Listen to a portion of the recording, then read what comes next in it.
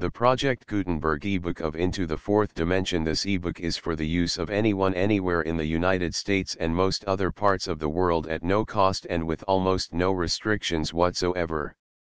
You may copy it, give it away or reuse it under the terms of the Project Gutenberg license included with this ebook or online at www.gutenberg.org. If you are not located in the United States, you will have to check the laws of the country where you are located before using this ebook.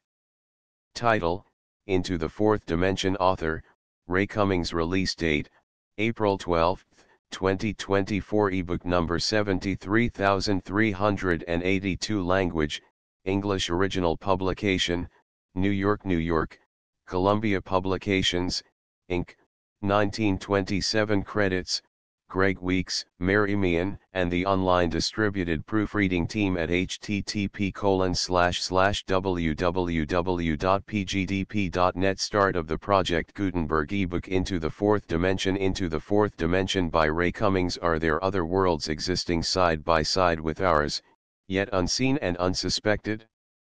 Here is the incredible tale of three who went through the wall that bars the way to this shadowy realm and found a strange land, a stranger people, and a fantastic enemy. Transcriber's note: this text was produced from Science Fiction Quarterly, winter 1941 to 1942.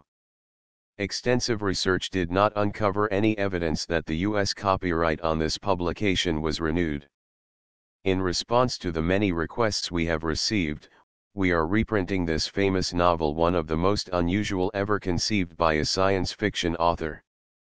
Contents: The Ghosts of 46. 2. Groping at the Unknown. 3. Into the Shadows. 4. The Return. V. Last Preparation. 6. The Mind Set Free. 7. The Struggle at the Borderland. 8. The Realm of New Dimensions. 9. The Attack on the Meeting House. X. Captured by Thoughts. Malevolent. 11. The Universe of Thought. 12. The Encampment in the Void. 13. The Lalo's Flower. 14. The Realm of Death. 15. The Birth of a Thought. 16. The March of the Ghosts. 17. The Attacking Spectrace. 18. The Rescuing Army. 19. The Stricken City.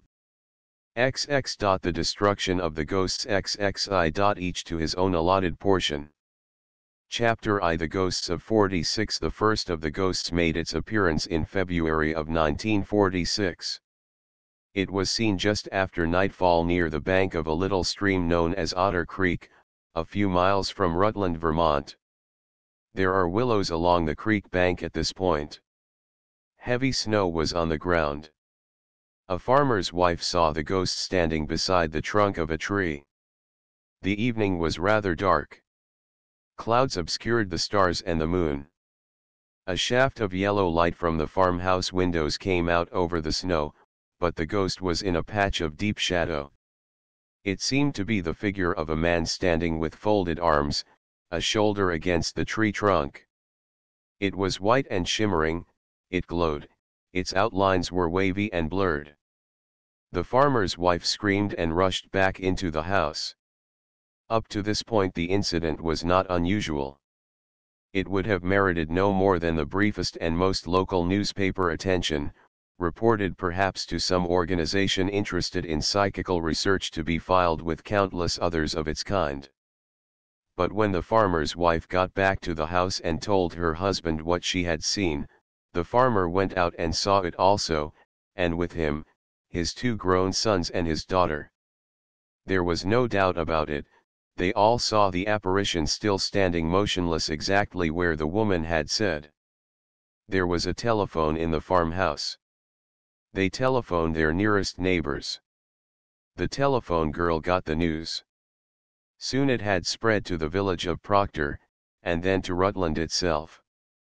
The ghost did not move. By 10 o'clock that evening the road before the farmer's house was crowded with cars. 100 or more people were trampling the snow of his cornfield cautiously, from a safe distance regarding that white motionless figure. It chanced that I was also an eyewitness to this, the first of the ghosts of 46. My name is Robert Mance. I was 26 years old that winter, correspondent in the New York office of a Latin American export house. With Wilton Grant and his sister Beatrice, whom I counted the closest of my few real friends, I was in Rutland that Saturday evening. Will was a chemist. Some business which he had not detailed to me had called him to Vermont from his home near New York. In spite of the snowy roads, he had wanted to drive up, and had invited me to go along. We were dining in the Rutland Hotel when people began talking of this ghost out toward Proctor. It was about 10:30 when we arrived at the farm. Cars were lined along the road in both directions. People trampling the road, the fields, clustering about the farmhouse, talking, shouting to one another. The field itself was jammed, but down by the willows along the creek there was a segment of snow as yet untrampled, for the crowd had dared approach so far but no farther. Even at this distance we could see the vague white blot of the apparition. Will said, "Come on, let's get down nearer." "You want to go, B?" "Yes," she said. We began elbowing and shoving our way through the crowd. It was snowing again now. Dark, but some of the people had flashlights which darted about, and occasionally a smoker's match would flare. The crowd was good-natured, with courage bolstered by its numbers. The awe of the supernatural was gone. But they all kept at a safe distance. Somebody said, "Why don't they shoot at it? It won't move. Can't they make it move?" "It does move. I saw it move. It turned its head. They're going up to it pretty soon. See what it is." I asked a man, "Has it made any sound?" "No," he said. "They claim it moaned, but it didn't. The police are there now, I think, and they're going to shoot at it. I don't see what they're afraid of. If they wanted me to, I'd walk right up to it." He began elbowing his way back toward the road. We found ourselves presently at the front rank, where the people were struggling to keep themselves from being shoved forward by those behind them. 30 feet across the empty snow was the ghost. It seemed, as they had said, the figure of a man, blurred and quivering as though molded of a heavy white mist at every instant about to dissipate. I stared, intent upon remembering what I was seeing. Yet it was difficult. With a quick look the imagination seemed to picture the tall lean figure of a man with folded arms, meditatively leaning against the tree trunk. But like a faint star which vanishes when one stares at it, I could not see a single detail. The clothes, the face, the very outlines of the body itself seemed to quiver and elude my sight when I concentrated my attention upon them. Yet the figure, motionless, was there. 1,000 people were now watching it. B said, "See its shoulder, Rob. It isn't touching the tree, it's inside the tree. It's leaning against something else, inside the tree." The dark outline of the tree trunk was steady reality. It did seem as though that shadowy shoulder were within the tree. A farmer's boy beside us had a handful of horseshoes. He began throwing them. One of them visibly went through the ghost. Then a man with a star on the lapel of his overcoat fired a shot. It spat yellow flame. Where the bullet went no one could have told, save that it hit the water of the creek. The specter was unchanged. The crowd was murmuring. A man near us said, "I'll walk up to it." "Who wants to go along?" "I'll go," said Will unexpectedly, but B held him back. The volunteer demanded, "Officer, may I go?" "I ain't stoppin' you," said the man with the star. He retreated a few steps, waving his weapon. "Well then put that gun away. It might go off while I'm down there." Somebody handed the man a broken chunk of plank. He started slowly off. Others cautiously followed behind him. One was waving a broom.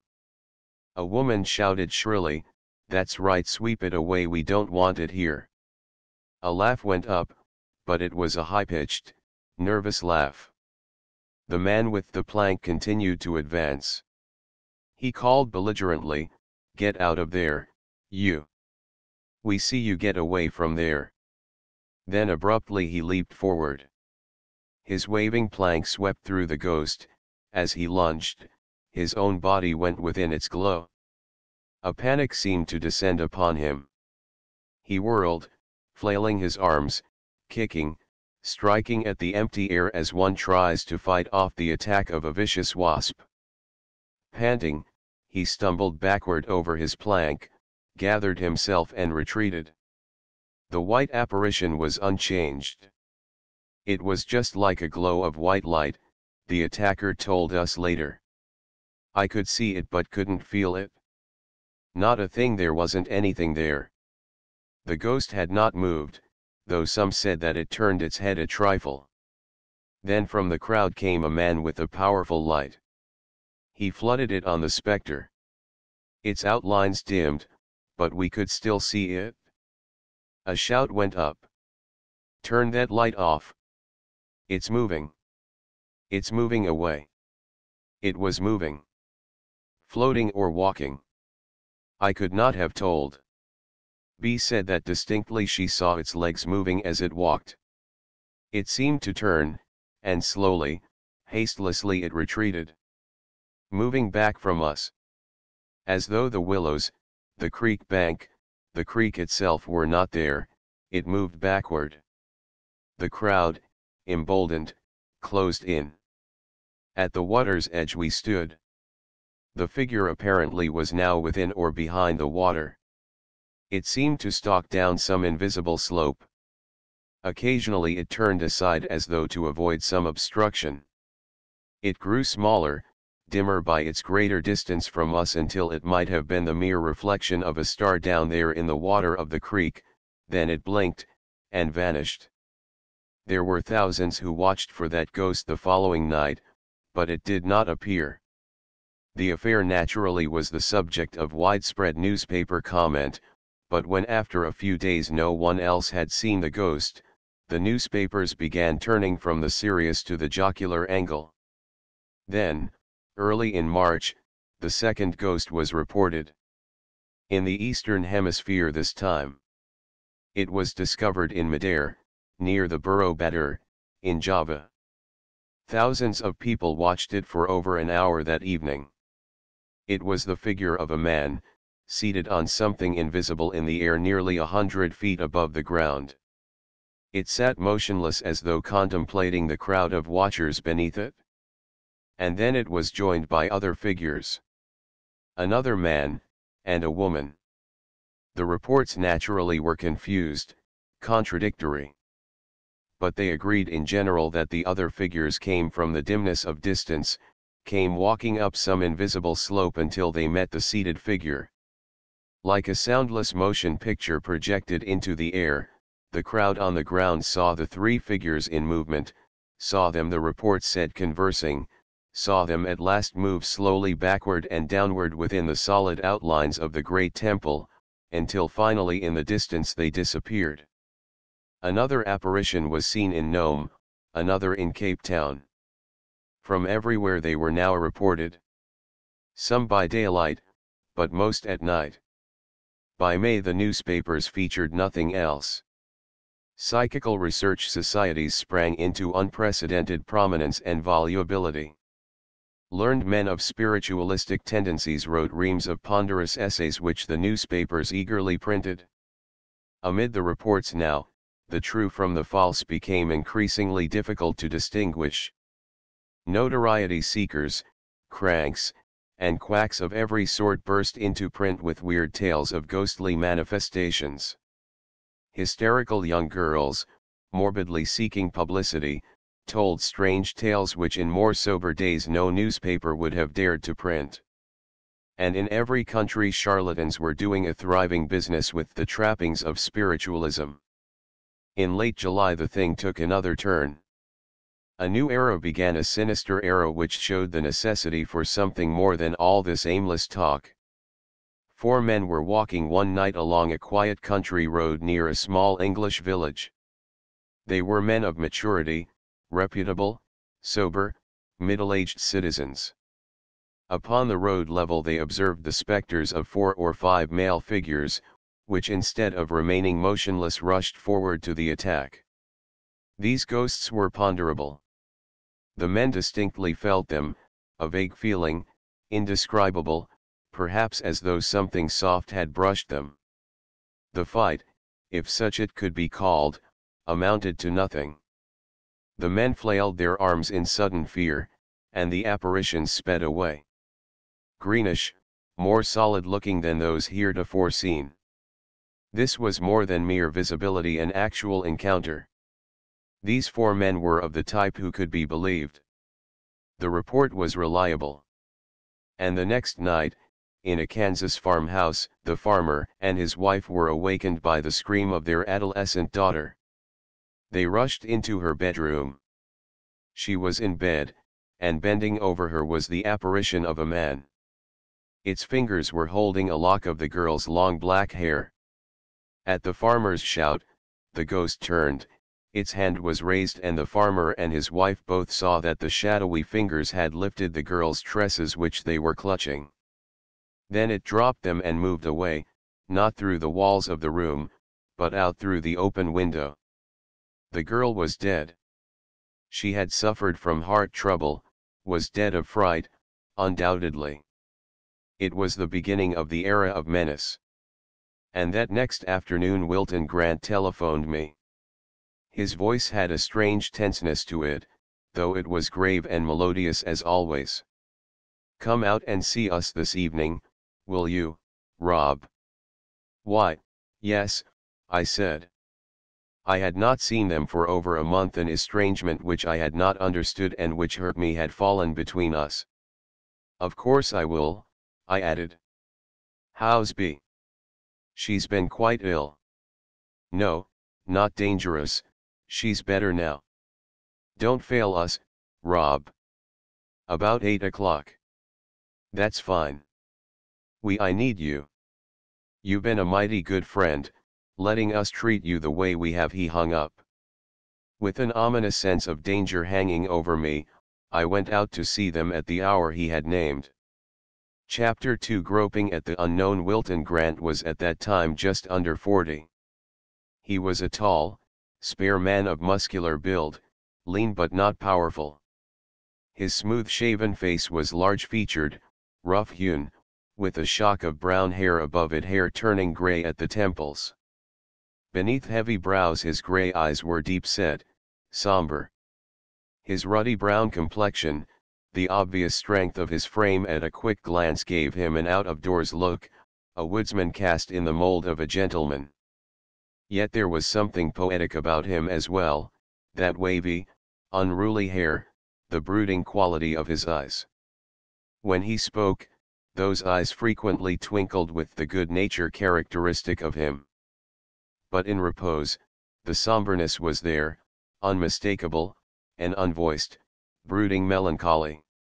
Yet there was nothing morbid about Wilton Grant. A wholesomeness, mental and physical, radiated from him. He was a jolly companion, a man of intellectuality and culture. His deep voice had a pleasing resonance suggestive of the public speaker. Normally rather silent, chary of speech, he could upon occasion draw fluently from a vocabulary of which many an orator would be proud. He was a bachelor. I often wondered why, for he seemed of a type that would be immensely attractive to women. He did not avoid them, the pose of a woman-hater would have been abhorrent to him. Yet no woman to my knowledge had ever interested him, even mildly. Except his sister. They were orphans and she was his constant companion. They were both in fact, rather chary of friends, absorbed in their work, in which she took an active part. Their home and laboratory was an unpretentious frame cottage in a Westchester village of suburban New York. They lived quietly, modestly, with only one automobile, and no plane. Will opened the door for me himself, smiling as he extended his big, hearty hand. "Well, you came, Rob. You're very forgiving, that's the mark of a true friend." he led me into the old-fashioned sitting room. "I'm not going to apologize, don't," I said. "I knew of course you had some reason we were seated." He said with a nod, "Yes. A reason you'll hear it now tonight." His voice trailed away. It made my heart beat faster. He had changed. I saw him suddenly older. "Where's B?" I asked out of the silence. He jerked himself back from his reverie. "Upstairs. She'll be down in a moment. She's been ill, Rob." "But you said not seriously." "No. She's better now. It's been largely mental. She's been frightened, Rob. A terrible strain. That's why I thought it better for us to isolate ourselves for a while. Oh, then that's why I wrote you so peremptorily not to come to see us anymore. I was upset myself. I needn't have been so crude. Please don't apologize, Will. I didn't understand, but I'm not. I'm just telling you. But now B thought we should have you with us. Our best friend, you understand? And it will make things easier for her. Naturally she's frightened." My hand went to his arm. What I had meant to say I do not know, for B at that moment entered the room. A girl of 24. Tall, slim, and graceful. She was dressed now in a clinging negligee which seemed to accentuate the slim grace of her. But the marks of illness were plain upon her face, a pallor, her eyes, though they smiled at me with the smile of greeting upon her lips, had the light of fear in them. Her hand as I took it was chill, and its fingers felt thin and wan. "B. It's good to see you, Rob.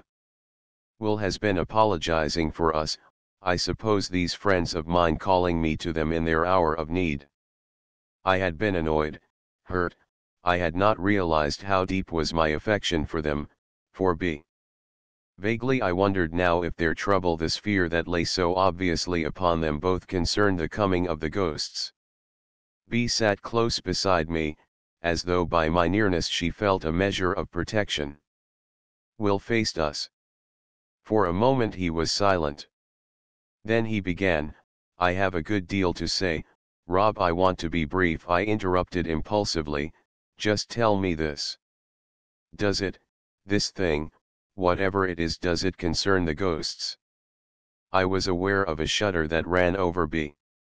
Will did not move. "Yes," he said. "It does.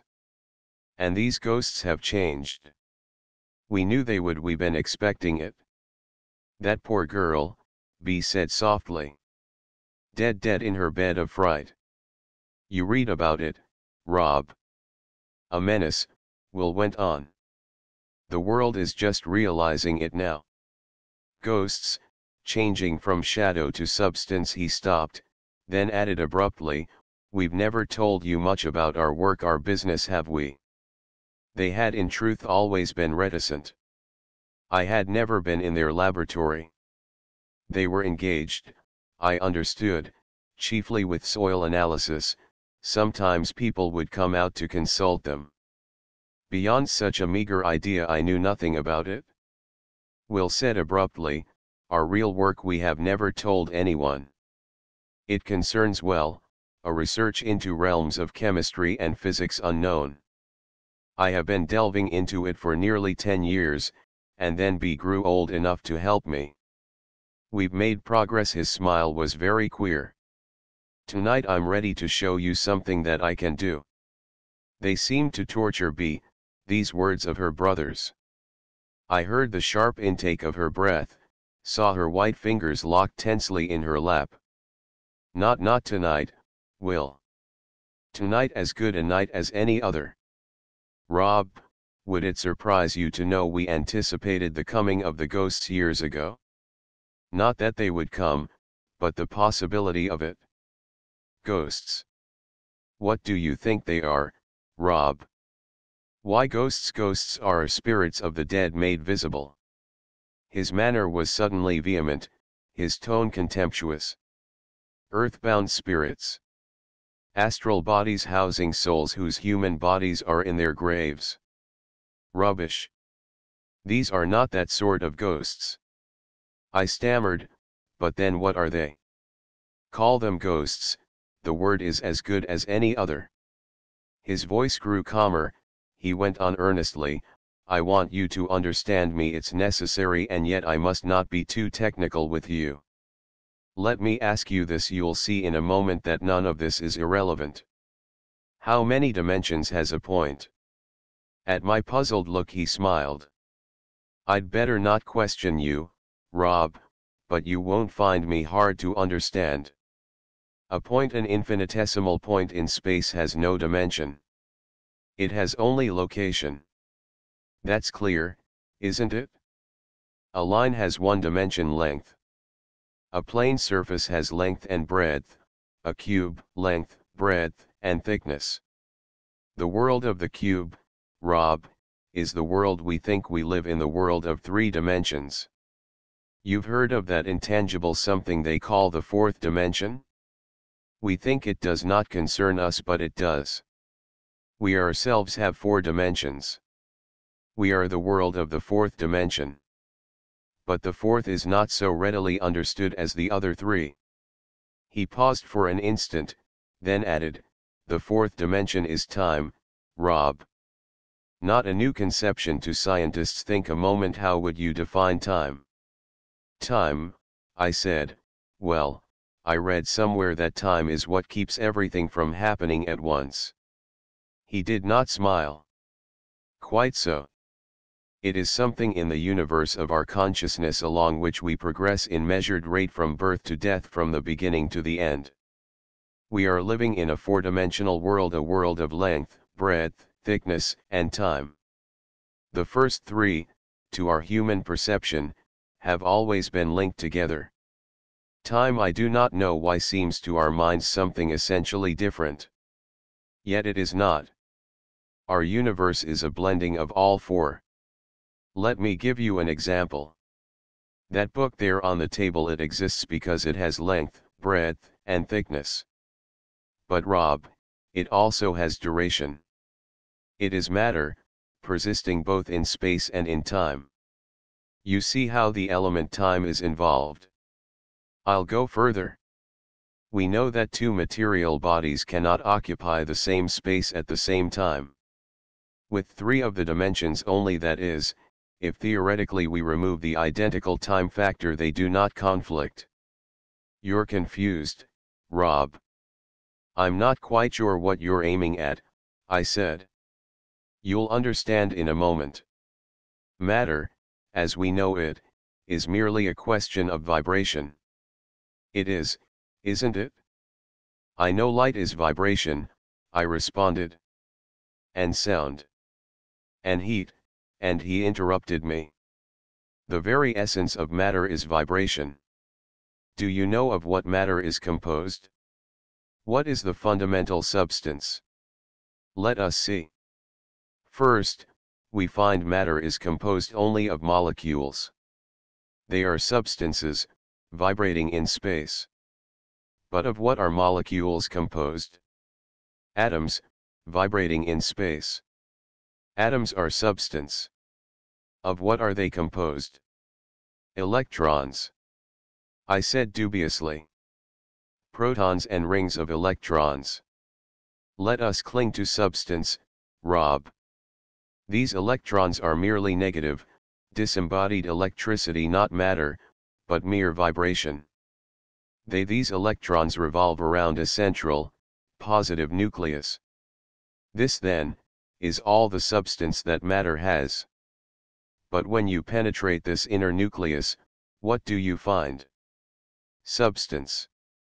Not at all. This proton, as they sometimes term it, this last inner stronghold of substance, is itself a mere vortex, a whirlpool in space. I groped at the thought. Matter, substance, everything tangible in my whole conscious universe, robbed of its entity, reduced to mere vibration in empty space. Vibration of what? It's appalling, Rob, the unreality of everything. Metaphysicians say that nothing exists save in the perception of it by our human senses. I was talking of the dimension, time. It is the indispensable factor of vibration. That's obvious. Motion is nothing but the simultaneous change of matter in space and time. You see how blended all the factors are? You cannot deal with one without the others. And mark you this, Rob, you can subdivide matter until it becomes a mere vortex in empty space. Can you wonder then I had noticed Bee gazing intently across the room? Will, she said suddenly, her voice was hardly more than a whisper. It's there now, Will. The room was brightly illuminated by a cluster of globes near the ceiling. Will left his seat, calmly, unhurried, and switched them off. There was only the small table light left. It cast a yellow circle of light downward, most of the room was in shadow. And over in a corner I saw the glowing apparition of a recumbent man no more than 10 feet from us. Will said, "Come here, Rob, let me show you this." His voice was grave and unflurried. As I crossed the room hesitatingly, Bee was with me, forcing herself to calmness. She said, "It's here most of the time. Watching us. It seems to be on guard, always watching." Will drew me beside him. Together we stood within a foot of the spectre. It took my courage, but after a moment the gruesome element seemed to leave me, for Will stood as though the thing were a museum specimen, explaining it. I saw, so far as I can put the sight into words, the vibrating white shape of a man reclining on one elbow. It was slightly below the level of the floor, most of it within or behind the floor, the outlines of which were plainer than the apparition mingled with them. The head and shoulders were raised about to the level of our ankles. A man? I could not call it that. Yet there was a face which after a moment I could have sworn was human-featured. I could almost think I saw its eyes, staring at me intently. Will stooped down and passed his hand slowly through the face. You can feel nothing. It has visibility, that property only in common with us. Try it. I forced my hand down to the thing, held it there. It was like putting one's fingers into a dim area of light. It is alive? I asked. Alive? Will's tone was grim. That depends on what you mean by alive. It can reason, if that answers you. I mean, can it move? It moves, said B. It watches us, follows us. She shuddered. The details of the figure? I stepped back to see it better. It seemed now a man clothed in normal garments, a malevolent face, with eyes watching me. Was that face my imagination, or did I really see it? I must have stammered my thoughts aloud, for Will said, "What we see, and what really exists, has puzzled metaphysicians for centuries. Who knows what this thing really looks like? You do not, nor do I. Our minds are capable of visualizing things only within the limits of an accustomed mold. You see that thing as a man of fairly human aspect, and so do I. The details are elusive, but stare at them for a day and your imagination will supply them all. That's what you do in infancy with the whole material world about you molded to fit our human perceptions. But what everything really looks like, who can tell? Can it hear us?" I demanded.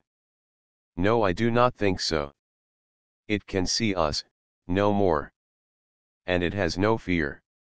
With a belligerent gesture he added humorously, "Get up, you, or I'll wring your neck." "Will, don't joke like that," B protested. He turned away and switched on the main lights. I could still see the thing there, but now it was paler wan like starlight before the coming dawn. Will turned his back on it and sat down. His face had gone solemn again. "These things are materializing, Rob. They have become a menace. That's why what I'm planning to do should be done at once. B. Will you please not interrupt me? It was the first time I had ever heard his tone turn sharp with her, and I realized then the strain he was under. Rob, listen to me. Science has given me the power to do what I'm planning, but we won't discuss that now. Call this anything you like. What I want you to know is there is another realm about us into which under given conditions our consciousness can penetrate. Call it the unknown. The realm of unthought things. A material world? I've shown you, Rob, that nothing is substance if you go to the inside of it. Dimly I was groping at 100 will-o'-the-wisps, my mind trembling upon the verge of his meaning, my imagination winging into distant caverns of unthought things that hid in the elusive dark. Could this be science? He was saying, my mind cannot fathom such another realm, nor can yours. You think of land, water, trees, houses, people. Those are only words for what we think we see and feel. But there are beings, sentient beings in this other state of consciousness, we can now be sure. For Rob, they are coming out. Don't you understand? They have already come into the borderland between the consciousness of their realm and ours. He would not let me interrupt him. Wait, Rob. Let us say they have a lust for adventure or a lust for something else, they are coming out nevertheless. A menace to us. That girl in Kansas is dead. He swept his hand in gesture at the apparition behind him. That thing is watching me. As B says, it is on guard here. Because, Rob, I found a way of transmuting my identity out of this conscious realm of ours into that same borderland where these things we call ghosts are roaming. And they know it, and so they're on guard watching me. He paused for the space of a breath. B, white-faced, tremulous, turned to me. Don't let him do it, Rob. I must, he declared vehemently. Rob, that's why we needed you here to wait here with B. I'm going in there tonight into the shadows, the borderland, whatever it is. These nameless things are striving to come out, but I'm going to turn them back if I can. Chapter 3. Into the shadows. There were few preparations to make, for Wilton Grant had planned this thing very carefully. Our chief difficulty was with B. The girl was quite distraught. Illness, the fear which for weeks had been dragging her down, completely submerged the scientist in her. And then abruptly she mastered herself, smiled through her tears. That's more like it, B. Will glanced aside at me with relief. I couldn't understand you. Why, B, we've been working at this thing for years. I'm all right now. She smiled at us, a brave smile, though her lips were still trembling. You're about ready, aren't you? They had set aside a small room on the lower floor of the house, a sort of den which now was stripped of its accustomed hangings and furniture. It had 2 windows, looking out to the garden and lawn about the house. They were some 6 feet above the ground. It was a warm midsummer evening. We had the lower sashes opened, but the shades fully drawn lest some neighbor or passerby observe us from without. On the floor of this room lay a mattress. There was a small table, a clock, 2 easy chairs. For the rest it was bare. Its white plaster walls, devoid of hangings, gave it somewhat the sanitary look of a room in a hospital. We had been so occupied with B that Will had as yet given me no word of explanation. He left the little room now, returning in a moment with some articles which he deposited on the table. I eyed them silently.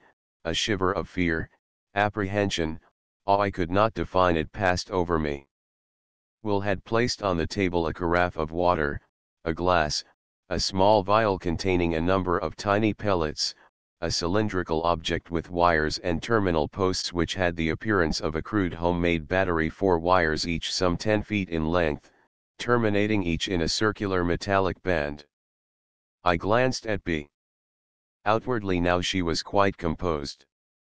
She smiled at me. He'll explain in a moment, Rob. It's quite simple. We were ready. By the clock on the table it was 20 minutes of 10. Will faced us. I'd like to start by 10 o'clock, he began quietly. The time factor will be altered. I want to compute the difference when I return as closely as I can. I had the ill grace to attempt an interruption, but he silenced me. Wait, Rob, 20 minutes is not a long time for what I have to say and do. He had motioned us to the easy chairs, and seated himself cross-legged on the mattress before us. His gaze was intent upon my face. This is not the moment for any detailed explanation, Rob. I need only say this, as I told you a while ago, the fundamental substance of which our bodies are composed is not substance, but a mere vortex. A whirlpool, a vibration, let me term it. And the quality of this vibration, this vortex, the time factor controlling it, governs the material character of our conscious universe. From birth to death, from the beginning to the end, we and all the substance of our universe move along this unalterable, measured flow of time. Do I make my meaning clear? From nothing but a vibrating whirlpool, the magic of chemistry has built with this unalterable time factor what we are pleased to call substance, material bodies.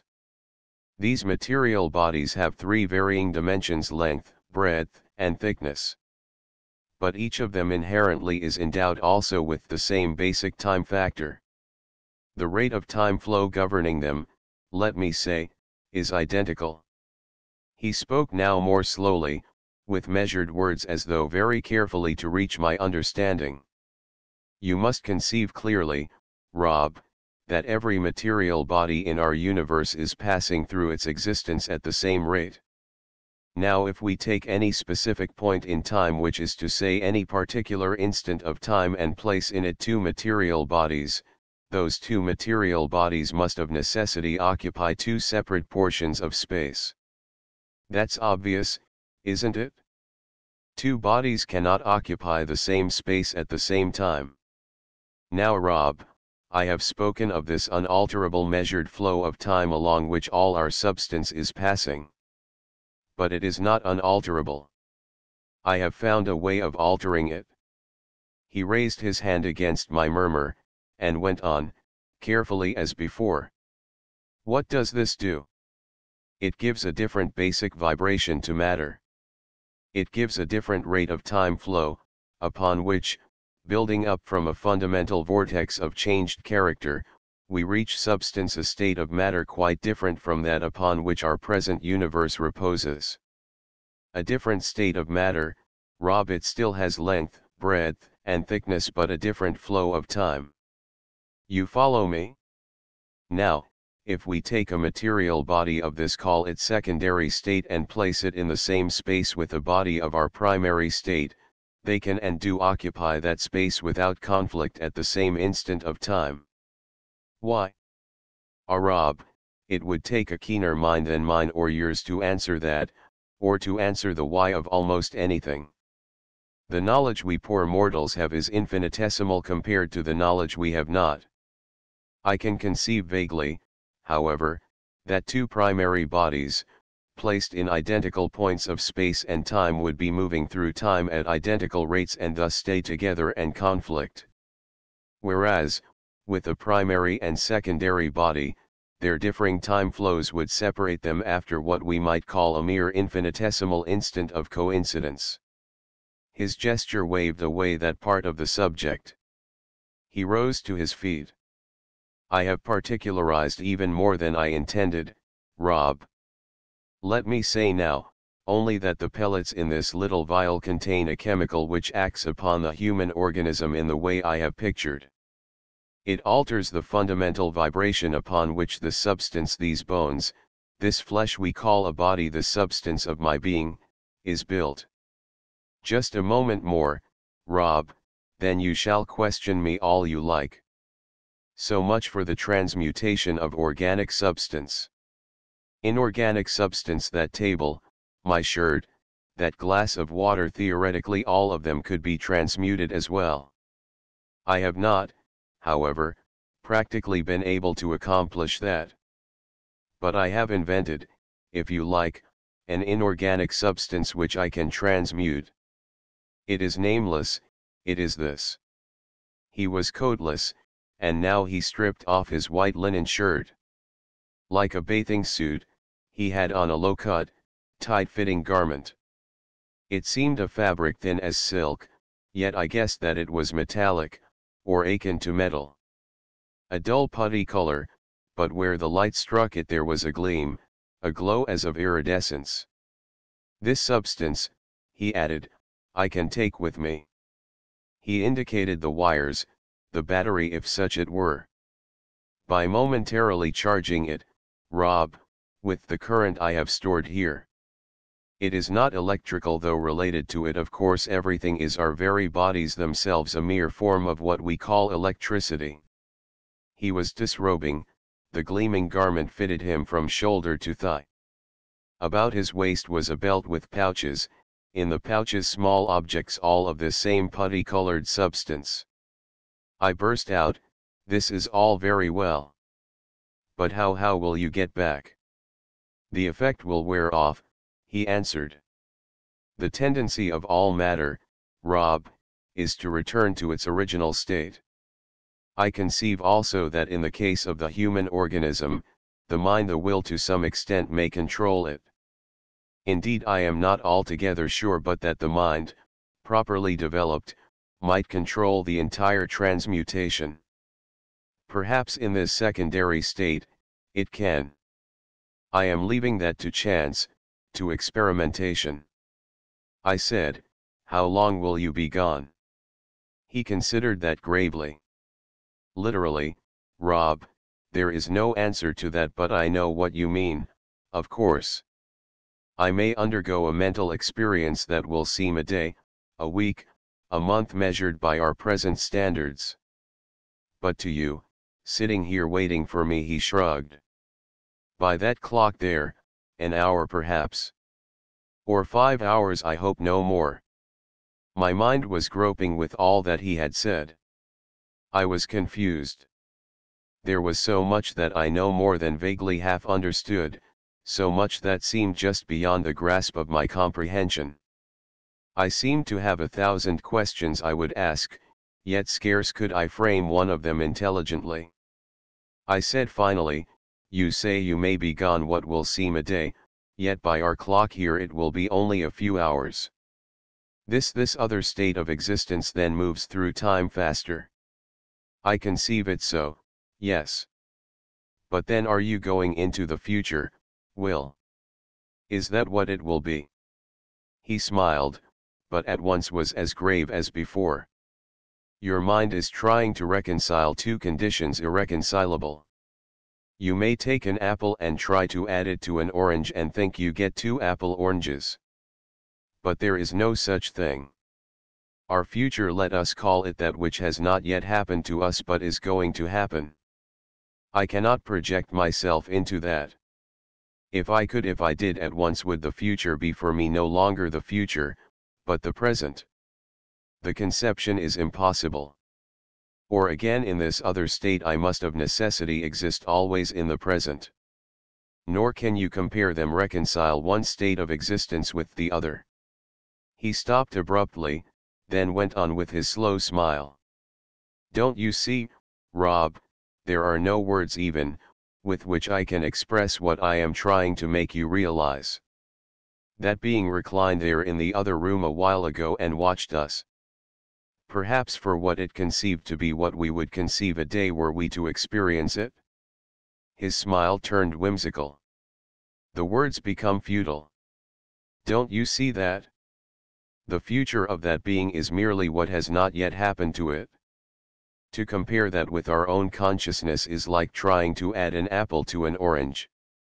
During all this B had sat watching us, listening to our talk, but had not spoken. And as, an hour before in the other room I had noticed her glancing fearsomely around, again now her gaze drifted away, and I heard her murmur, "Oh, I hoped it would be gone, not come to us in here. We followed her gaze. Standing perhaps a foot lower than the floor of our room and slightly behind the side wall was that self-same spectral figure. The intent to watch us, to enter perhaps into a frustration of our plans, with which my imagination now endowed its purpose, made me read into its attitude a tenseness of line, an alertness, even a guarded wariness which had not seemed inherent to it before. Was this thing indeed aware of our purpose? Was it waiting for Wilton Grant to come into the shadows to meet it upon its own ground? With an equality of contact, was it then planning to set upon him? B was murmuring, "It's waiting for you. Will, it's waiting for you to come," shuddering words of apprehension, of which abruptly she seemed ashamed, for she checked them, going to the table where she began adjusting the apparatus. "I'm coming," said Will grimly. "It will do well to wait, for I shall be with it presently." He stood for a moment before the thing, contemplating it silently. Then he turned away, turned his back to it, and a new briskness came to his manner. "Rob, I'm ready. B knows exactly what we are to do. I want you to know also, for upon the actions of you two, in a measure depends my life. I shall sit here on the mattress. Perhaps, if I am more distressed than I anticipate, I shall lie down. B will have charge of the current. There will come a point in my departure when you must turn off the current, disconnect the wires from me. If I am able, I will tell you, or sign to you when that point is reached. If not, well then, you must use your own judgment." "But I have no idea," I stammered. Suddenly I was trembling. The responsibility thrust thus upon me seemed at that moment unbearable. "B has," he interrupted quietly. "In general I should say you must disconnect when I have reached the point where I am." He halted as though in doubt how to phrase it. "The point where I am half substance, half shadow." To my mind came a mental picture which then seemed very horrible, but resolutely I put it from me. "You're ready, B?" he asked. "Quite ready, Will." She was counting out a number of the tiny pellets with hands untrembling. The woman in B was put aside. She stood there, a scientist's assistant, cool, precise, efficient. "I think I should like less light," he said, and he turned off all the globes but one. It left the room in a flat, dull illumination. He took a last glance around. The window sashes were up, but the shades were lowered. A gentle breeze from outside fluttered one of them a trifle. Across the room the spectre, brighter now, stood immobile. The clock marked 1 minute of 10. "Good," said Will. He seated himself cross-legged in the center of the mattress. In an agony of confusion and helplessness I stood watching while B attached the 4 wires to the garment he wore. One on each of his upper arms, and about his thighs where the short trunks ended. Again I stammered, "Will, is this all you're going to tell us?" He nodded. "All there is of importance." "A little tighter, B." "That's it, we must have a good contact." "I mean," I persisted, "when you are our shadow, will we be able to see you?" He gestured. "As you can see that thing over there, yes." His very words seemed unavoidably horrid. Soon he would be a thing, no more. "Shall you stay here, Will, where we can see you?" He answered very soberly, "I do not know. That, and many other things, I do not know. I will do my best to meet what comes." "But you'll come back here to this room, I mean?" "Yes, that is my intention." "You are to wait here, in those chairs. One of you always awake, you understand, for I will need you, in the coming back." There seemed nothing else I could ask, and at last the moment had come. B handed him the pellets, and held the glass of water. For one brief instant I had the sense that he hesitated, as though here upon the brink the human fear that lies inherent to every mortal must have rushed forth to stay his hand. But an instant only, for calmly he placed the pellets in his mouth and washed them down with the water. Now the current, B. His voice had not changed, but a moment after I saw him steady himself against the mattress with his hands. Momentarily his eyes closed as though with a rush of giddiness, but then they opened and he smiled at me while anxiously I bent over him. "All right, Rob." He seemed breathless. "I think I shall lie down." He stretched himself at full length on his back, and with a surge of apprehension I knelt beside him. I saw B throw on the little switch. She stood beside the table, and her hand remained upon the switch. Her face was pale, but impassive of expression. Her gaze was on her brother, and I think I have never seen such an alert steadiness as marked it. A moment passed. The current was on, but I remarked unmistakably that no sound came from it. The room indeed had fallen into an oppressive hush. The flapping shades momentarily had stilled. Only the clock gave sound, like the hurried thumping of some giant heart, itself of all in the room most alive. Wilton Grant lay quiet. His eyes were fixed on the ceiling, he had gone a trifle pale and moisture was on his forehead, but his breathing, though faster, was unlabored. I could not keep silent. "You all right, Will?" At once his gaze swung to me. A smile to reassure me plucked at his parted lips. "All right, yes." His voice a half whisper, not stressed, almost normal, and yet it seemed to me then that a thinness had come to it. Another moment. The putty-colored garment he wore had lost the vague sheen of its reflected light and was glowing with an illumination now inherent to it. A silver glow, bright like polished metal, then with a greenish cast as though phosphorescent. And then, did I fancy that its light, not upon it or within it, but behind it, showed the garment turning translucent? I became aware now of a vague humming. An infinitely tiny sound, a throbbing hum fast as the wings of a hummingbird, near at hand, very clear, yet infinitely tiny. The battery, the current, and yet in a moment with a leaping of my heart, I knew it was not the current but a humming vibration from the body of Wilton Grant. A sense of fear I have no memory adequately to name it swept me.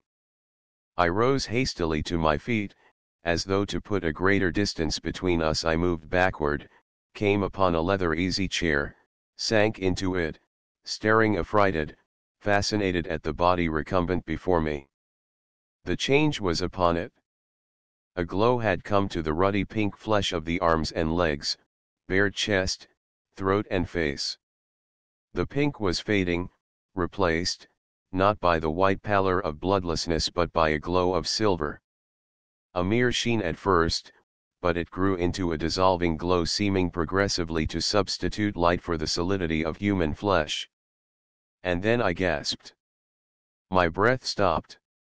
For behind that glowing, impassive face I saw the solid outlines of the mattress taking form, saw the mattress through the face, the chest, the body lying upon it.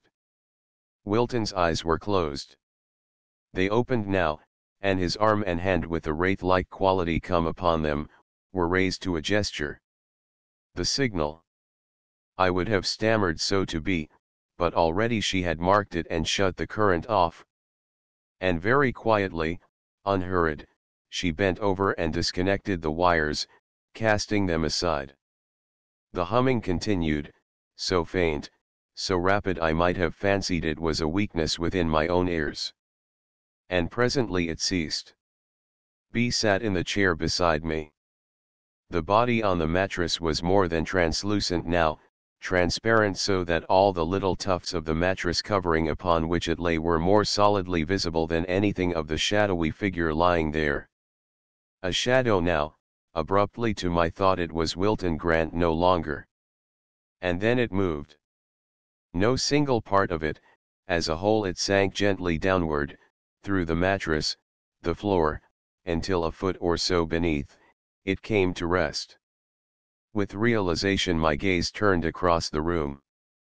The silent specter was still there, standing beneath the floor, standing I realized, upon the same lower level where the shadow of Wilton Grant now was resting. I turned back, saw B sitting beside me with white face staring at the mattress, and I heard myself murmur. Is he all right, do you think? He hasn't moved. Shouldn't he move? It's over now, isn't it? She did not answer. And then this wraith of will did move. It seemed slowly to sit up, and then it was upright, wavering. I stared. Could I see the face of my friend? Could I mark this for the shadow of his familiar figure, garbed in that woven suit? It seemed so. And yet I think now that I was merely picturing my memory of him, for surely this thing wavering then before me was as formless, as indefinable, as elusive of detail as that other, hostile specter across the room. Hostile. It stood there, and then it too was moving. It seemed to sweep sidewise, then backward. Ah, backward. A thought came to me that perhaps now fear lay upon it. Backward, floating, walking or running I could not have told. But backward, beyond the walls, the house, smaller into the dimness of distance. Was the shadow of Wilton Grant following it? I could not have said so. But it too was now beyond the room. Moving away, growing smaller, dimmer until at last I realized that I no longer saw it. We were alone, B and I, alone to wait. The mattress at my feet was empty. I heard a sound. I turned. In the leather chair beside me B was sobbing softly to herself. Chapter 4 The return. The hours seemed very long. A singular desire for silence had fallen upon us. For myself, and it is my thought that the same emotion lay upon B, there were a myriad questions upon which idly I would have spoken. Yet of themselves so horrible, so fearsome seemed their import that to voice them would have been frightening beyond endurance. Thus, we did not speak, save that at first I comforted B, clumsily as best I could, until at last she was calmer, smiling at me bravely, suggesting perhaps that I would sleep while she remained on watch.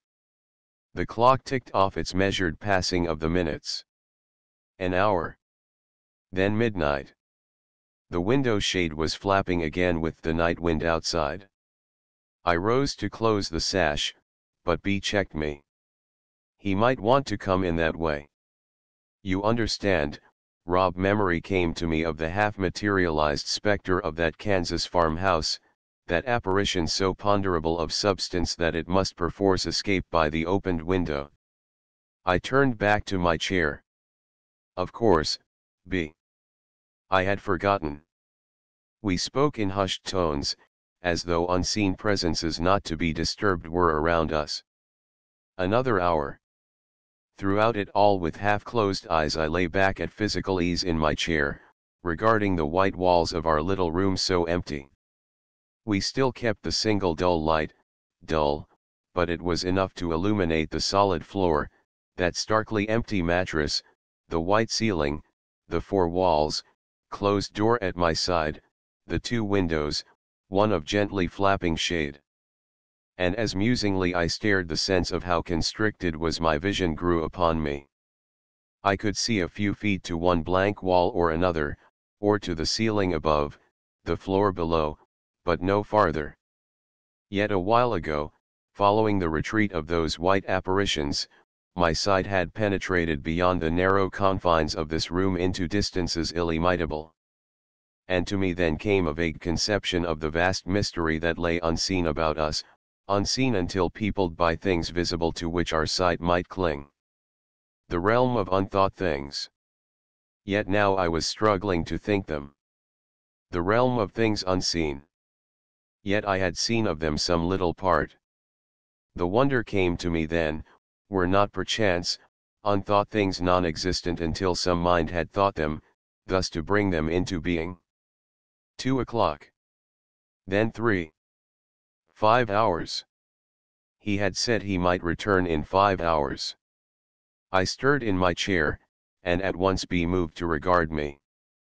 He will be coming, soon, I said softly. It is 5 hours, B.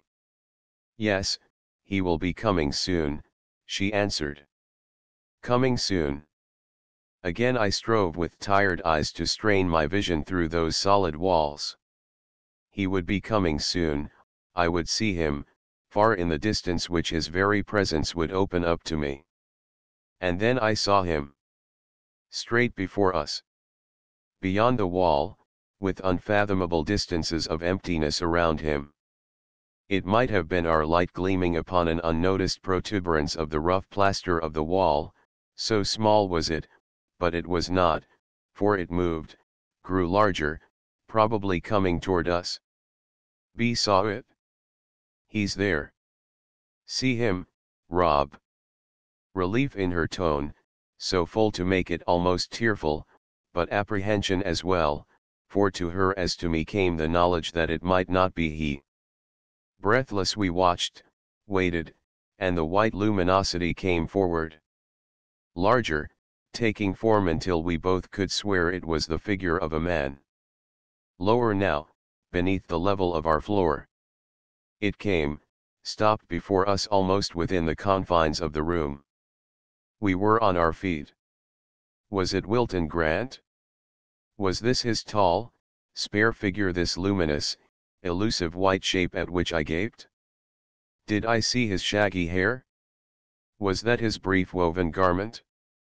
I prayed that my imagination might not be tricking me.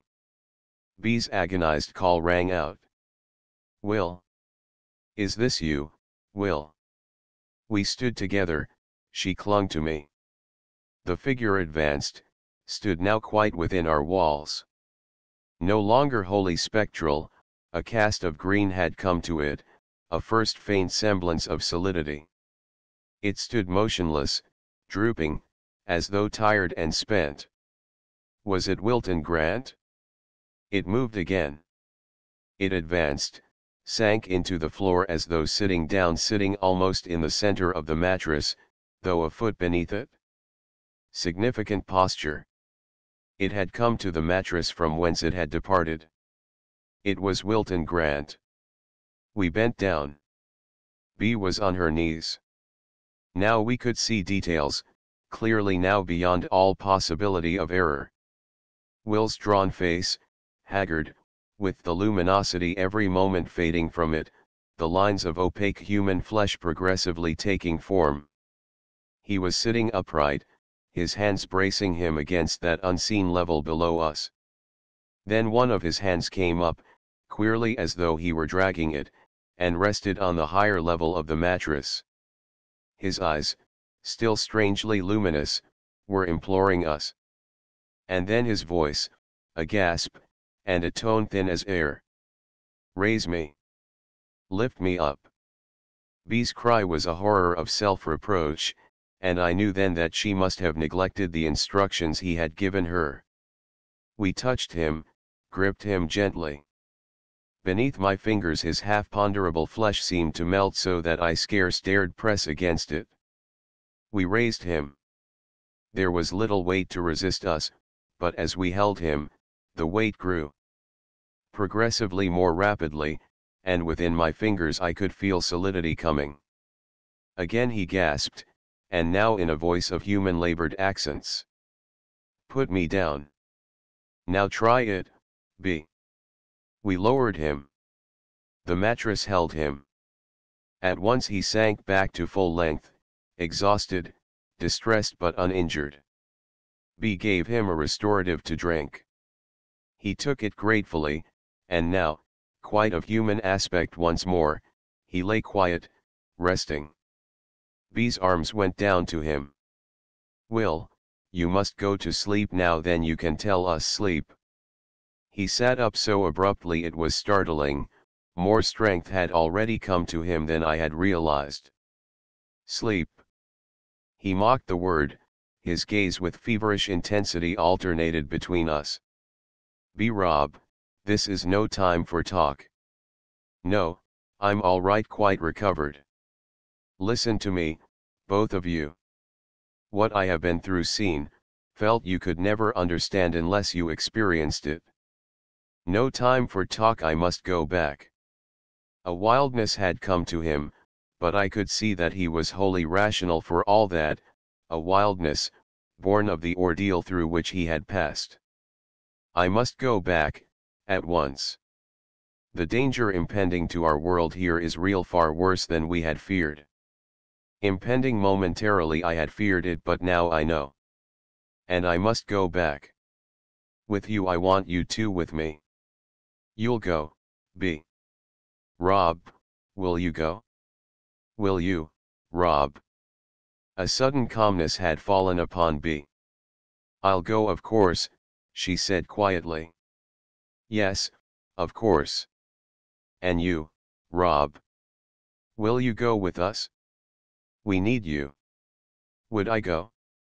Into the unamiable, the shadows of unthought, unseen realms, to encounter what? A rush of human fear surged over me, a trembling, a revulsion, a desire to escape, to ward off this horror crowded thus upon me. Would I go? I heard my own voice say strangely, why yes, Will, I'll go. Go. Leave this world." And my voice was telling them calmly that I would go. Chapter V. Last preparations committed thus by my own quiet words, involuntarily spoken as though by a volition apart from me, I strove for calmness. A confusion of mind possessed me. But B was quite calm, and presently, though within me the surge of apprehension continued, outwardly I believed I did not show it. 3 of us going into the shadows. And Will said, not to linger this time in the borderland, but to go on to penetrate into the depths of the unknown realm beyond. The very thought of it brought a score of anxious questions to my mind, but when I tried to voice them, Will crisply checked me. I realized now, with an emotion tinged by a faint whimsicality, that Will and B had summoned me here this evening with an anticipation of just this outcome. They had foreseen that we all 3 would make the trip together. They were prepared for it, and Will's first trial had been experimental wholly. Thus, I found them ready. 2 others of the knitted suits were at hand. 2 other batteries. But we, B and I, had been seemingly indispensable in aiding Will. His departure, B had been by his side to remove the battery wires. And far more important, when he returned, his solidifying shadow had lain beneath the mattress. We had been there to raise him up, to hold him until the substance of his body was great enough for the mattress to sustain it. Suppose we had not raised him? Suppose, while yet within the mattress space, or within the space the floor of the room itself was occupying, the growing solidity of him had demanded empty space of its own? The thought brought a shudder, a thought too horrible to be dwelt upon. During our brief preparations, which Will hurried with a grim haste, he did not once volunteer to explain his experience. And only once did B question him. "You'll tell us exactly what we are to do?" "Yes. Presently, before we start." "You said there was need of haste? A real danger to our world here from those other beings?" He was arranging the batteries. "Yes, B. A real danger. You think we can repulse them? Just 3 of us going in there? Strangers, strangers indeed. No adventurers into other lands in all the dim pages of history could have felt, or been, such strangers." He interrupted her. "We will do our best. It is necessary, our efforts. We will have plenty of time for consultation, B. You will understand, when we are there. Pour 3 glasses of water, Rob." My fingers were trembling. It seemed strange that B could maintain such calmness. But it was simulated, for she said, "Will, Is it very horrible the changing, I mean. He stopped before her, put his hands on her shoulders. His face, so set with its purpose he had forgotten the human feelings of her, softened momentarily with affection. No, it is strange, frightening at first. But not horrible. And you forget it soon. Then it's merely strange, awesome, you'll see. He broke off, turned away, and as momentarily his gaze touched me, he smiled. Awesome, Rob. But for me, this second time, it will be no great ordeal. Even exhilarating, strangely so. You'll see. We're about ready, B. She took her woven suit and retired. I was soon undressed and into mine. Its fabric was queerly light of weight, and for all its metallic quality it stretched readily, almost like rubber as I put it on. Somehow donning that garment made me shudder. It seemed unnaturally chill as it touched my skin. B presently returned, garbed as we were. In spite of my perturbation, my fear of the dread experience which lay before me, I felt a thrill of admiration as I beheld her. So slim of figure, straight of limb, graceful, and with her grave, intelligent face full of one set purpose to aid us in every way she could. "We're ready," said Will briefly. "Here are your belts." We fastened the broad belts about our waists. The pouches each contained some small object. "Don't bother them now," Will objected, as I would have examined them. "Later, when we get in there, will be time enough." "We're ready. What we are to do now is simple. I think there will be no mishap. We will seat ourselves on the mattress. You two may lie down, I shall sit up this time." "Why?" I demanded. He smiled. "It is only the first time one feels the sensations that they are disturbing." "I'm confident of that. We will have the batteries beside us." B was already placing them on the mattress. "At my signal, we will each disconnect our own. Should either of you be unable be overcome, I will do it for you." "But the coming back," I suggested. "We raised you up." His smile held a faint ironic amusement. "Don't you think, Rob, we can leave that to its proper time?" He saw my look and added, with the ready apology which made him so lovable, "Naturally you are apprehensive. But I planned for that, of course. There are many places where the level of this borderland, as I call it, coincides exactly with the surface of our own realm. The back corner of the garden outside, for instance. I have remarked it. I can find it when the time comes for us to return." B said, "Will, I been wondering, you were gone 5 or 6 hours. Were you in there very long?" His smile was enigmatic. "You can have no conception of this experience." "I cannot answer that, B. That's why I haven't told you anything. You are so soon to feel and see it for yourself." He was impatient for the start. "I think we're ready. There is so little to do, no chance to forget anything." With sudden irrelevant thought my heart leaped. That hostile watching specter. My anxious glance traveled the room. B said, "It's not here. I been expecting. I'm so thankful it's not here." It was not to be seen. I was relieved for that, at least.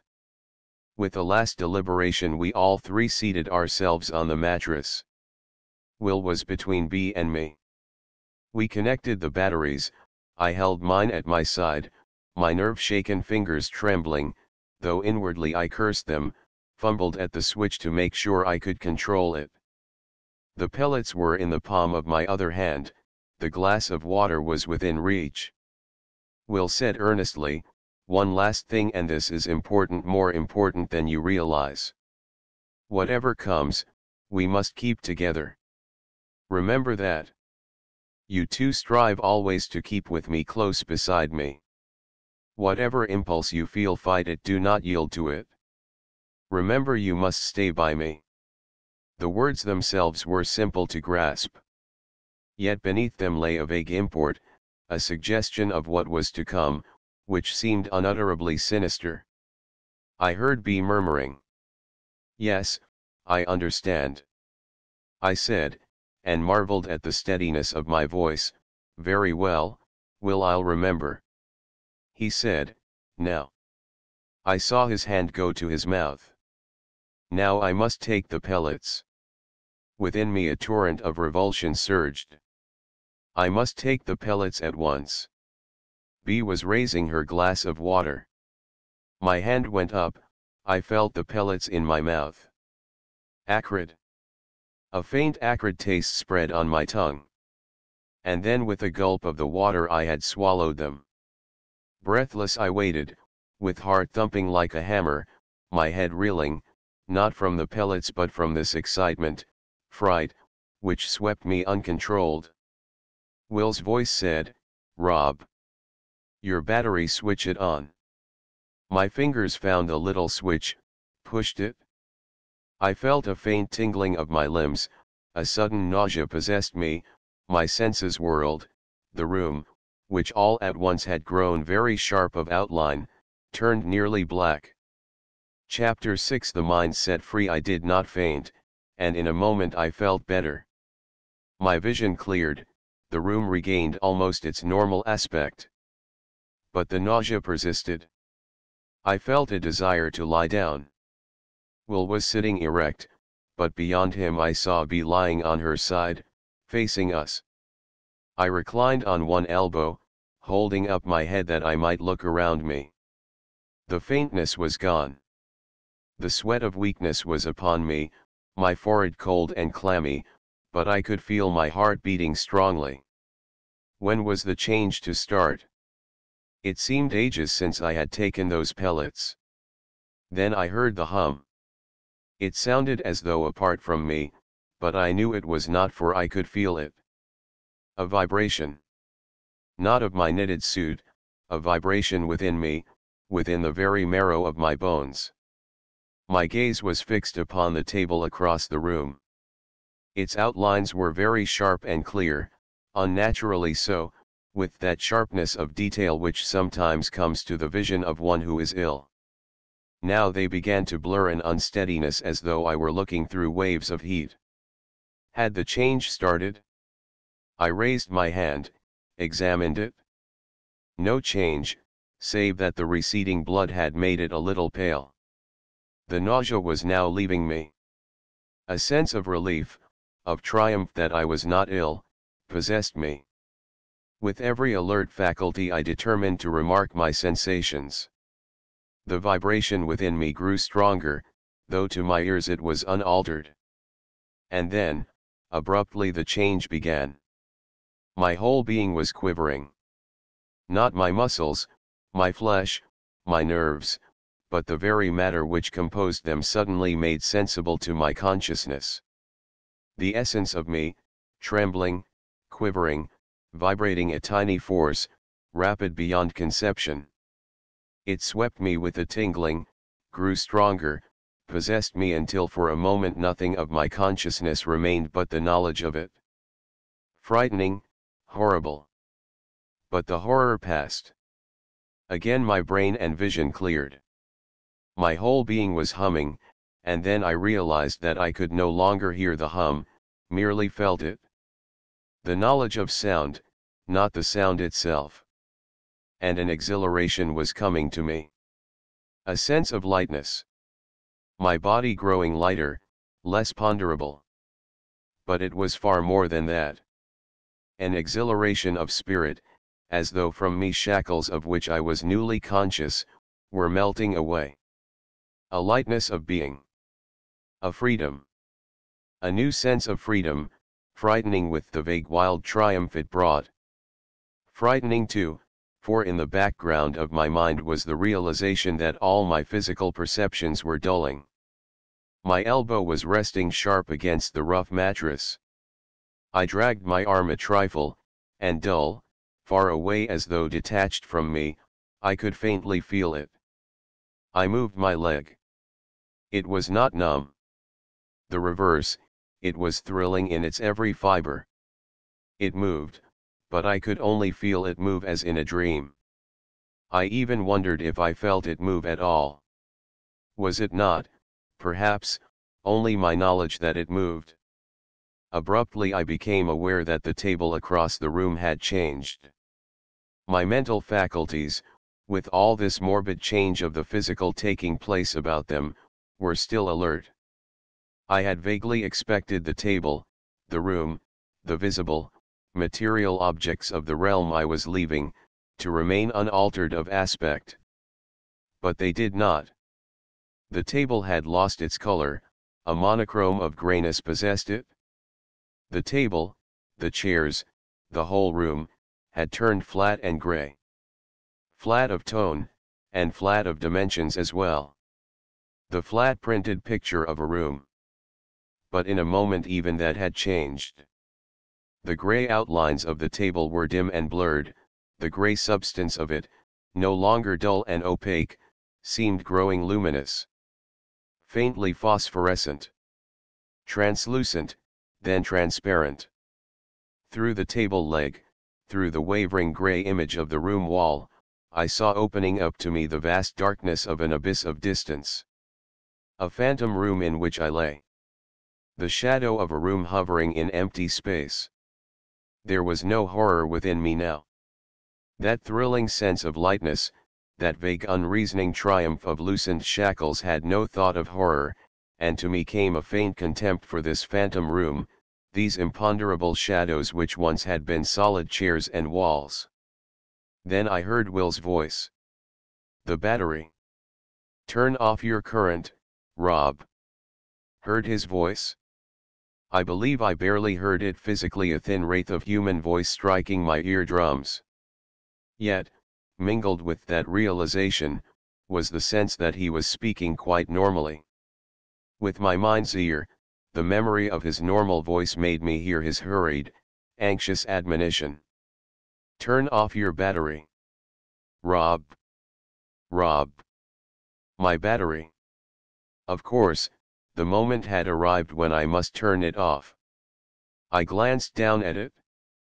A shadowy, unreal, phantom battery lying beside me, my gray hand resting upon it seemed to my vision far more ponderable. And then I received my first real perception as to the nature of this change. My fingers groped for the switch, found it. But this shadow battery, of which even then I was dimly contemptuous, was solid beyond all solidity of which I had ever formed conception. My fingers fumbling with it dulled as were my physical sensations, I could feel those fingers groping as though the adamant steel of that switch were penetrating them. A feeling indescribable, uncanny, morbidly horrible, though the incident was so brief the horror scarce had time to reach my confused consciousness. My fingers, not the battery, were shadow half-ponderable fingers, feeling their way within the solid steel of that tiny switch. For a terrifying instant I thought I could not move it. Then it moved, the current was off. I sank back, exhausted of spirit with the effort. But at once Will's voice aroused me. Disconnect the wires. Can you do it, Rob? Quickly, or it will be too late. I fumbled for the wires, cast them off, gigantic cables they might have been to the futile wraiths of my fingers. Will helped me, I think, and at last I was free, lying back upon the mattress. Dimly I could feel it beneath me, my thrilling, vibrating body resting upon it as though I were a feather newly drifted down. Moments passed, I do not know how long, I could not have told, for my thoughts were winging away unfettered, untrammeled as in a dream. A dream, the past, the present, all of it savored of a vaguely pleasant unreality. And presently I realized that I was moving, my body. Could I indeed call this vanished consciousness of the physical, a body? My being was floating, drifting gently downward. I could no longer feel the mattress, I saw it a blurred, gray, transparent shadow, coming upward. Beside me, within me, then over me as I sank through it a foot or two and came to rest. Beneath me now, there was a dull sensation. I could feel myself lying upon something apparently solid. Feel it? The feeling was barely physical, rather was it a mere knowledge that I was lying there. I tried to keep my scattering thoughts together. It was an effort to hold them, an effort to think coherently, an effort to cling to anything even mental of reality.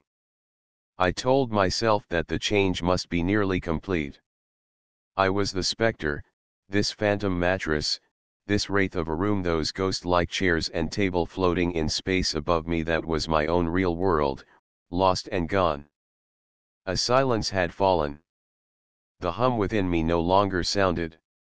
It was a shock to see that little phantom clock. The movement of its pendulum was visible, but its ticking heart gave no sound. A preternatural silence hung like a grey shroud over a universe of shadows. Then I heard Will's soundless voice, heard it clearly now with the knowledge that it was wholly mental, a transference of thought which only my imagination and memory endowed with a familiar physical timbre. Rob, come back to us. Hold your thoughts. Stay here with us. And B's imploring voice, we are here, Rob. All here together. Sit up, look at us, speak to us. Was I indeed nothing now but a mind? Were my thoughts all that remained of me? I fought for reality, for stability, fought for anything real that I could clutch, to which desperately I might cling. Where were Will and B? Somewhere here in the shadows. An abyss of shadows everywhere. I thought I could see 1,000 miles into that pregnant darkness. I could wander in it at will, my thoughts could wander everywhere.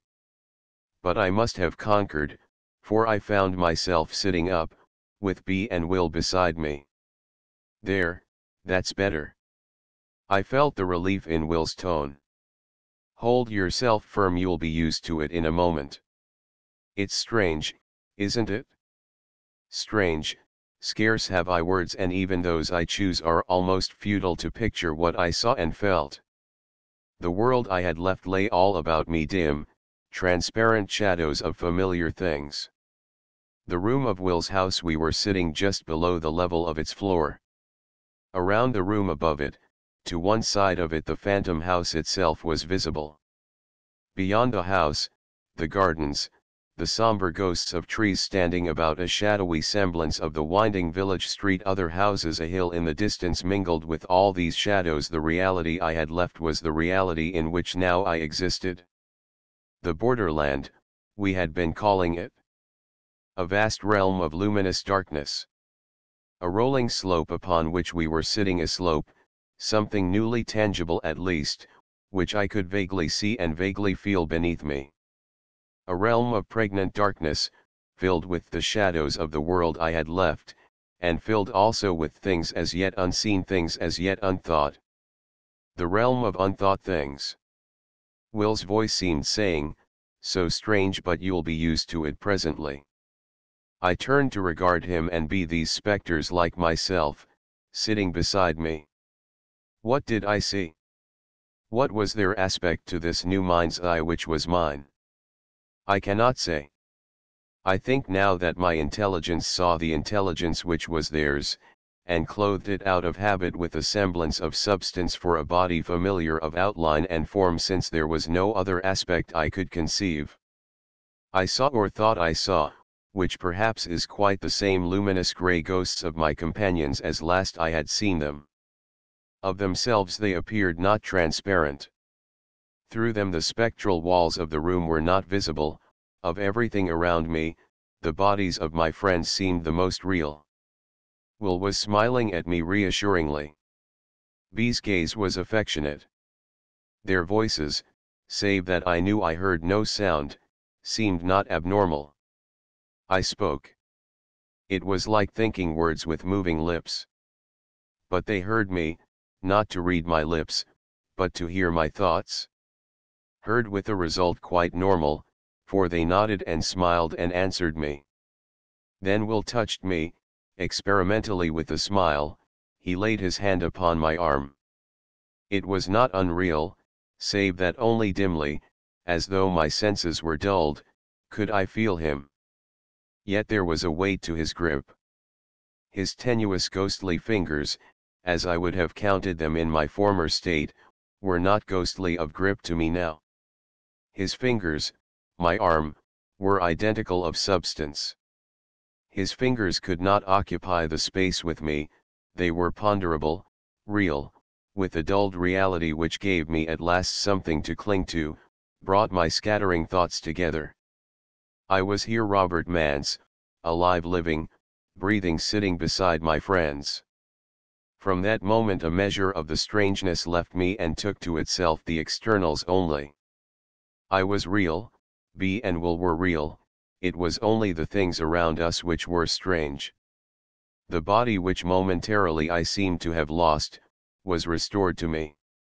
A sense of the physical, dulled of perception, but still a body to house my mind. To house it yet not to hold it firmly. A body which now was not a prison, shackles fallen away. Yet there was a danger to that. Already I had tasted of it, for the mind, too free, is difficult to control. I was saying, I'm all right. I was dreaming. I got confused.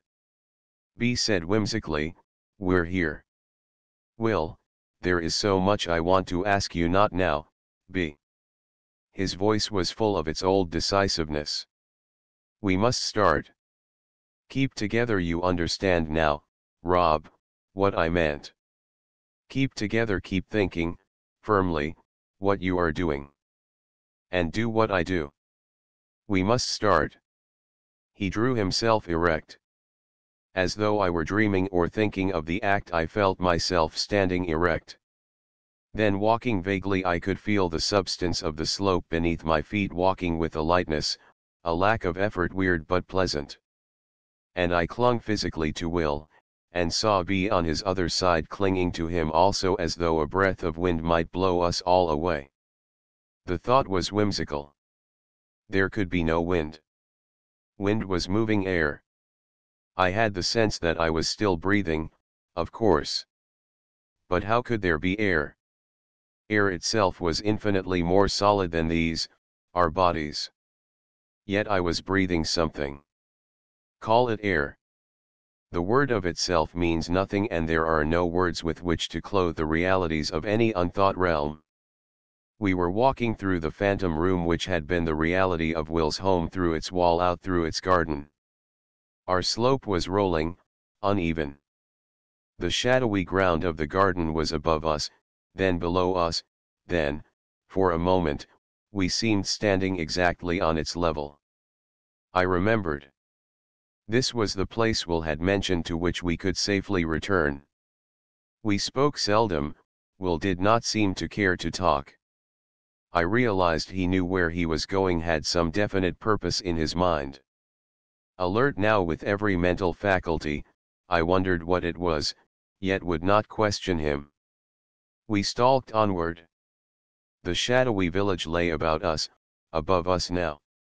Soundless, colorless phantoms, these streets, trees and houses. I saw the railway station. The ghost of a train stood off there and then moved forward soundlessly. I was touched with a faint amusement to see it, a luminous ghost sliding along its narrow enslaving rails.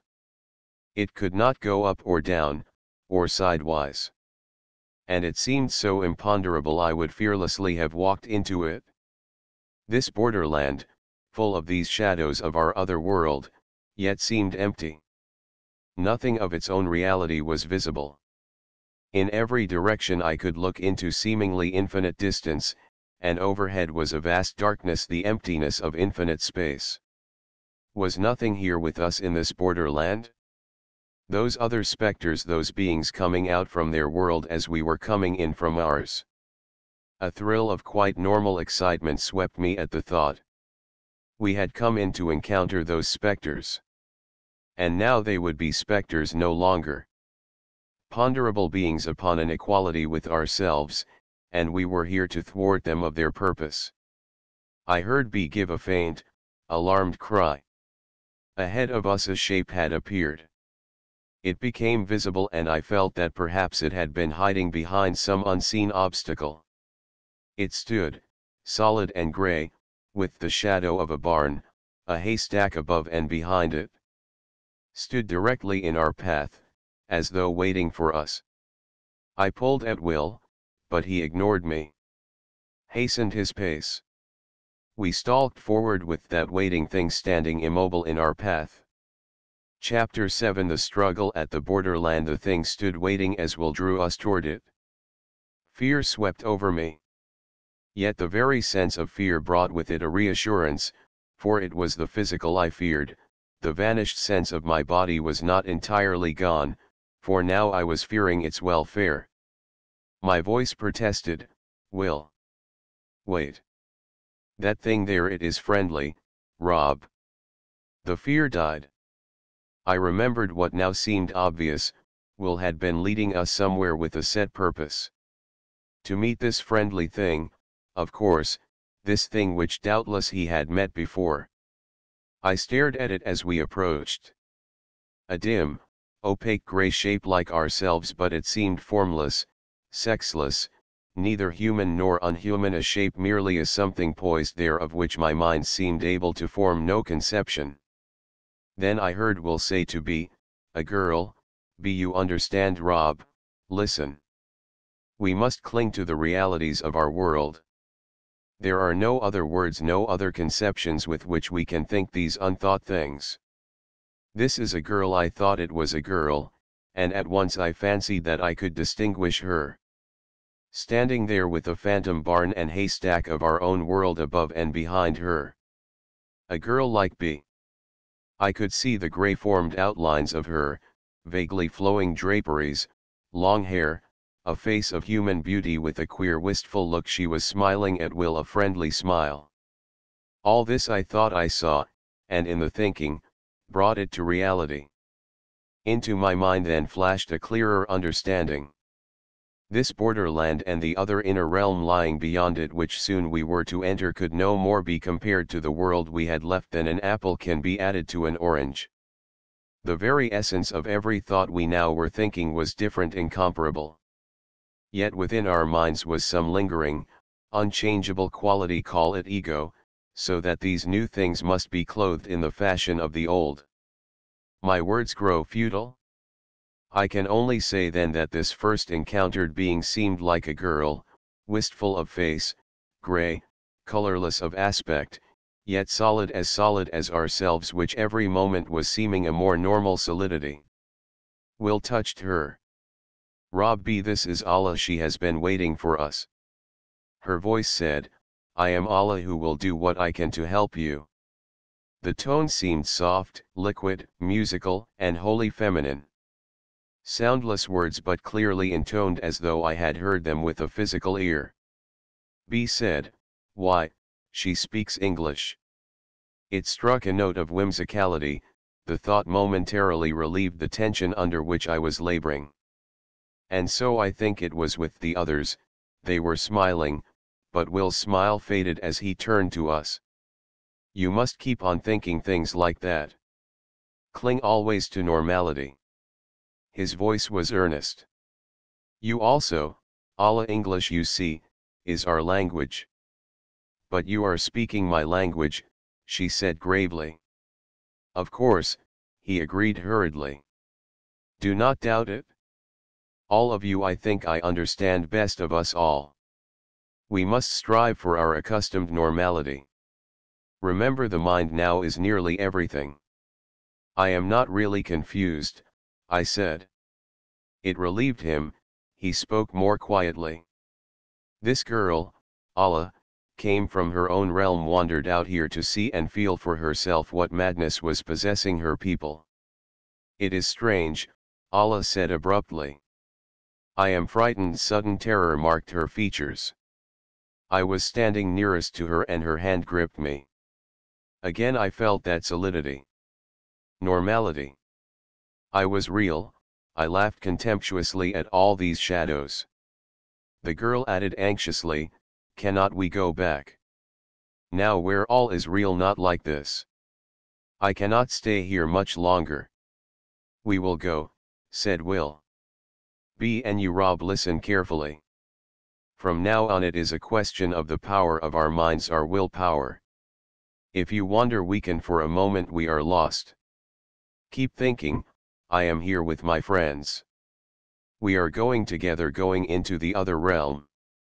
He swung to the girl. You, Allah, for you it is easier. But yield yourself slowly. If you withdraw resistance you will rush beyond us. You understand? Above everything else we must keep together. She nodded. We clung to each other. Allah began moving forward, drawing us onward up that empty borderland slope which now was steeply inclined. We passed through the haystack, a mere shadow, passed upward through a corner of the barn roof. Beneath us now spread the phantom world we had left. But as my thoughts dwelt on what we were going to do, the shadows of our earthly realm seemed fading, growing dimmer, blurring as though about to vanish. I watched them fearfully. When they were gone I would be in darkness, pregnant darkness thronged with things unseeable. I thought vehemently. We must keep together, we are going on into that other realm, Will says we are, Will says we must keep together. But my thoughts strayed. I remembered Will's house, the room we had left, the little clock. Why, I fancied I almost saw it. Was I there, back in that room? Where was B? I must have called her name in my thoughts, and at once she answered. Here Rob. Right here. And I felt the pressure of her hand. A struggle of the mind. I knew then that every quality of mind inherent to me was winging backward, tugging, pulling, but I fought against it. And I became aware too of a different struggle within me. I had sensed it for some time past, but now it sprang into keen intensity. A struggle of the physical. A vague racking pain possessed me. Dull, detached seemingly from my consciousness, yet I knew it was the pain of my body. It grew sharper. Not intolerable, but frightening with a sense of horror. It permeated my every fiber, tingling with infinitely tiny needles, and tugging, physically as my mind was tugging, to resume its original state. Like a chip in an undertow, I was being drawn backward. Now. I felt Will's tense voice. And Allah's soft words. We are past. Hold me now. Someone was clutching my arm. I seemed floating, storm-tossed, a feather blown in a wind I could not feel.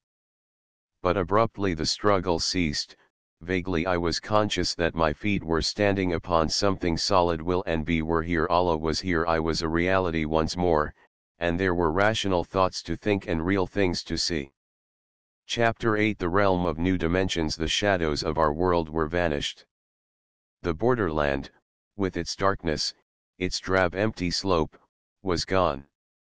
A new world lay spread about me, new companions. And I was conscious of a new entity, a new Robert Mance, who was myself. I remember now that my first thought was surprise that I should be able to visualize things of strangeness. But now I know that once over the borderland my mind itself had changed, yet retaining of its old self just enough, so that I might be conscious of the strangeness.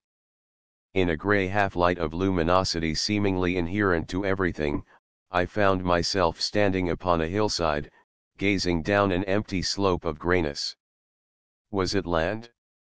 I can only say that it seemed solid beneath me, solid, quivering with a tiny tremble, vibrating, and within itself vaguely luminous. Overhead was darkness. Yet hardly that, for the same luminosity was there, and I felt that I was gazing, not through emptiness but rather through some tenuous fluid illimitable to my vision, with things there to see, as yet for me unseeable. The slope before me was empty. But shapes were materializing. It was as though I had come out of the darkness, with eyes not yet accustomed to the light. I fancied I saw water in the distance. A white lake, but when I stared, it seemed more like a gray rolling cloud. Was it liquid? The mind receives a multitude of impressions in an instant. I was conscious of myself. My body was an entity wholly vague, yet there seemed a tingling in it, a weight to it, for I was standing upright. Will and B and the girl Allah were beside me. I saw them now in their old familiar form, but with a queer sense of flatness to them. Flat, unnatural of outline, not grotesque, merely strange, unreal. Almost indescribable, and though distinctly it was not a two-dimensional aspect, I think that flatness best describes it. A something about them which was lacking, or perhaps a something added, I do not know. And inherent to this whole realm, as soon I was to see it, was this same queer flatness. Things without depth, yet to view them sidewise, the depth was there, with the flatness still persisting. And I saw color, nameless colors which I might call blue, or red, or green, and the words would have no meaning. Men, women, houses, or at least habitations, the words are all I can command, but they are grotesquely meaningless. It was all so incomparably strange, and paradoxically, the strangest of it all was the fashion in which my mind began to accept it. I could think of Allah as nothing but a girl. A frightened, likable girl with thoughts and feelings similar to my own.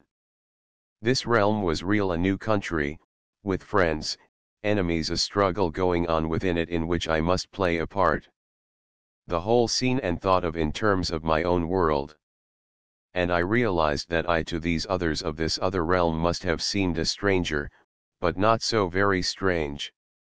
Thought of by them in their own terms, each of us upon a common ground, an equality of material state, to visualize the other in terms of ourselves. Chapter 9. The attack on the meeting house. Allah was saying, "At last it is so good to be back."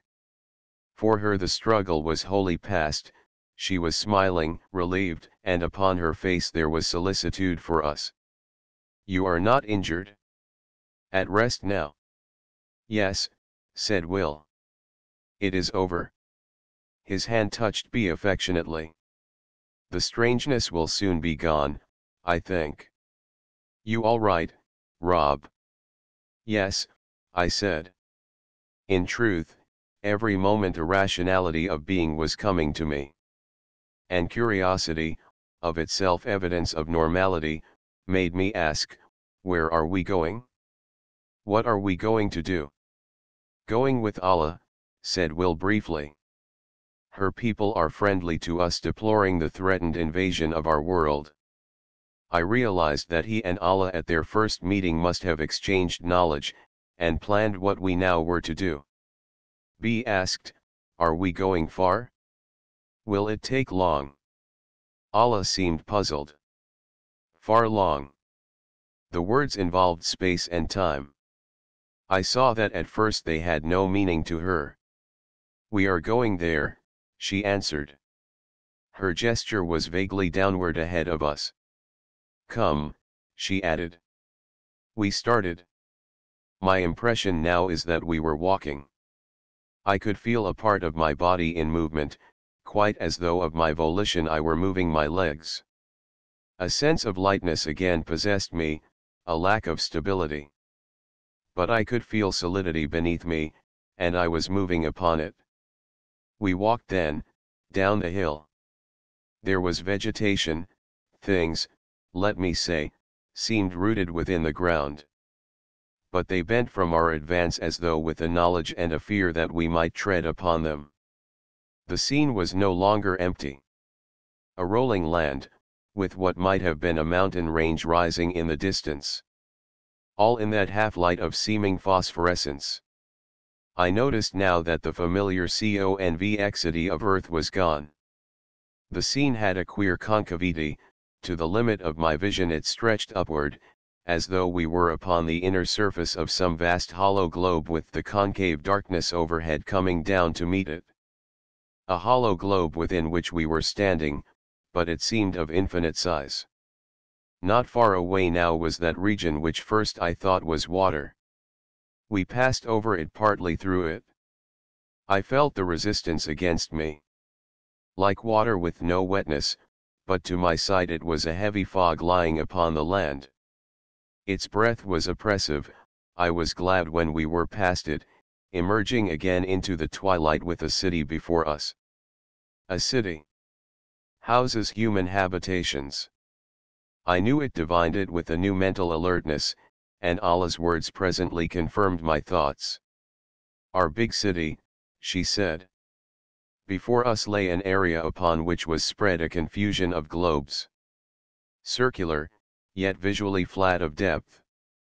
In size I found them later to be, from the smallest some twice my own height, to others I would in my own world have said to be 100 feet in diameter. Opaque grey globes, of a material unamiable.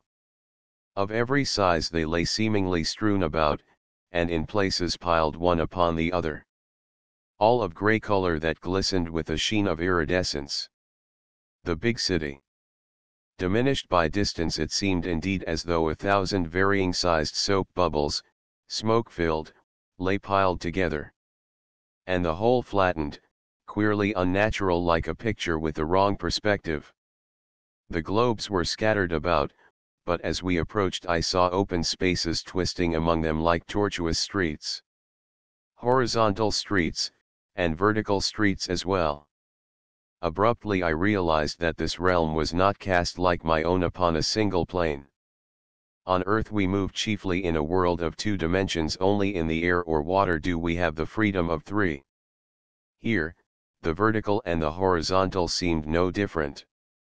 B said, the big city. Houses. Her voice trailed away into wonderment. From our presently nearer viewpoint, movement showed in the city, beings, people like ourselves moving about the streets. And soon we were among the globes within the city. I say, soon. I can remember no conception of time, save in terms of the events within my ken.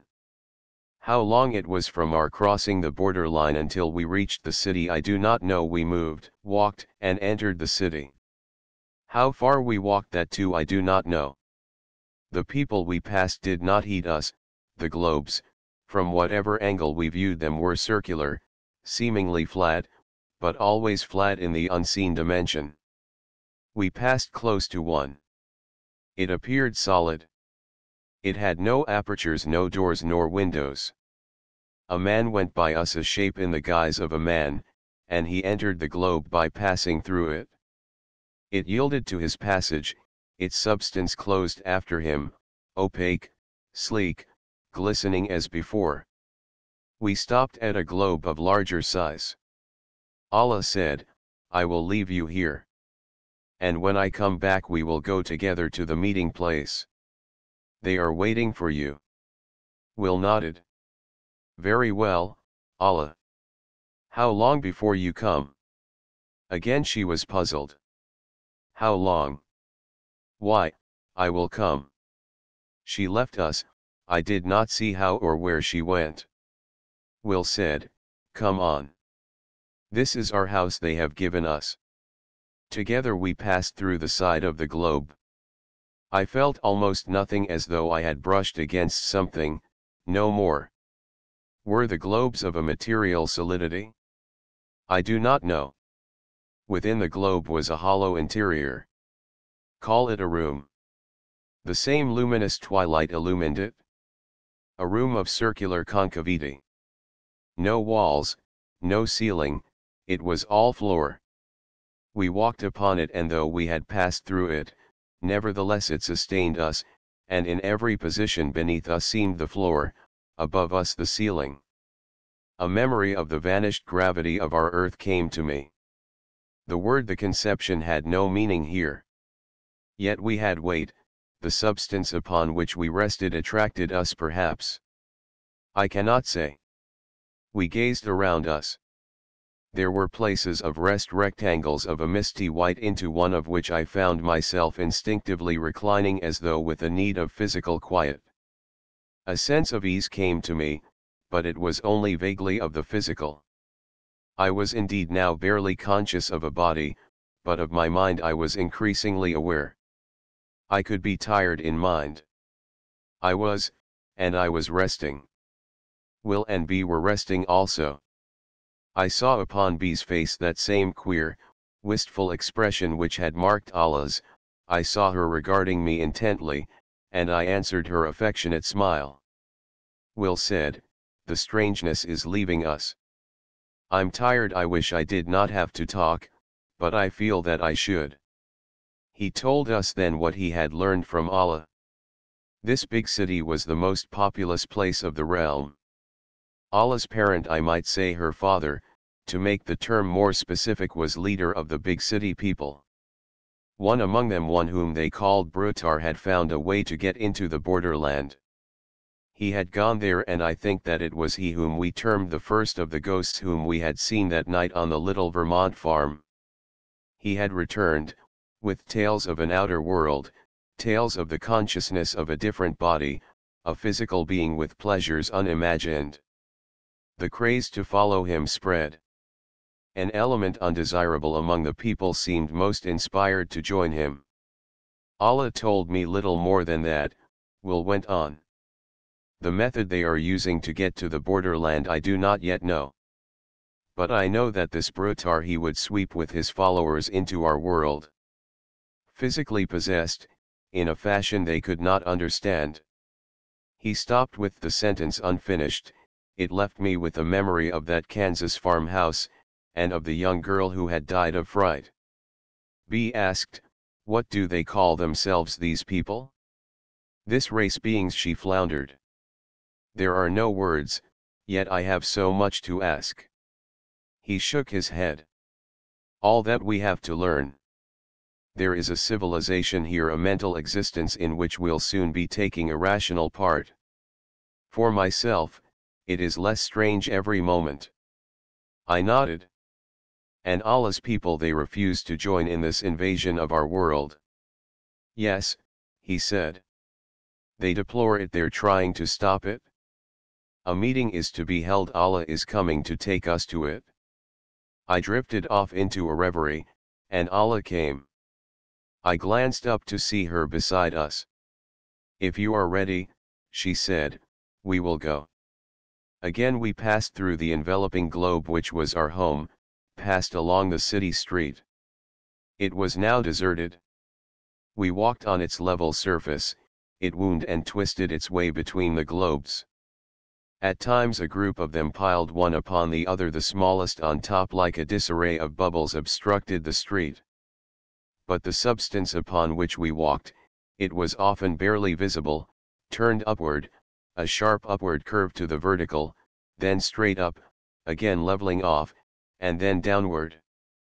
We trod it, with no more effort going up than upon the horizontal.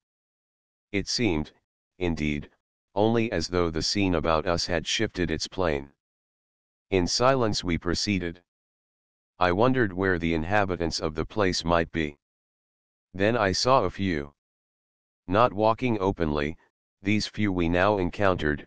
One I saw lurking in the curve between two adjacent globes.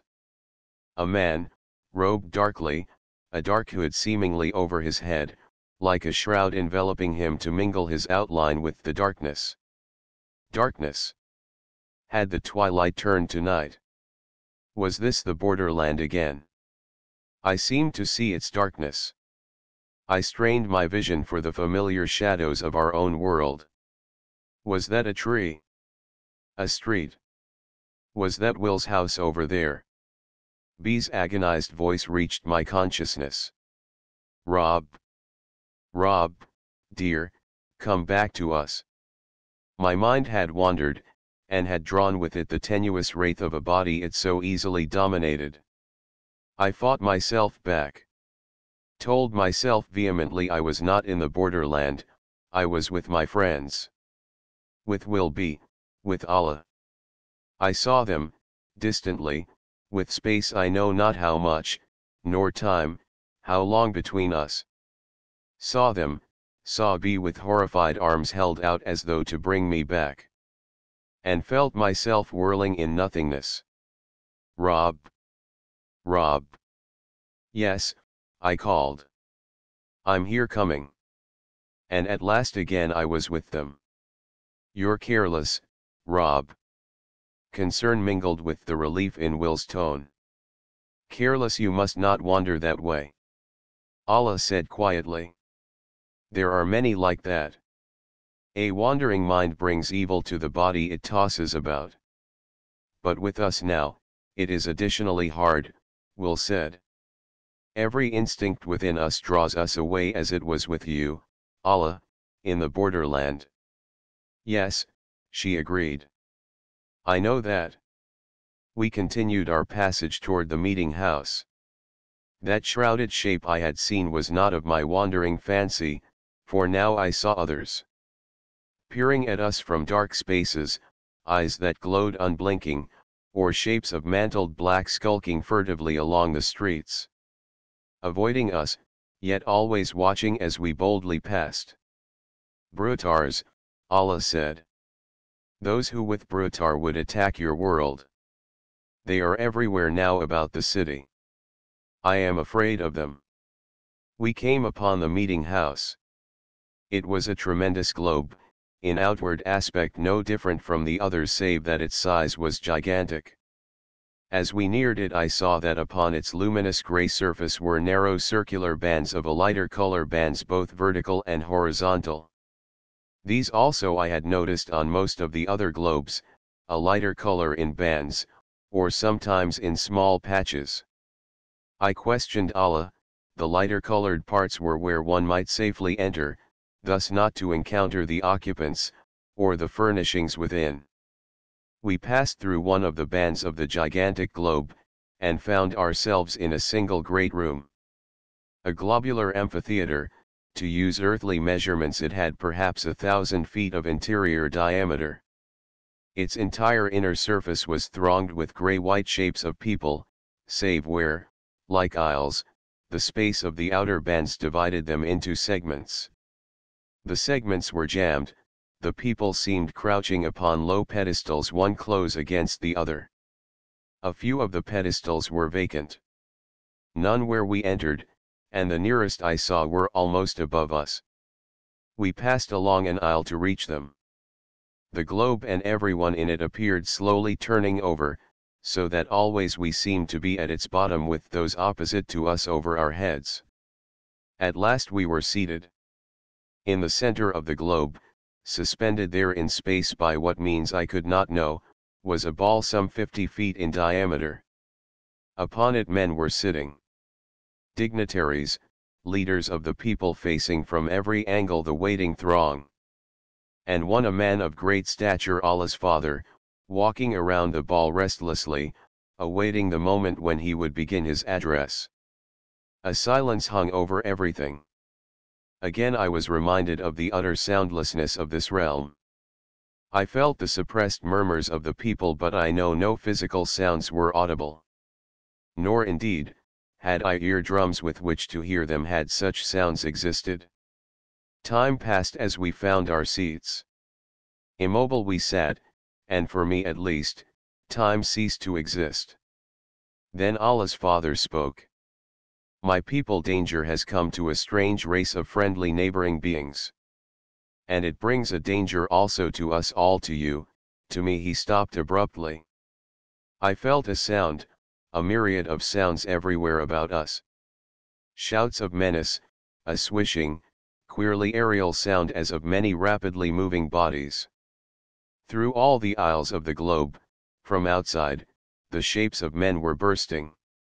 Swishing through the opaque surface of the globe, entering among us, whirling inward.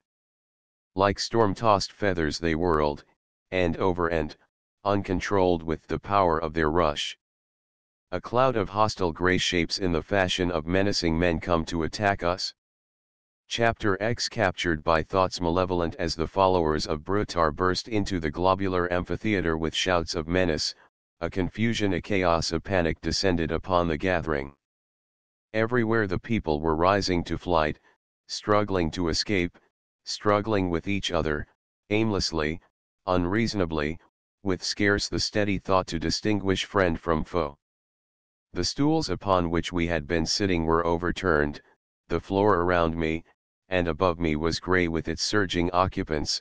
They were floating inward, struggling groups of them. The air soon was full of them, like feathers tossed in a breeze.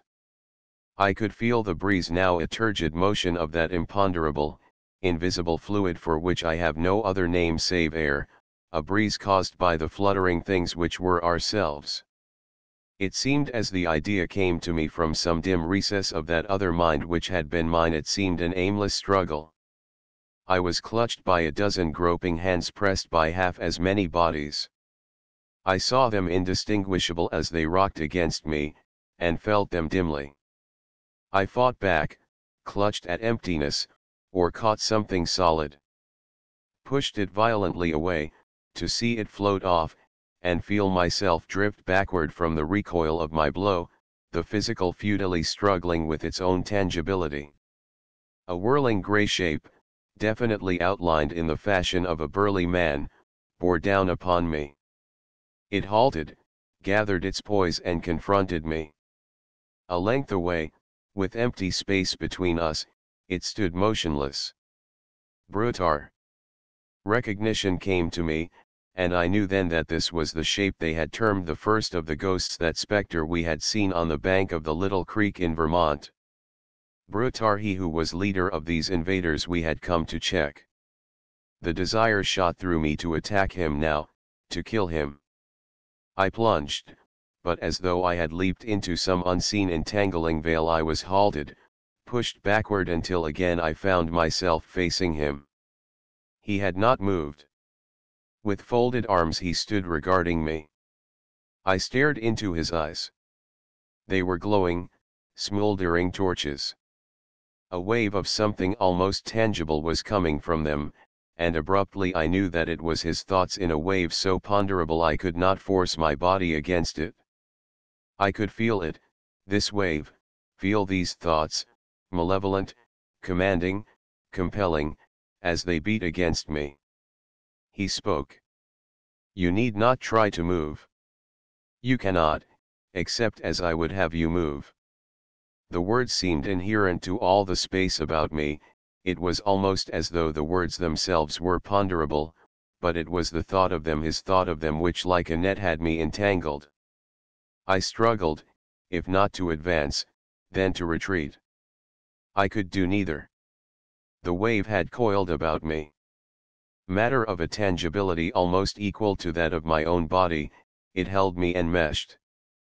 Yielding as I fought with it, but holding me as a delicate net will hold a struggling fish. He spoke again. Be still, both of you. Both of us. I became aware that B was beside me. Floundering, swept inward toward me, to grip me at last and cling. B. Dear. Rob. It's you. I'm so glad. I tried, I can't get away. I'm entangled, it's all around me. Both of us, we can't get away. I had no coherent thought remaining, save relief that B was with me. I tried to think that I must escape, must kill this Brutar. Like an echo, as though I had shouted them aloud, the thoughts rebounded to beat against my brain with a pain almost physical. I could not think them again. A wall was around me, reflecting them back, distorted, agonized echoes, impotent to pass the barrier. And I thought, I must kill I am glad B is with me. Everything is all right, B is with me. And yielded, to stand there helplessly clinging to her. Around us, beyond Brutar's entangling, engulfing whirl of thought, I perceived a dim vision of struggling shapes and confused sound. Far away, very far away in distance, in space, and in time as well. Why, of course, that struggle in the meeting house was in the past. We were there no longer, either in space or time. That struggle in the meeting house had been, but it was not now. B was still clinging to me. Like submerged swimmers sucked away in an undertow, we swirled within that enveloping thought wave. Brutar was near us. I could see him, see the gray hovering shape of him. Darkness was everywhere. Solidity gone, save the press of those hostile thoughts and the blessed tangibility of be within the hollow of my protecting arm. A chaos of moving darkness. Or was it that the darkness was immobile and ourselves rushing through it? A chaos of things which I could not see, thoughts which I tried to think, but could not. Thoughts rushing past me, entities invisible, uncapturable. For what length of time or space I do not know, B and I whirled onward through that dark mental chaos imprisoned, with our captor leading us. Chapter 11 The universe of thought. I shall revert now to Will's experience during that attack upon the meeting house as he later described it to me. He had been crouching near Allah. When the hostile shapes burst in, he clung to her. Will was more alert than I to the conditions of this strange existence. He gave no thought to a physical violence, he knew it was the mental struggle which was to be feared, and he kept his mind alert, aggressive to attack. Allah, too, was of help. He heard her murmuring, "Be very careful. Let no evil thought waves engulf us." A shape whirled up a leering man. But Will's thoughts were stronger. The waves clashed with a visible front of conflict, a faint glow of luminous black, in a very palpable heat. The shape cowered, retreated, slunk away. Everywhere the struggle was proceeding. Upon the center ball Allah's father stood, and with roaring voice and a will more defiant than any within the globe, he strove to quell the invaders. Beat them back. Some retreated, some fell, lying crumpled and inert. Dead. We may call them so. Bodies unharmed. Minds driven into darkness, driven away, to leave an empty shell behind them. Soon the confusion was over. The amphitheater was strewn with mindless bodies, the dead never to move again, and others, injured, minds unhinged irrationally wandering, to return, some of them, to reach again their accustomed abode. Allah's father, they called him Thon, found his daughter with Will, took Will to his home, where for a nameless time they were together, exchanging friendly thoughts that each might know what manner of world was his friend's. To Will it was the first rationality of this new realm. They reclined within a globe of luxurious fittings which gave a sense of peace, luxury, well-being of the mind, derived by what means Will could not say. He only was aware that Allah was beside him, her father facing them. He had thought of B and of me with fear, had wondered where we were, had wished we were with him. But Thon had told him not to be afraid. It was so easy to wander. We had not come to harm within the meeting house. We would presently come back, or if we did not, he would send out and find us. The interior of the globe was vaguely luminous. Thon said, we would perhaps be more comfortable if we could see outside. He murmured words, commands spoken aloud, and a shell of the globe in a patch above them slowly seemed to dissolve or at least become transparent, so that they saw through it a vista of the city of globes, a city lying then in the vertical plane with the black void of darkness to one side. Thon was a grave man of dominant aspect, eyes from which shone a power of mind unmistakable. He listened silently while Will tried to describe our earthly existence. Occasionally he would question, smiling his doubts. At last he said, "It seems very queer to have the mind so enchained by its body." Then Thon spoke of his own realm. "We egos," the word struck upon Will's consciousness with an aptness startling. Egos. Why, of course. These were not people. He himself was no longer a man, an ego, little more. We egos live so different a life.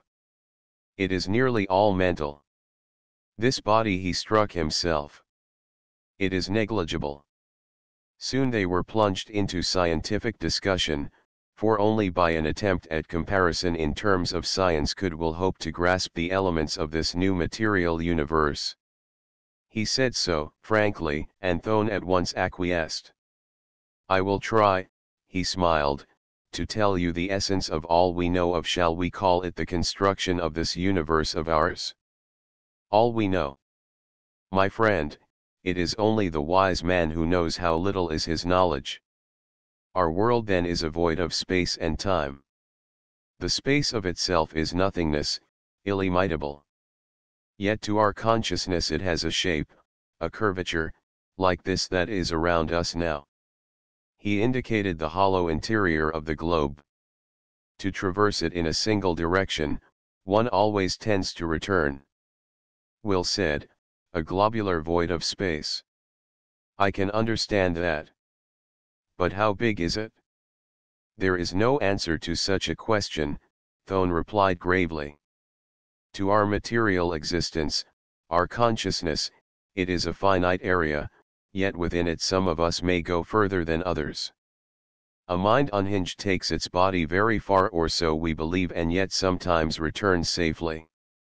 A mind departed from its physical shell, which it then leaves behind, is gone forever. Yet that too is illogical, for traversing a curved path such as ours, however slight may be the curve, one must eventually return. And out of this we have built a theory that such a mind, or as we call it, an ego untrammeled, will return sometime to take a new body. But I must not confuse you with mere theories when there is so much of fact, which is confusing enough, no doubt. That's not confusing, said Will. We likewise have such a theory, we call it reincarnation. Thone went on, we have then, a void of curved space. Within it exist thoughts, material entities persisting in space for a length of time. Thus time is brought into our universe, but not time as you have described it to me. Ours, like yours, is the measure of distance between two or more events. But the distance is very dimly perceived by our senses. Wait, said Will, before you discuss time, let me understand the other. All your material entities are thoughts? That is incomprehensible to me. Thone deliberated. I suppose that is natural, he declared at last. Your substance as it appears to you has a greater solidity than the substance of your mentality. It was Will's turn to smile. The latter, with us, has no substance at all. The human mind, as distinct from our physical brain, is wholly intangible. And it is one of the things we know least about. Perhaps that is why it seems so unsubstantial, Thone retorted. At all events, with us mind qualities are the basic substance out of which all matter is built. A variety of qualities, which vary the resultant product, be it an ego, or a thing inert, all are from the same source, a thought. A universe built from a thought. Yet to Will then came the realization that our realm is of an essence equally unsubstantial. Our own matter, rock, metal, living organisms, what are they of their essence save a mere vortex, a whirlpool of nothingness? A question came to Will, and even as he asked it, he knew its answer. Your universe built from a thought? Whose thought? You start with nothing, yet you presuppose the existence of a mind to think that thought. A mind all-knowing, Thone answered very slowly. A mind omniscient. Have you not spoken of your own belief in such a mind? We call it our creator mind, as quite literally it is. Will said, of itself, that is not concrete to me, who am in a measure of scientific reasoning. Thone said warmly, that is where you of your earth, as you call it, are wholly mistaken. And indeed, I begin to see where there is not so much difference between your world and mine as we suppose. Let us assume we have the same creator, his thought to bring us and all that we call our universe into being. Granted, said Will. But there the similarity ends. You start with a thought. We start with what? Thone demanded. Scientifically speaking, Will answered lamely, we have no beginning. At least, we have not yet been able to explain it. We then are more logical than you, Allah put in with a gentle smile. Perhaps, agreed Will.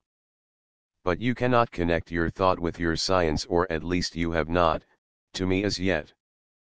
But I will, declared Thone. We take this thought and find it to be a vibration of nothingness. Of what is your basic substance composed? The same, said Will. Quite naturally. We are then of a similar origin, constructed only to a different result. Our substance, in its final state, remains to our consciousness a vibration of thought. It is quite tangible. Let me show you. Touch me, your hand feels me. That is the physical cohesive thought matter, persisting in space and time throughout my existence. Distinct from that, there is my material mentality. It also persists in space and time, but to a lesser degree. More transitory. More varied in its outward qualities, since I can fling out thought vibrations of good or ill of many kinds and types. Understand me, my friend. This is matter of temporary duration which I can create myself at will. Or in terms of your own realm, if you prefer, I can set into vibration, into motion, intangible matter already existing, and by its very motion bring it to tangibility. Can you understand that? Yes, agreed Will readily.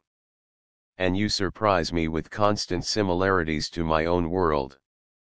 We believe our own thoughts to be vibrations of some substance intangible. And when you speak of creating an appearance of substance by imparting motion to something otherwise unsubstantial, that too we see in our world. Water is a fluid. A stream of water slowly flowing from a pipe offers no solidity to a blow from a rod of iron. But if that water comes from the pipe with a swift enough motion, a blow struck against the jet with an iron bar seems to be repulsed. That seems not actually the creation of new matter, but we have another effect, which is this. A tiny rod of steel, a needle the length of my finger, may hang motionless balanced upon a pivot. It is a material body which we would call 3 or 4 inches long, by 1/100th of an inch thick and broad.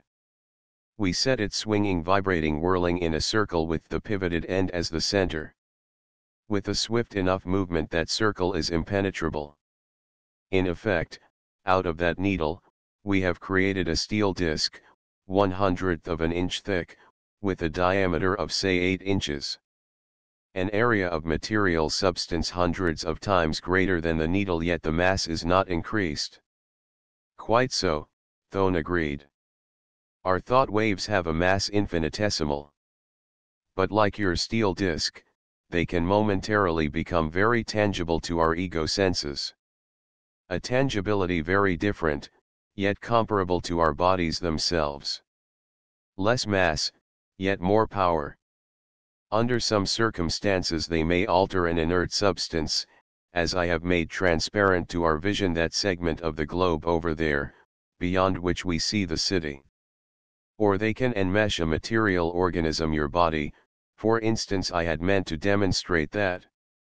He moved away from Will, stood quiet, and about Will he flung his wave of thoughts, so that Will was drawn irresistibly to him, as B and I were even then enmeshed by Brutar's thought substance. Thone laughed. The net of his thoughts dissolved. You see? It is a very tangible substance. Yet elusive as well. We understand partially its uses. Yet only partially. Its nature is varied from a tenuosity impalpable, to the physical substances which form the entities of our universe. Like that thing you described as your light waves, our thought substance can traverse space with tremendous velocity. Not a finite, measurable velocity, as with your light, but with a speed infinitely rapid. A thought may travel to infinity and back in an instant. That, understand me, relates only to its most tenuous form, impalpable to our physical senses, perceived only dimly and only occasionally by a mind other than that from which it originates. In more solid forms its velocity is slower. But it is all under control of our ego willpower. Do I confuse you? A little, Will admitted. I am trying to hold a clear conception of it all. I understand you have a void of space. Must it not be filled with something besides these thought entities? Some all-pervading, impalpable fluid? We do not know, said Thone frankly. There are emanations from our immobile organisms. Thus we breathe and eat, the substance of our bodies is renewed, but of that I shall tell you more at another time. You were saying, Will went on, this realm then is filled with your material bodies. This globe we are in, the globes that make your city, the ego which is you and myself, other egos like us, what holds us where we are. He smiled. I'm groping, I'm trying to say, is there no gravitation? No gigantic material body holding us where we are, out there in the open, he gestured. We walked upon something. A surface, a slope. What is it? You ask me many questions at once, Thone replied quietly.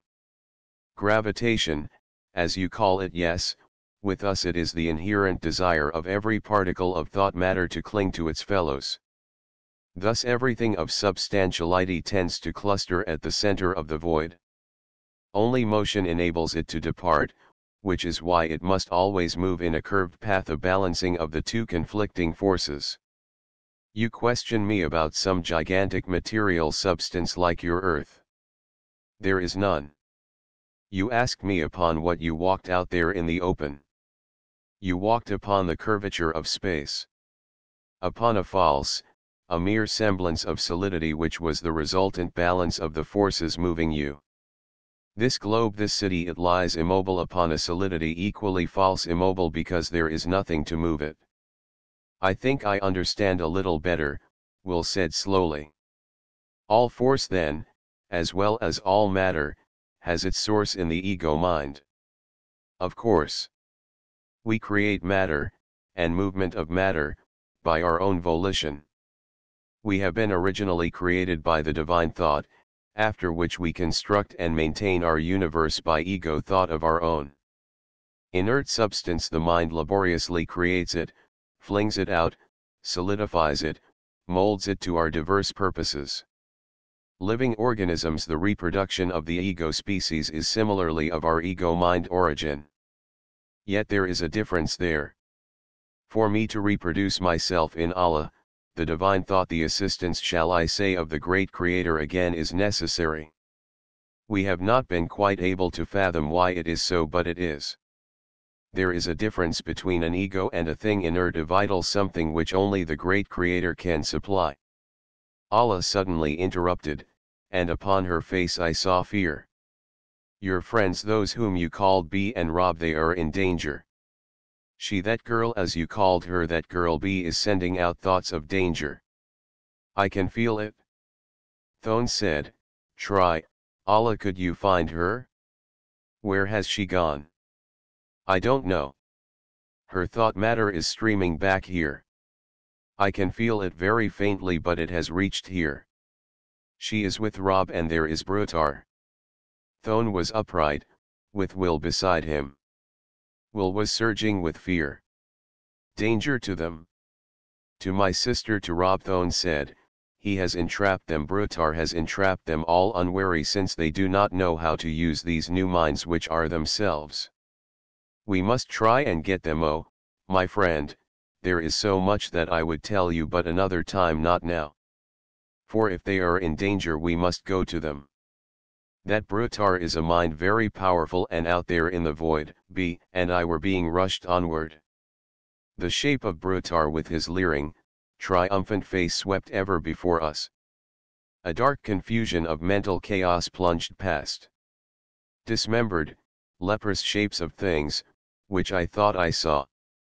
Was this insanity? I felt that evil engulfing net around us, pressing us, dragging us through the darkness. Then abruptly the scene clarified. The darkness melted before a luminosity so blessed I could have cried aloud with the relief of it. The leprous shapes were gone. Motion stopped, we were at rest, with the net of Brutar's thoughts dissolving from us. Rationality. Again I could think things which were not diseased, I murmured, we're all right, B. You are well again. Yes, oh, yes, Rob. But I'm so frightened. Brutar stood before us. I need you. I am fortunate to have you here. You whom they call Rob, with your knowledge of that earth place you can be of great help to me. He swung toward B. You whom they call a girl. His twisted look was horrible. I am glad to have you. We shall go to your earth together. I welcome you both to this place where we are preparing for our great earthly conquest. He led us down a slope, into the strange activities of his encampment. Chapter 12. The encampment in the void. Brutar said, let us go in here. I want to talk to you. We entered a globe very much like those of the big city, and reclined at physical ease. But there was no mental peace here for us at any rate. A turgid aura of restlessness seemed pervading everything. Brutar rested before us. He seemed always to be regarding B, contemplatively, yet with a satisfied triumph. I am glad to have you with us, he said, not harshly now, rather with an ingratiating note, as though he sought our goodwill. We are going to your earth to live there, and they tell me, these good people of mine, that they are going to make me its ruler.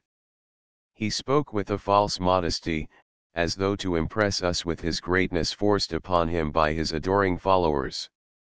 I want you too for my friends. You will be of great help to me. How? I demanded. I had recovered from my confusion. I was wary. The thought came to me that I might be able to trick this Brutar, that being here with him to see and feel what he was doing was an advantage which later on I could turn to account. I wondered if he could hear or feel that thought. I willed it otherwise, and it seemed that he could not. His eyes were upon me, gauging me. How could we help you? I repeated. And why should we? You mean harm to our world? No, he protested. No harm. We have selected it, your earth, from all that great universe of yours which I have inspected. We want to go to your earth to live. That is all. You can help me, because you know so many things of earth that I do not. I want you to tell me of them. Stand up. I found myself upright, whether by my own volition or his I cannot say. Stand up, B. At his command she also stood erect. He came to us, his hands went to the belts we wore about our waists. I had forgotten my belt, those things in its pouches which Will had bade me not touch. Brutar took them now, my weapons perhaps. And those which B carried, took them, discarded them behind him. They floated away, I could barely see them, small formless blobs to my uncomprehending thoughts. I had very nearly resisted Brutar, but it seemed a futile thing, and I stood quiet. Again we reclined. Tell me of your earth, he said, and began to question me. I told him what I could. I had determined that my best plan was to appear friendly. I wondered how one would escape from a place like this. I was more accustomed to this strange state of being now, knowledge which seemed instinctive was growing within me. I knew that if Brutar's net of thoughts were not to hold me, if I could momentarily be freed of other thought matter, then I could project myself out into the void. I believed I could find my way back to the big city. Once having been there, I would have the power to return. This latter knowledge brought with it a thrill of triumph. I believed that Will and Thone had never been here in Brutar's stronghold. Perhaps this was a secret place which they could not find. But now I had been here, and if I could escape, I could lead others back to it. With these guarded thoughts surreptitiously roaming through my mind, I was all the while describing our earth to Brutar. He interrupted me once. "Io, come here." I became aware of another shape hovering near us. It now advanced, and with Brutar's words of explanation it took form in the fashion of a young man. A smiling, deferential youth seemingly of an age just reaching maturity. He came forward meekly. Brutar spoke. "This is my friend whom we call Io. I have trust in him, he is helping me greatly. I want him to hear what you have to say, Rob." Io smiled again. "I hope we shall be friends." He regarded B, and his smile was curiously gentle. "They call you a girl?" "Brutar tells me what girls are. I am glad to see you." He reclined beside B, continuing to regard her. A very gentle, guileless youth, how queer a companion for this Brutar. And I knew then that it was gentle beings like this whom Brutar was beguiling to his purpose. Brutar said, "Go on, Rob. What you can tell us will be very interesting." Particularly he questioned me about our physical bodies of earth, the human body, and when I told him how mortal it was, how easily injured, he seemed disturbed. But only for a moment. "I have been well, very nearly in your earth state," he said. "I know how it feels. You have things with which to harm that body. Weapons, tell me of them." I described our weapons, our warfare, our poisons. I will admit it gave me a gloating pleasure gruesomely to picture all the dangers to which our mortal flesh is heir. But outwardly he was undisturbed. He interrupted me once with a sharp admonition to be. "You think you can send your thoughts back to the big city and guide them here, don't you?"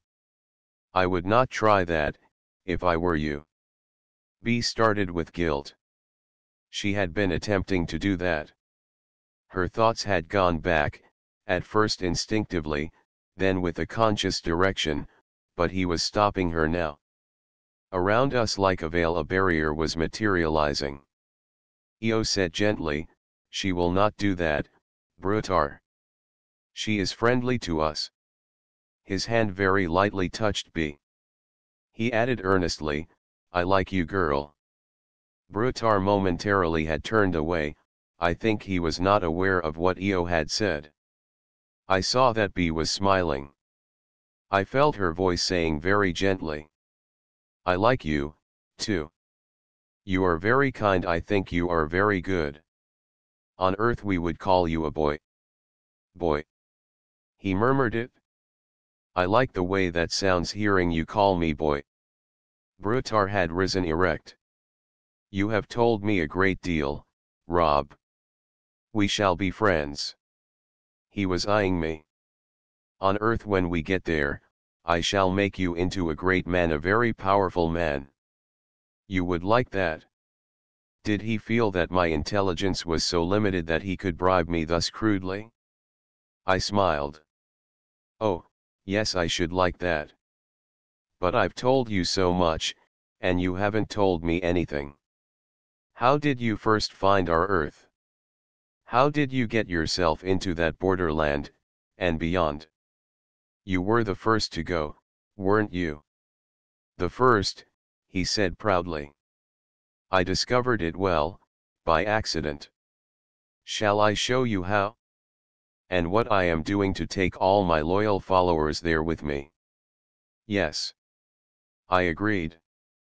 "That is what I want." He led us outside. Io walked close by B. I saw now that the encampment was itself one tremendous hollow globe. On Earth we would have said that it had a diameter of at least a mile. Brutar explained it proudly. Here, in the void of space, his organized workmen had spun this huge shell of thought matter. It was tenuous, I had not known when we passed through it coming in. Yet it was visible. Within it we gazed at its interior surface. It glowed with a very pale dull light. Upon this concave slope, in the foreground near us, were a variety of globes, small habitations for the workers. Paths ran between and over them. Further away, other larger globes glowed as though translucent, with light inside. Beyond them was a shimmering white lake, water or mist. Higher up in the distance where the concave surface extended upward and swept back over our heads was what seemed like dark soil. Things were growing there in orderly rows, a gigantic concave field of plants. It was dim off there, and so far above us that I could not make them out plainly. Again, close at hand, just beyond the village of globes, was an enclosure possibly 1,000 feet across. Movement was there, busy workers moving in the artificial glow of strings of lights. Vague, shifting shadows, gray shapes of men, from which the lights cast monstrous gray shadows as they moved. It seemed a dim inferno of strange industry, incomprehensible. Brutar led us toward it. We built all this, he said, and his gesture encompassed the entire inner void within that glowing tenuous shell. We built and poised this here in space. My followers have forsaken their homes to join me here. Soon we will go to your Earth realm. Some of us often go out there now into that borderland to test our power. The enclosure had a wall about it, a thick high wall built of a gray substance lying in layers, folded in convolutions. We stood upon the wall, gazing at the scene within. I would not have you see too much now, Brutar said. A cunning look was on his face. Not too much, until we are better friends and I can be sure of your loyalty. The lights were dazzling when near at hand, yet their rays carried but a little distance. I saw in the foreground beneath us, a section where men were squatting one behind the other in a long curved line. Their backs were bent forward, with heads and necks unnaturally held upright. Their arms and hands were outstretched in a curious attitude as with supplication. There must have been 200 of the men, squatting in this single line which curved in a crescent until its end was near its beginning. They were men with bodies which seemed shrunken, their arms and hands very long, thin, tenuous. But their heads were overlarge, distorted to a swollen size. Brutar said softly, "Now in a moment watch them." A leader, raised above these squatting, motionless workmen, gave a signal. From the head of the man at the back of the line a pallid light seemed streaming. It was very faint, a glow of pale white light, no more. But as I stared, breathless, I saw that it was not exactly like light, but a stream of something moving. Very faint, a fog, a mist, which a sweep of the hand might dissipate. It streamed forward, and as it passed the head of the next man, there seemed additional light adding to it. Both men had their hands up, as though to guide the stream gently, to guide that which must have been very nearly impalpable. But it was growing in density. Soon, further up the line, with every brain contributing a share, the slowly moving stream began to have substance. From vague, luminous pallidness, it turned darker, gaining a solidity, a weight.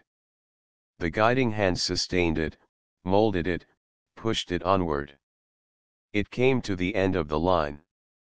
Other workers appeared, carried it away, a long flexible rod of newly created thought matter. The basic inorganic substance of this world. The thickness of a man's body, it seemed coming of interminable length. Then the first worker gave out, dropped back exhausted. Then others. The rod grew tenuous and pale in places. It broke. Workers carried away the broken segments. It was not a solid yet, they molded it by their touch as they carried it away. Another signal from the leader. The 200 workmen, their duty done for the time, rose and departed. They moved unsteadily, exhausted. And another shift came to take their places. How long a spell of mental work this might have been, I cannot say. B asked me, in an odd whisper, how long we had been watching. A futile question. As Will once said, like trying to add an apple to an orange. To me, idly watching, and with memory of an earth standard of what we are pleased to call time, I would have said, 5 minutes. To one of those laboring workers, an eternity of effort. Yet in our fatuous little world of Earth we tick off seconds, minutes, hours, and think we are establishing a standard for the universe. Brutar said, that is the crude thought material. From there it goes to our workshops, where other minds bring it to higher, individual substances from which we make we make these things we are making here. His look of cunning came again. He would give away no secrets to me, his enemy. He seemed very proud of his cunning, this Brutar. A man of low intelligence, I realized. Yet he must be powerful, to be the leader of all this. Later I learned that he had a powerful mind not for creating this useful substance of industry, nor was his an intellect of keen reasoning ability. Rather was it a mind powerful for the weaving of that tenuous thought substance of combat.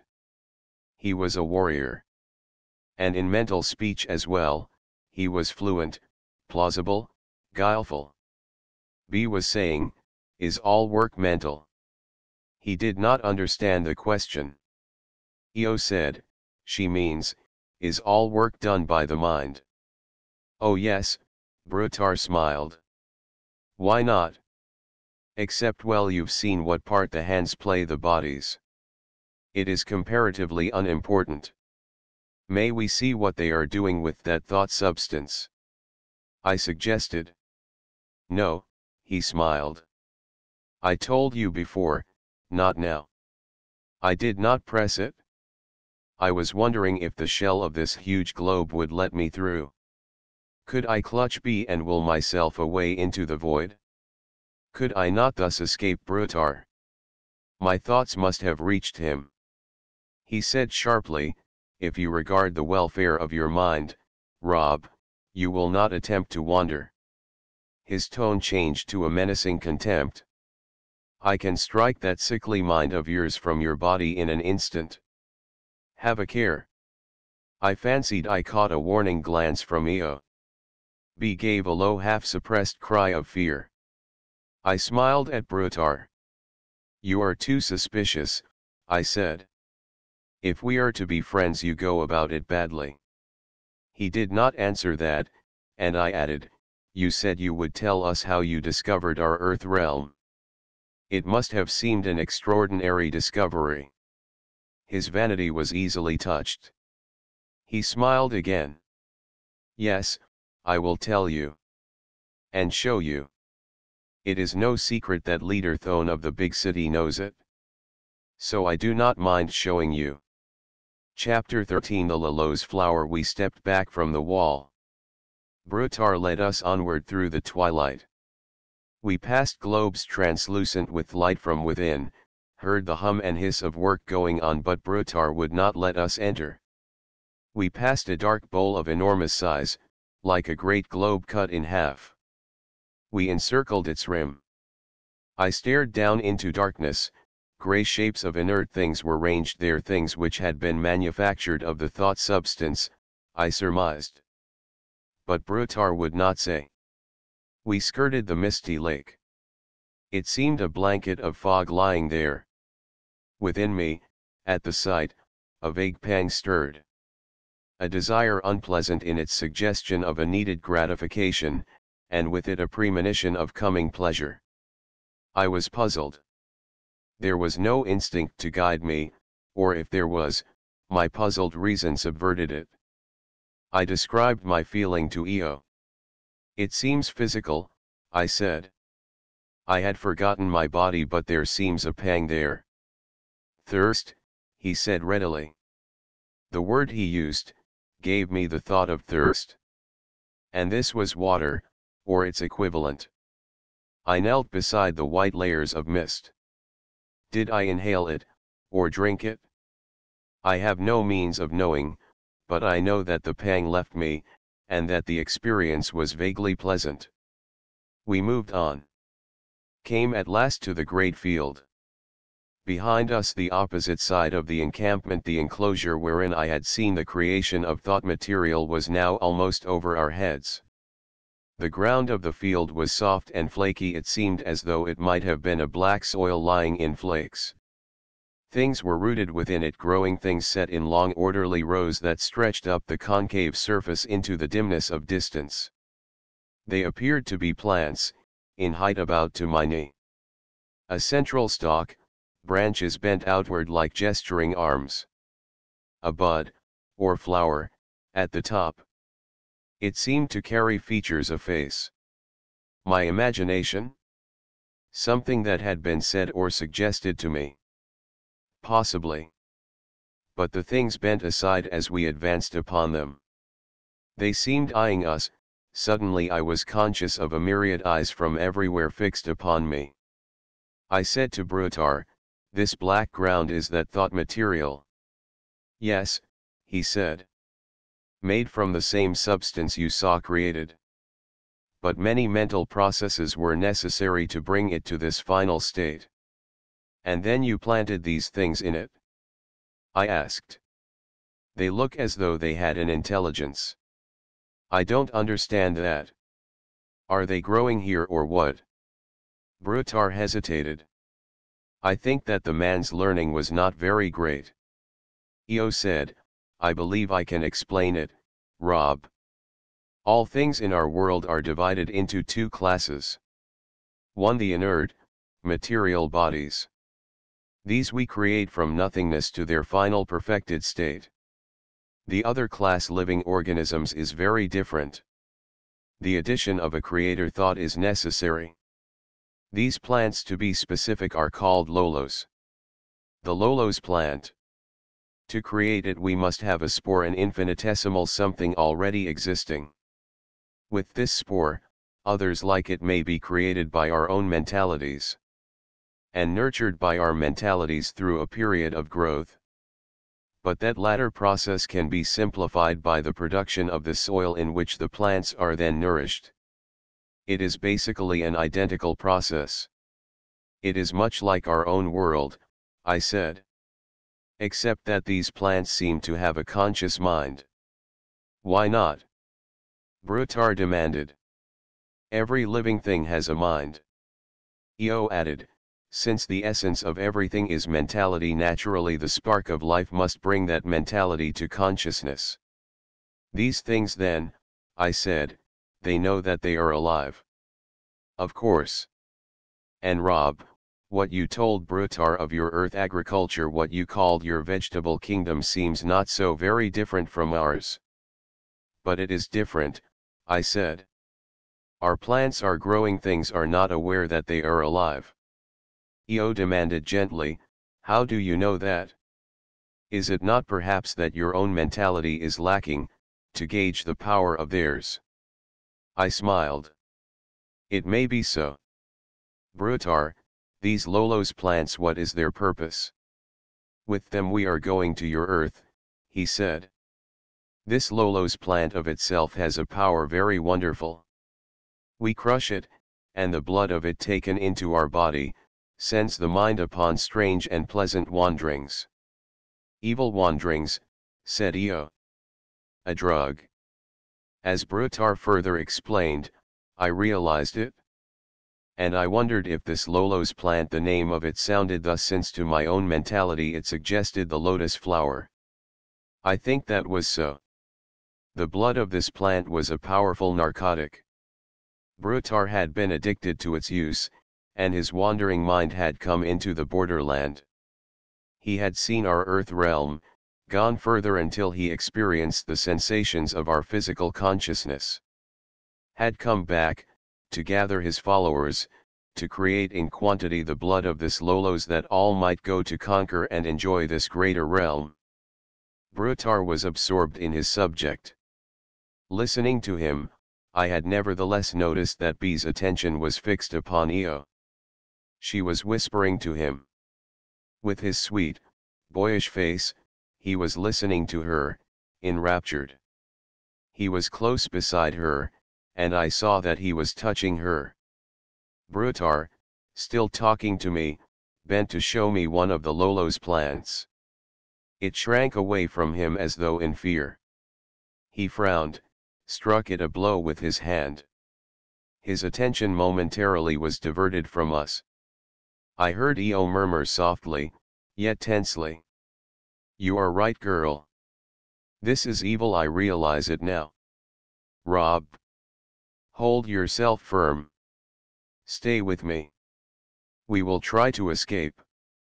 I must revert now to Will, Thone and Allah in the big city. They had felt B's thoughts, they knew we were in danger. Allah had caught just enough to know that we were with Brutar. We must go, Thone hastily declared. Try and follow them, Allah. That Brutar is a mind very powerful for evil.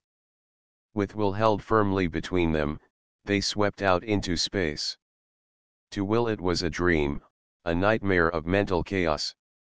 Rushing through the dark through seemingly endless space for endless time. But he saw none of the distorted things that I had seen, for he was in friendly hands. A rushing black nothingness sweeping past. A vague dream of flight, but presently he found his mind clearing. The void was illimitable.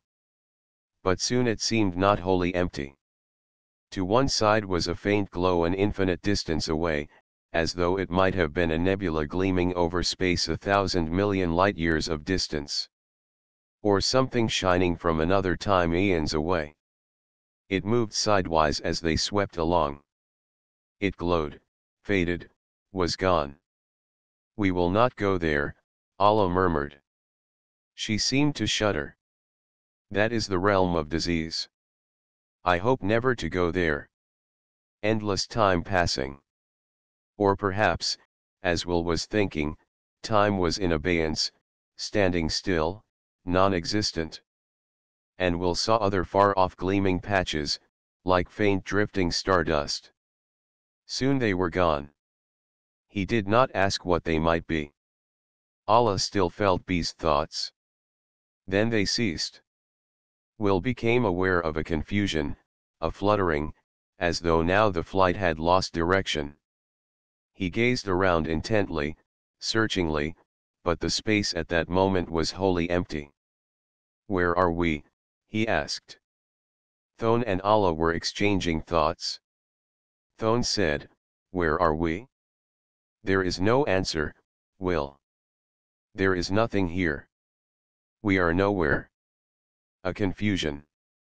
It seemed that Allah and Thone felt that Brutar's self-created world might be found by approaching the realm of disease. Will waited, listening silently while they talked of it. Abruptly Will saw something. A blur of vague luminosity beneath them. It was moving.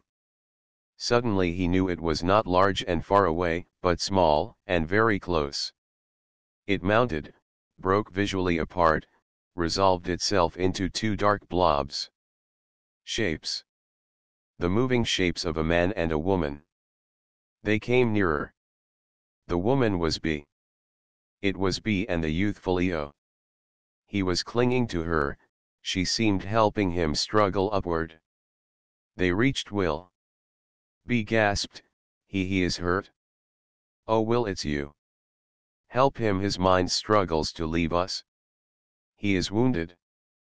I think he is going to die. She seemed crying as she flung herself into Will's arms. I don't want him to die. He is my friend, so gentle, so lovable, I don't want him to die. Chapter 14 The Realm of Death. I must tell again of that moment when we B and I were standing beside the Lolo's field with Brutar and Eo. Brutar had turned away. Eo prompted, I had no doubt, by B murmured, this is evil. We will escape. My arm reached for B. I told myself intensely that now we must escape, now I must fling my thoughts, my mind out into the void. And stay with Eo, he would lead us. I think my groping hand never reached B. I felt a swishing sound.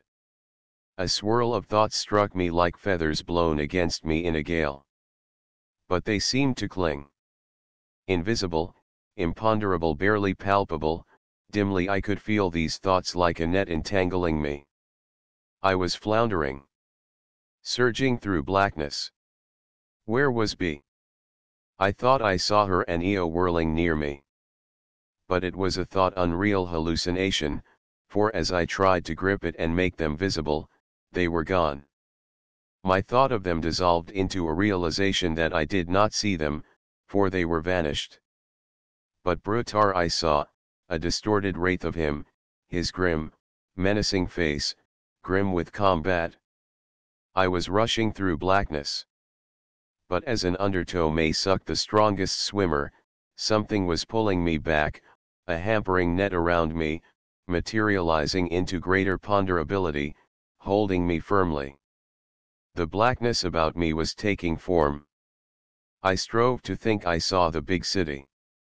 Told myself that that hovering shape above me was Thone, the friendly Thone, not Brutar. But it was not Thone, and this place that was clarifying to my vision was not the big city. The Lolo's field. I came was dragged, sucked back to it. The Lolo's field, I was standing there where before I had been. And the menacing shape was Brutar, my captor, standing there grimly confronting me. But B and Eo were gone. These two, escaping, came upon Thone, Will and Allah as I have related. Came upon them hovering nowhere in the void. Eo was stricken. Brutar, with what quickness and evil power of mind I could not conceive, had struck at Eo. A wound, a derangement not physical, but mental. His mind now sick, stricken with disease. Almost wandering, yet not quite unhinged, for the power of his will was holding it. Bravely he clung to sanity. Fought for it. Yet those his friends with him knew then that he fought a losing battle. They hung there in the void. B was sobbing, I don't want him to die. He is my friend. He held tightly to her. His eyes were very wistful. They call you a girl, and now I know I love you. The void was moving. It seemed so to Will, seemed that the blackness was moving past them. Or was it that the little knot of their hovering shapes was moving? Then Will realized that it was Eo, his stricken, wandering mind dragging them somewhere. The void seemed moving for how long Will did not know. And then, far away, in space and in eons of time, something became visible. A faint stardust glow. A luminous patch. It broadened, spread to the sides, and up and down until everywhere before them lay its gleaming radiance. The realm of disease. Will heard Allah murmur it in accents of sorrow and apprehension. Eo was rushing for it, and no power that they had could stop him. The radiance intensified. A fear, a shuddering horror possessed Will. With every instinct within him, he recoiled from the approach. Revolted. But he held tightly to Thone and to B, told himself that they would lead him safely. Everything was glowing, they were wholly within the glow now. A silvery glow that shone everywhere about them. But soon to the silver there came a greenish cast. It deepened. A green, with its sickly look of death. Green, with the silver turning to a pallid, flat, dead whiteness. And then a mingled brown, a murk, like a fog pervading everything. Abruptly Will became conscious that Eo was no longer with them. His last despairing cry, and B's echo. He was going floating downward, while they, uncontaminated, hovered above, at the edge of the realm, to see it but not to enter. Will saw but dimly. Saw shapes floating in there. Dismembered shapes. Others, whole, floating inert. A cauldron, with bubbles of sight and sound, and smell. Shrouded in murk. Unreal. A wailing, sobbing, faint aerial voices wailing like ghosts distraught. And a stench, the thought of it, no more, but to Will the thought, the knowledge of all this was horrible, fearsome. Singularly fearsome, above everything at that moment he feared this realm, this state of unnatural, tortured existence. They could still talk to Eo. See him there, laboring, losing his brave fight to come back to them.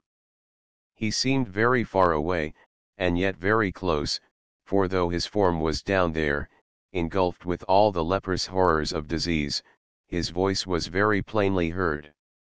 And his face, the image of it, the physical representation of it to Will's thought, seemed again at hand. His eyes were very wistful. He was smiling gently at B. Soon, girl, I will be gone into death. It is very near now. I can see it, just ahead. Will saw it, too. Another realm beyond the one they were skirting. The realm of death. It lay close ahead. Dark. Mysterious. Scarce to be seen, but only imagined. Again came Eo's faint voice. I shall be there in a moment. It is very beautiful. I can see it right here. And then he suddenly whispered, I love you, my girl B, and vanished. Or did he vanish? The shell of him then seemed lying in B's arms. But it was an empty nothing, the shell of a shape of something which once had been, but now was not. Thone said gravely, watch it, Will. The thought is gone from it. Our own thought matter is all that is left.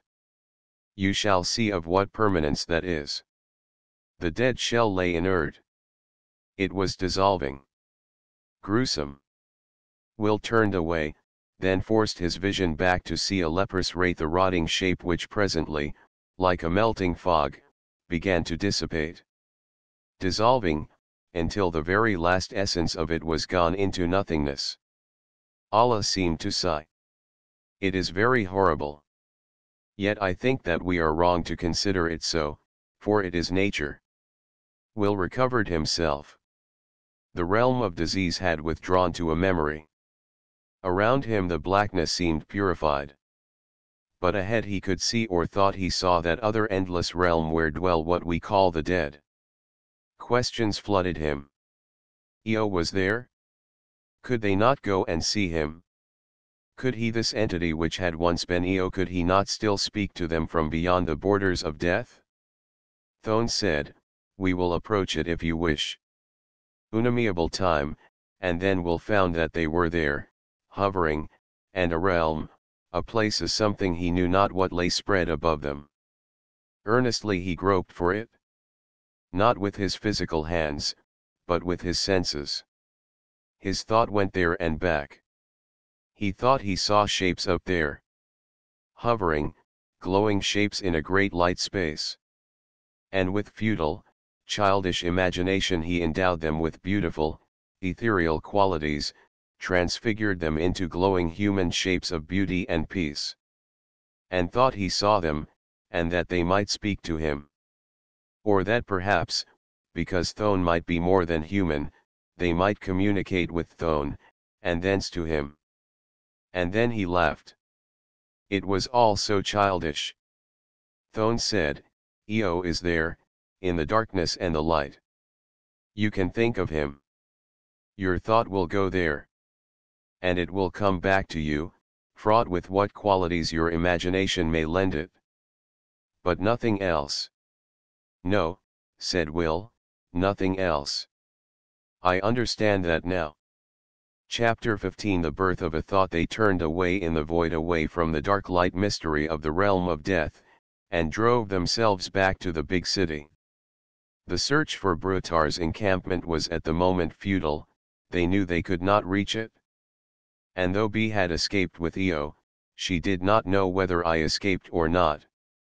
They hoped to find me safely returned to the big city. But I was not there. But still Thone felt that I might come. To Will, with his inherent, instinctive conception of a placid, measured time, the delay seemed dangerous. He was impatient, anxious to do something. But there was nothing which of himself he could do, and Thone was an intelligence very keen. Will decided that upon Thone he must rely. They went back to the home globe, to rest and to wait for my possible arrival. Will in a way was glad of the inactivity, for he remembered that of Thone's plans he knew almost nothing. He would learn all he could, and with something definitely arranged, they could act to better purpose. Will felt the pangs of hunger. They brought a glowing brazier wherein something smouldered. He ate, inhaled, there is no word for it. Satisfied his pangs, and drank of the silver mist which came flowing into the globe at a word of command. And slept, lost consciousness, to find himself in blackness with time wholly gone. But still I did not come back to the big city. There were times when with Thone, Will journeyed about the city streets, gazing at this strange life. He saw thought workers, as I had seen them in Brutar's encampment. Saw the water being created, saw the thought matter molded and spun into new globes molded to all the diverse purposes of this ego life. He slept again, several times, and ministered to the slight wants of his tenuous body. A great length of time seemed passing, and still I did not arrive. There were many talks that Will had with Thone. Allah and B were generally there, as befitted those of their sex. It was interesting to Will. The creation of the individual ego of this strange realm, so different in existence, and yet in fundamental conception so like his own. Already he believed that the same Creator governed both. With strange ways that we mortals so little understand, over all the realms, the states of existence, the universes that possibly could exist, only one Creator held sway. The thought there could be but one. Will said, you once spoke, Thone, of yourself as Allah's parent. And the necessity of the thought to the creation of ego life. Will you explain that? In our world we have two sexes. Have you also? Yes, said Thone. In the higher forms of life we humans, as you would say, there are, like yours, two sexes. Call me a man and Allah a woman. The difference is one of mental capacity, mental qualities, inherent perhaps to the ego. I call it the soul, though we have no name for it. I mean that something which makes each individual different from every other. The qualities inherent to the individual mold and form the mentality. Characterized thus, what we call its sex. The one sex is a complement to the other. An attraction exists between them, a desire for proximity, so that of their own inherent force they will draw together. And the one mentality derives force, a mental life force, from the other. An exchange for it yields its own necessary qualities in return. Thus we have the mating, the basis of the family. Without it no complete mental health is possible. There is no mentality capable of existing in health by itself. And a birth. Will suggested. Communion of thought. The desire, the longing of two closely interwoven mentalities of complementary qualities. When they combine with an intensity of longing, the thought matter they mutually create brings into existence another, smaller shape like themselves. It is very small, very tenuous, scarce to be seen save by those two who have produced it. It lies inert, almost formless, though they sit beside it and strive with their loving thoughts of what it should be, strive to give it form. It may continue to lie inert, and at last, in spite of their efforts, it may dissolve, dissipate, be gone, back into nothingness from whence they drew it. The thought was not within it, it never was anything then save a human longing unblessed. Or again, the thought may be there. It lives, grows ponderable, moves of itself, thinks of itself. Then it is something itself, something independent of all save its Creator divine. The little nourishment of its body is easily supplied, the mother parent gives it lovingly the needed gentler nourishment of the mind, daily she adds to it the loving tendrils of her thought matter, so tenuous that to the sight it seems mere light. But if the spark is there, glowing brightly, the little ego lives, grows in size, displays a growing mental capacity of its own. Its own mental qualities make themselves known. To identify it as a man-child, or a woman child. And the ego, developing, brings it to individuality. It is itself, unlike everyone else. The new individual. That, my friend Will, is a birth. Will thought a moment. There is a beauty to it. B said, I don't quite understand. She gazed at Will, puzzled, and Will felt and understood her confusion.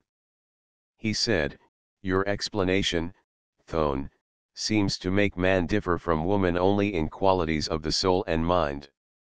You do not speak of the body, yet to me, Allah here appears a very different form from yourself. Thone smiled. You say, to me. You have answered yourself, my friend. The physical aspect of everything is but the reflected image of it within our own mentality. The gentleness of Allah, those qualities which make her what she is, are seen by you in the form of what you call a woman. But, protested Will, does she not look the same to you? That I do not know, he returned earnestly. Nor do you. We can only see, think, imagine for ourselves. Our conscious universe is our own, it exists of our own creation, and what it is of itself apart from us, I do not know. We have on earth, Will said, a school of philosophical thinking which believes that nothing exists apart from the mentality perceiving it. Believes that without a consciousness of existence, nothing can exist. That may be so, Thone replied gravely. B was still puzzled. She said to Thone, Allah, to me, looks different from you.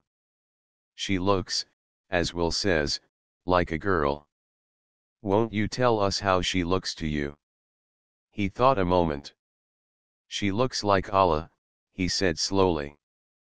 I think we mold our images from the individual itself, not upon a generality of sex. She looks to me like Allah, as I know her to be. Very gentle. Very keen of reasoning. Very quick, he smiled. Yet not always so very logical. She looks like the Allah of my creation, mine and that other mentality whom you would call her mother. His voice turned solemn, with a singular hush to it. Her mother, who has long since gone into that realm of mystery. At other times they talked of practical subjects. Brutar's coming invasion of Earth, my own fate, since I still was missing, unheard from. And they talked of what could be done to overcome Brutar and his horde of followers. Thone, it seemed to Will, had accomplished very little. He had learned of Brutar's purpose, and of the establishment of his realm. Thone had sent by the aid of the Lolos plant an adventurer into the borderland who had seen Brutar and some of his cohorts experimenting with the Earth state. Then Allah had gone into the borderland, had met Will, had arranged to bring him, B and myself back to see her parent. Little of accomplishment. A public meeting of protest, which we had attended, and which Brutar invaded. But now Thone was organizing his thinkers, his army, as it might have been called on earth. Their purpose was to seek out Brutar's realm by concerted effort of thought, to find it while Brutar's preparations were still incomplete, and to destroy it. The very conception of warfare of this kind was difficult for Will to encompass. There were no weapons, nothing of the sort we on earth would call weapons. Will showed Thone his broad belt, and the contents of its pouches. He drew out a revolver and a knife. Thone inspected them curiously, shadowy, glowing objects which almost floated when tossed into the air, so imponderable were they. Will explained their earthly uses. He said, a trifle shamefacedly, I brought them, but I felt they would be of no advantage here. He pulled the trigger of the revolver. If it discharged, there was no result which his ego senses could perceive. Thone said, handing him the knife, strike me with it. The action was instinctively revolting, yet Will drove the knife blade into the semblance of Thone's arm. Thone said, it seems to hurt. To will the knife might have been a feather he was thrusting against a pillow. He withdrew the blade, fancied he saw in Thone's arm an open gash. But if he did, the gash closed at once. The outlines of the arm were quivering, unreal, under Will's earnest gaze. And he knew that if he persisted in regarding it, the arm would turn formless to his sight. He exclaimed, "Useless." "Of course." And tossed the knife away. But Thone recovered it. "In the borderland it would be more effective, Will. Keep it." Thone explained how his army of thinkers might destroy Brutar's encampment. The thought matter, created, was held in substance only by continued mental effort. And this withdrawn, at once the disintegrating forces of nature would dissolve it into nothingness. So it is, Thone said, when an ego dies. The persistent, subconscious effort of mind during life is all that holds the shell of body in existence. Withdraw that and you have dissolution. And with inorganic matter will begin. With this globe, for instance, said Thone. With everything we have created, a worker mentality must guard it, replenish it. To Will that seemed not very strange. On earth, he said, we must repair.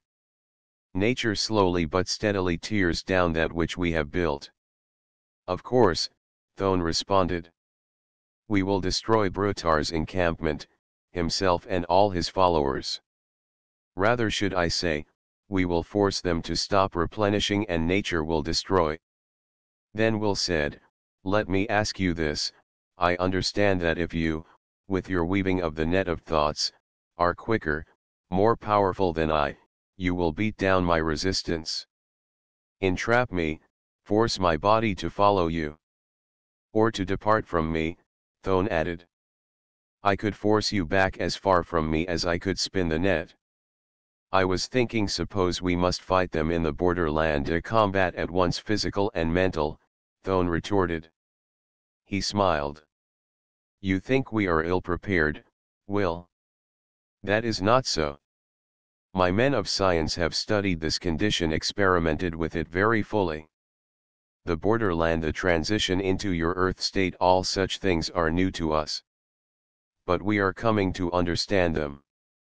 And I think that Brutar's people know little of their subject. He paused in contemplation, then went on slowly. We are not sure how permanent may be the transition by the Lolo's blood into the state of your earth matter. Brutar may be mistaken in that. He paused again. His smile had a gleam of irony, and there came into his voice an ironic note. I am not sure but that from the borderland, our opposing thoughts might not reach your earth state. They might, perhaps, do strange things to those of Brutar's people who have reached there, who have taken with them what they may think are effective weapons. That Thone had learned, or divined much of Brutar's purpose, and that he was prepared to combat it, was evident. But at the moment he chose to speak no further. He added abruptly, my thinkers are organized. Very soon they will be ready. The mind, my friend Will, grows strong only with use. Every moment that they can, they are developing the strength of battle. Come here and see. They passed upward upon the side of the globe, and at once its opaque wall began to glow, become translucent, transparent, until through it Will saw the city. An open space, from this angle seemingly tilted on end, was nearby. Within it a horde of shapes were squatting. Figures which after a moment of inspection seemed men gaunt of body, but with craniums distended. A horde, a myriad, Will could not have guessed at their number. Squatting in a giant spiral curving inward to its center point. From the heads of them all light was streaming. It spun in a band close over them, whirled, flashed with iridescent color. A spiral band of light, concentrating at the center point into a beam that shot away and was lost in the darkness. The globe wall became again opaque, the scene vanished. Thone said softly, there is much power for combat in mentalities like those. And very soon I will put them to searching for Brutar's realm. A cry from Allah interrupted him. The girl had been seated as though in meditation, but now she flung herself erect. I can find this encampment of Brutar, I can lead you to it now. Thone stared. Are you getting thoughts from it? Will demanded eagerly. And B gave a glad exclamation. She asked, is Rob there? Is he safe, Allah? Can you take us to him? I do not know if he is there, or safe. Oh, I cannot tell you those things. I only know I can take you to Brutar's realm. You feel no thoughts from there, said Thone. No. Thone was standing with the others. No delay now. He was ready. He said to Will, it is the nameless power. Those only whom you call women have it. Intuition, Will supplied. We say, the nameless. You may try, Allah. And, if once you take me there, a restrained, grave triumph was upon him. Once I have been there, with perfect sureness I can lead our thinkers to the attack. Again in the void. The power of woman's mentality, the nameless power, illogical, against all reason, all science, not to be explained. But it was leading them. A rush through the darkness of vague, unreasoning woman's thought, a distance, a time felt, but unmeasurable, a direction not to be fathomed. And then, ahead of them as in a clinging group they followed Allah, the glow of a poised realm became visible. They neared it, hovered in the void regarding it. And knew and saw that it was Brutar's realm, that great, tenuous globe hanging there like a gigantic bubble. They could see within it, see details as though by some magnification the details were close at hand. The encampment was deserted. Abandoned. The Lolo's field was uprooted, its plants gone. The globes, the workshops, the streets, fields, all were deserted. And more than that, with the removal of all conscious, constructive, replenishing mentality, disintegration already was taking place. A leprous realm. Holes of nothingness were visibly eating their way into everything. Rotting walls, rotting habitations. Under the gaze of the watchers the whole realm was melding. Dissolving into slow-flowing viscosity, cesspools of putridity, rising into mists, vapors, a puff of nothingness. The realm was vanished. The void was black, empty, and silent. The little group of apprehensive watchers turned away. Brutar, presumably taking me with him, had already started his invasion of Earth. Chapter 16 The March of the Ghosts. I remained a captive of Brutar, and at length the time came when he was ready to start his conquest of Earth. His army, his followers, quietly had departed from the encampment, and were waiting for him in the borderland. He stood before me, we two, the last living minds remaining in his self-created realm. Around me I could see it even then beginning to rot and crumble. He said, the blood of the Lolos is ready for us, Rob. But before we start I will warn you, if once more you try to escape you will be killed. I could not doubt but that he spoke his true intent. He brought then a bowl, or brazier, in which like food the dried burning blood of the Lolos was glowing. It was a dull red in the gloom, with tiny green tongues licking upward from it. I could not see the smoke. But I could sense it, smell it. We reclined by the brazier. The fumes brought a reeling of my senses. Unpleasant, frightening. Then pleasant indeed. A drowsy drifting into rosy vacancy. I had intended not to yield myself wholly, but my will weakened. I told myself that Brutar would guide me. Out of the darkness at last, with returning consciousness, I found a gentle net of Brutar's thoughts cradling me. And himself regarding me impatiently. Come, Rob. We are here. Stay close by me, and if you help me as I wish, reward shall be yours. There was a tenseness to his voice. I gazed around. We were in the borderland, that same dark void with its rolling slopes. Near at hand I saw some 200 of Brutar's workers, his fighters, drawn up in orderly array. Shadows like myself. And behind them a rabble of egos in the fashion of men, women, and children. His followers, waiting to enter the earth realm when the fighters had conquered it. I saw, too, hovering near Brutar and me, a dozen shapes of men, the leaders of Brutar's army, awaiting his instructions. When I was more fully alert, Brutar drew me aside. He spoke with a new force and succinctness. Because now the time for action had come, and I think also that as we neared our earth state, there was a tendency toward restoration of all earthly qualities. Rob, he said, I'll tell you now my plan. Your greatest city is near at hand, somewhere near here. New York, I said. Yes. I plan to attack it, demolish it.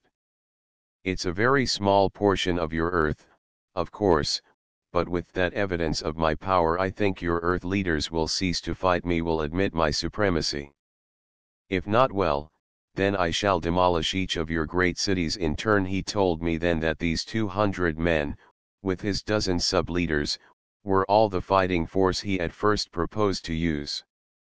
We were about to attack New York City. His people would wait, here in the borderland, for our success, then would enter the earth state to take possession of it. You can help me, Rob, because you know your city better than I do.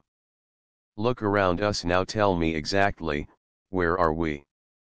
I saw then the shadows of ghostly houses. My own world.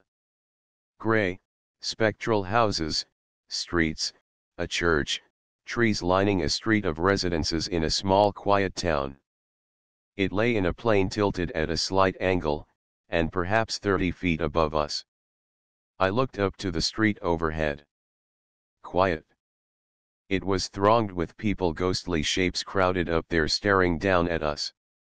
It seemed to be night up there. I could see the street lights, spots of light in the houses, and the headlights of scurrying automobiles. The town was in a turmoil. I knew that its people saw us down here as a myriad half-materialized ghosts. They were crowding to watch us. They realized that now at last the ghosts had come in a horde. Perhaps to attack. I saw policemen on the streets, and presently a company of soldiers came along. Spurts of flame showed as evidently they fired tentatively toward the ground. But there was no sound. Brutar chuckled. Well, they're really frightened now. And they have cause to be. Where are we, Rob? It seemed possibly a suburb of New York City. I did not recognize it at once. Then off to one side I saw a shadowy river, with ghostly cliffs on its further bank. The Hudson. I don't know where we are, I said carefully. Where do you want to go first, Brutar? To New York City, down there where there is river all around, and a great pile of buildings. Lower New York. But I would not lead him. I protested ignorance. A shape approached us, a man. He gestured. I know it is that way, Brutar. We started. The 200 fighters in a triple file came after us. Brutar had ordered the mob of men and women to wait where they were. We advanced slowly, and I saw with sinking heart that we were going southward. Upper New York City soon lay close ahead. It was a strange, soundless march. The slopes of the borderland carried us sometimes above, and sometimes below the ground of earth. But generally we were below it. Up there over our heads the shadowy landscape was silently slipping backward. It was all too familiar now. We were under Upper Broadway. Huge apartment houses loomed high up there, with the Hudson almost at our level to the right. Our advance was followed up above. From every window people were peering fearsomely down at us. The cross streets were jammed. But ahead of us policemen were clearing them. And down empty Broadway, and down each of the North and South Avenues troops of the state militia were marching, keeping as nearly as possible directly over us. "Brutar," I said, "you cannot fight this world. Look at them there. They're ready waiting." Machine guns were posted at most of the street corners now, and as we passed beneath them they were moved swiftly forward to other streets ahead of us. The boat traffic of the river was being cleared. Police boats, armed and ready, were paralleling our march. A war vessel lay anchored ahead, off Grant's Tomb. Its funnels were smoking, and as we neared it, very slowly it steamed along with us. And over in Jersey and on Long Island I had no doubt they were ready with watching troops and every precaution. Let one of us who now were mere ghosts dare to materialize further, and at once we would be killed.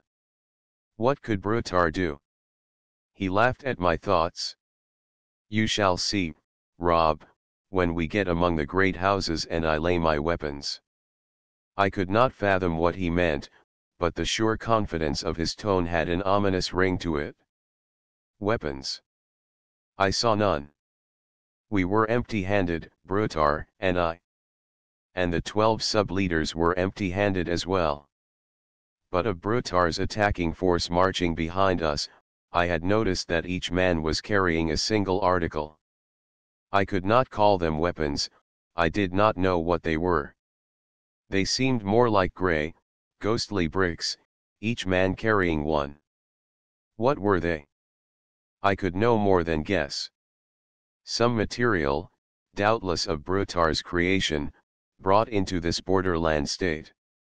Would these ghosts, each with a simple brick like these, would they dare to materialize, dare to enter our earth state upon an equality of being with the armed, massed troops awaiting them? It seemed incredible. 200 ghosts marching in spectral array beneath the city, with soldiers above, and machine guns, and war vessels alert to destroy them. I told myself that there was nothing to fear. I had thought of escape. Desperately I would try to rejoin Will and Bee, that we might do something to stem this invasion. Or escape, and get up there to Earth, to tell the authorities what I knew. But sober reason told me that as yet I knew very little. I had best stay with Brutar, to learn what I could. We passed under the length of Manhattan, came at last to Lower Broadway. We were close beneath it. The great shadowy piles of masonry towered above us.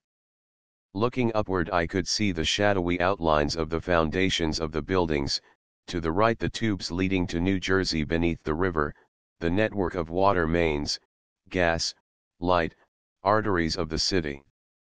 And I could see up through the sub-cellars, the cellars, and into the buildings themselves. Towering structures with all their anatomy laid bare as though some giant X-ray were turned upon them. We stopped, gathered in a group.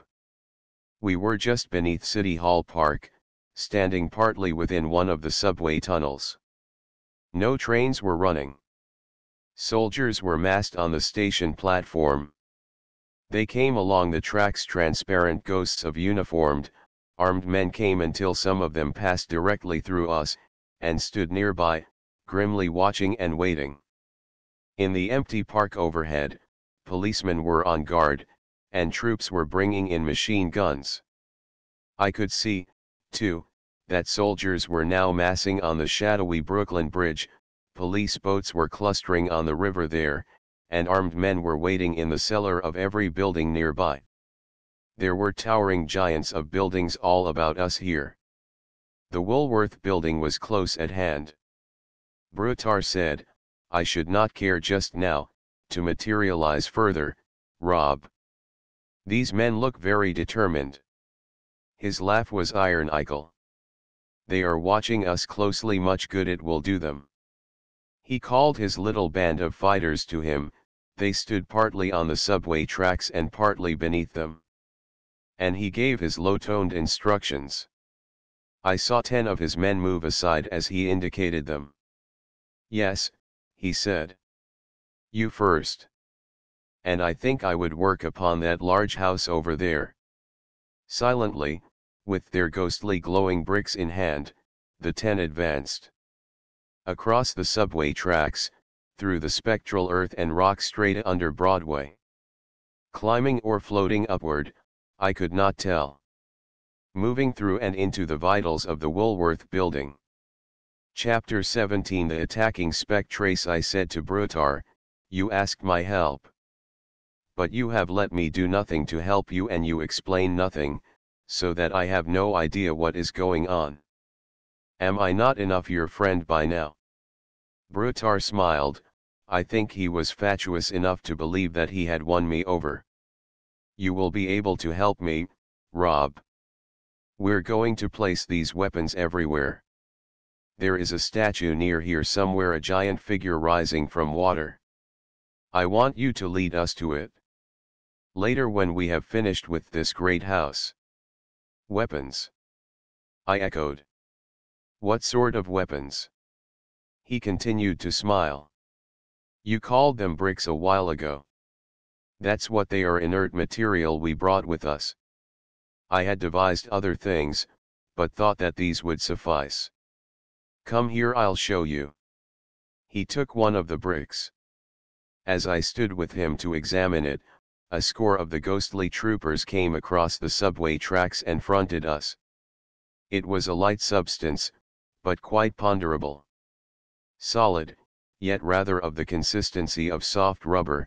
I seemed to be able to mold its shape slightly with my fingers. Blue-green of color or silver phosphorescence, and it glowed and shimmered in my hands. I gave it back to Brutar. You're going to place these where? Everywhere, he said. You shall see. Let us go watch my men place them up there in the great house. This fellow is very bold. He doesn't seem afraid of me. He strode vigorously at the intent and curious soldier passed through him, but the soldier did not move. Come, Rob, let's go up and watch them. We moved under the Woolworth building, up to and through the bottoms of its great elevator shafts. And climbing upon what I cannot say or guess, we passed upward and into the building. Through its walls, its skeleton framework of steel, floating back and forth through its many-storied offices. Roaming ghosts. The 10 ghosts of Brutar were floating silently about. We ourselves could be seen by those within the building seen as specters hovering, moving with what silent, sinister purpose they did not know. Yet they tried to resist us. We came, for instance, upon one of Brutar's men, with the brick still in his hand. Shall I place it here? He asked. We have chosen this side. I thought this might be a good spot. We were some 4 stories above ground. Before us was one of the great upright girders of the structure. I should think so, Brutar agreed. The man held the glowing, oblong brick within the shadowy steel. He released it, and it floated gently downward, wafted down like a feather very slowly. But it kept within the outlines of the girder. You'd better follow it, said Brutar. It will stop presently and perhaps where you want it. Inside the building the Earth people had seen us, we 3 hovering there. Men and soldiers were running from room to room, and up and down the staircases trying to get near us. There was a room and a portion of a hallway close to where we now hovered. They were soon thronged with men, crowding against the walls, within which our white shapes were visible. But the walls, solid to them, stopped their advance. They stood regarding us, and now I could see fear upon their faces as their glances followed the downward floating brick. And as it descended a story, many of them rushed down, scrambling against the walls, striving to reach into the place where they saw it. Did they divine its purpose? I thought so, for as presently it came to rest, lodged in the upright steel where cross girders were riveted, I saw men come rushing with crowbars and axes. Frantically they were tearing at the walls, ripping out the wood and plaster, striving to reach and perhaps to dislodge that shimmering thing lying there in the vitals of the building. Brutar laughed. You see, Rob. They're beginning to understand now and they're frightened. It is materializing, that brick, as you call it, is materializing. Growing solid. In a surging torrent of horror, complete realization rushed over me. I scarce heard Brutar's gloating words, that inert matter, freed of physical contact with our borderland bodies, tends slowly to change to the state of the thing nearest to it. As heat by contact communicates, so does the vibratory rate of all substances. That brick, lodged there, is materializing. Slowly now, but soon very fast. Presently it will be as solid as the steel girder itself, a brick resting there complete in your earth state, demanding space of its own, for its own existence. Space of its own. What diabolical force of nature would this unleash? These molecules, atoms, electrons of the steel and brick thus intermingled. In a space but half sufficient. A force created of unknown, unthinkable power, immeasurable as that proverbial irresistible force meeting an immovable body. Two solid bodies here, intermingled to their very essence, striving to occupy the same space at the same time. Brutar was drawing at me. Look at them, Rob. Trying to get at it? And up there and down below, see them. The glowing bricks were lodged up and down the building, all seemingly on the one side.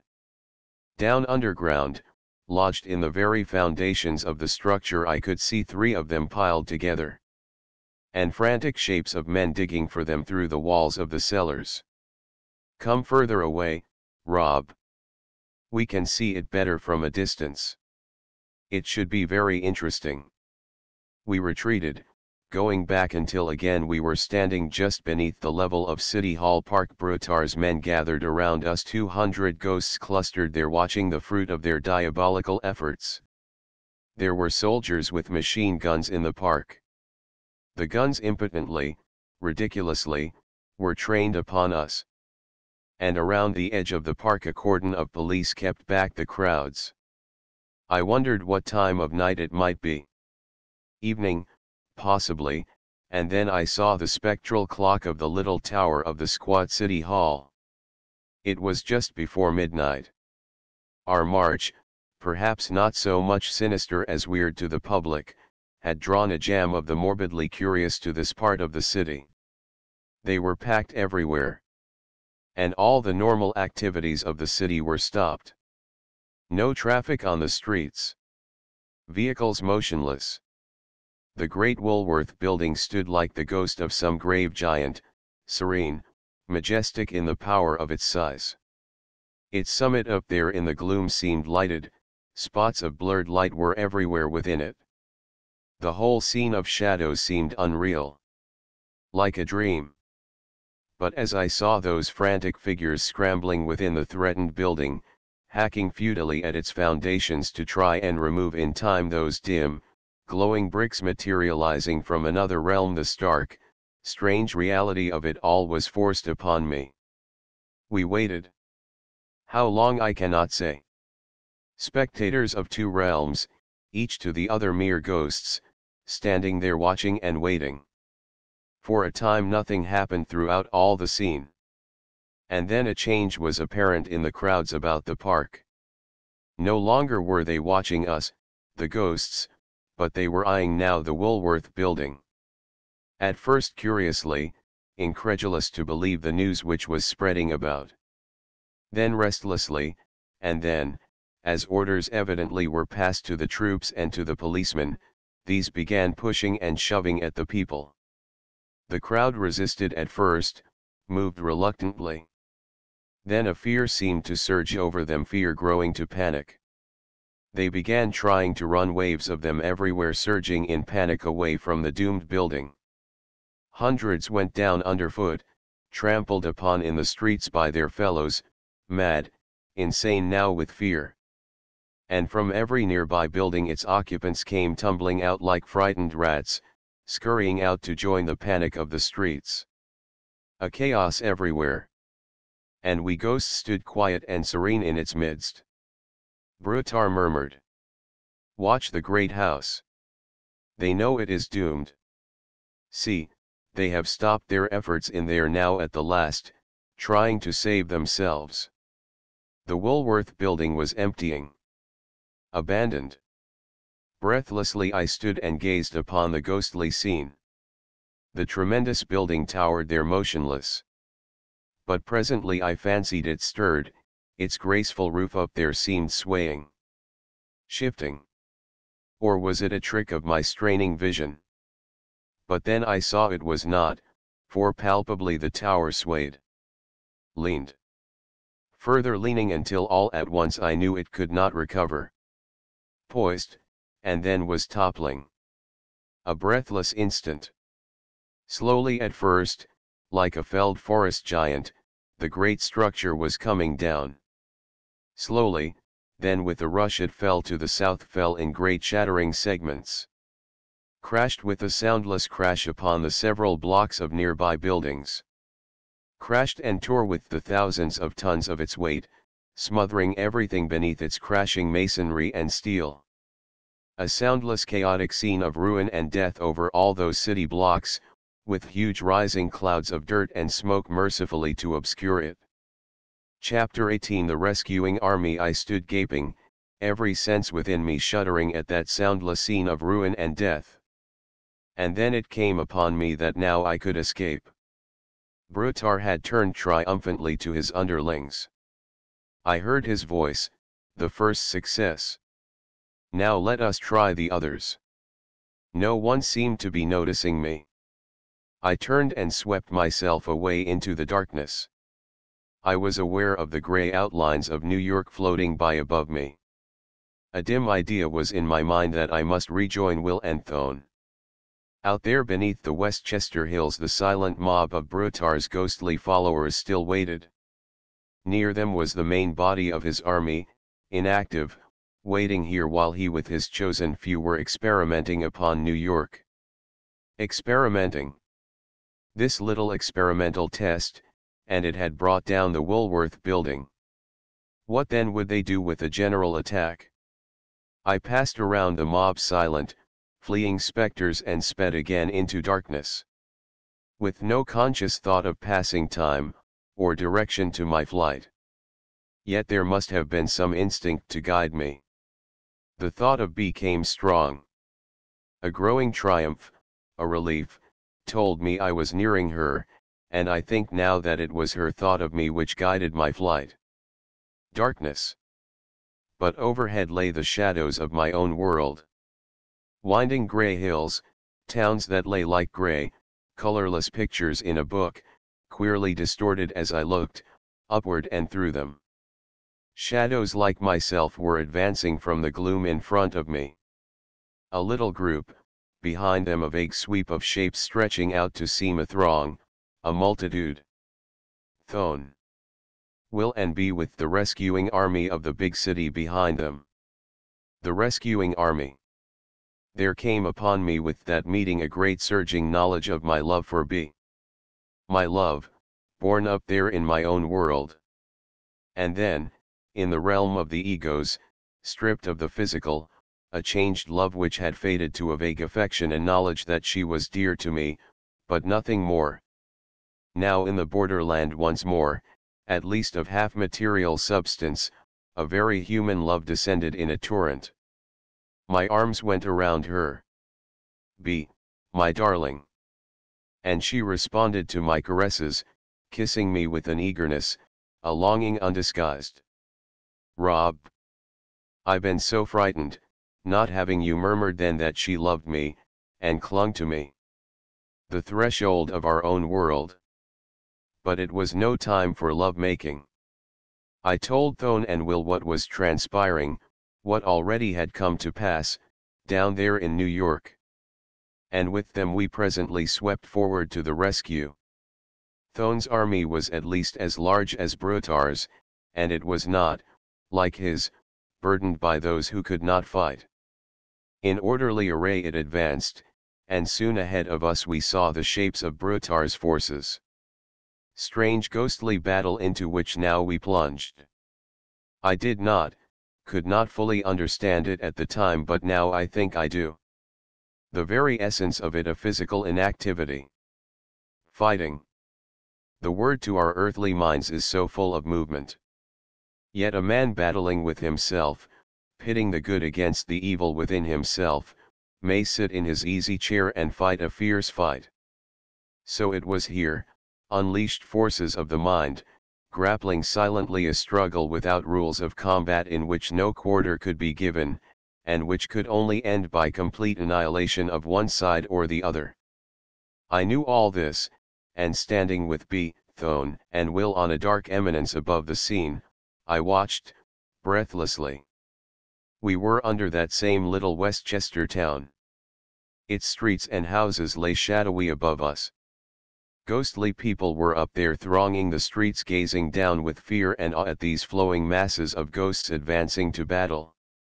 The mob of Brutar's followers, frightened now, were huddled compactly. In area, they spread under perhaps half the village. And around them in a great concentric ring, Brutar's fighters massed. This movement Thone did not disturb.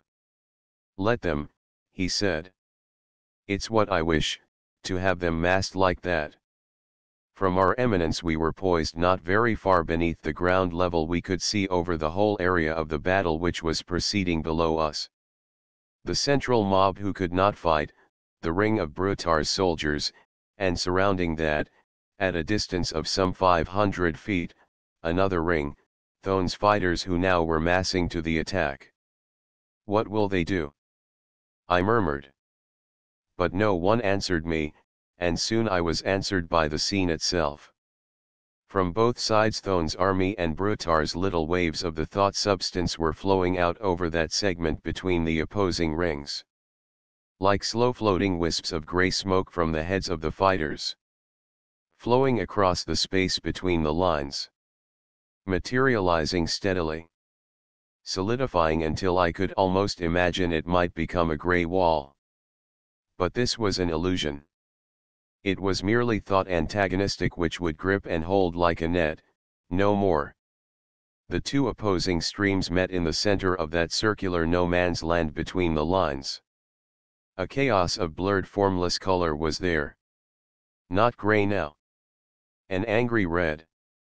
The visible substances holding each other immovable. A boiling cauldron of red, with livid, lurid tongues like flame darting from it. No sound. But I could feel it. A mental distress, as even at this distance its influence swept me. An uneasiness, a depression, a vague sense within me of a growing panic. It seemed a deadlock. And then began movement, strategic movement. From one portion of his line Thone suddenly withdrew a number of his thinkers. They came sweeping around to our side. With this reinforcement we became stronger over here, and the red chaos surged inward. I saw it flow almost to engulf the crouching Brutar fighters who were here opposing it. Saw a few of them fall, ghostly shells lying inert, and above them a something luminous, the ego mind deranged, unhinged, hovering, then winging away into death. A shape hurriedly approached us, a man with harried, anxious face. Thone.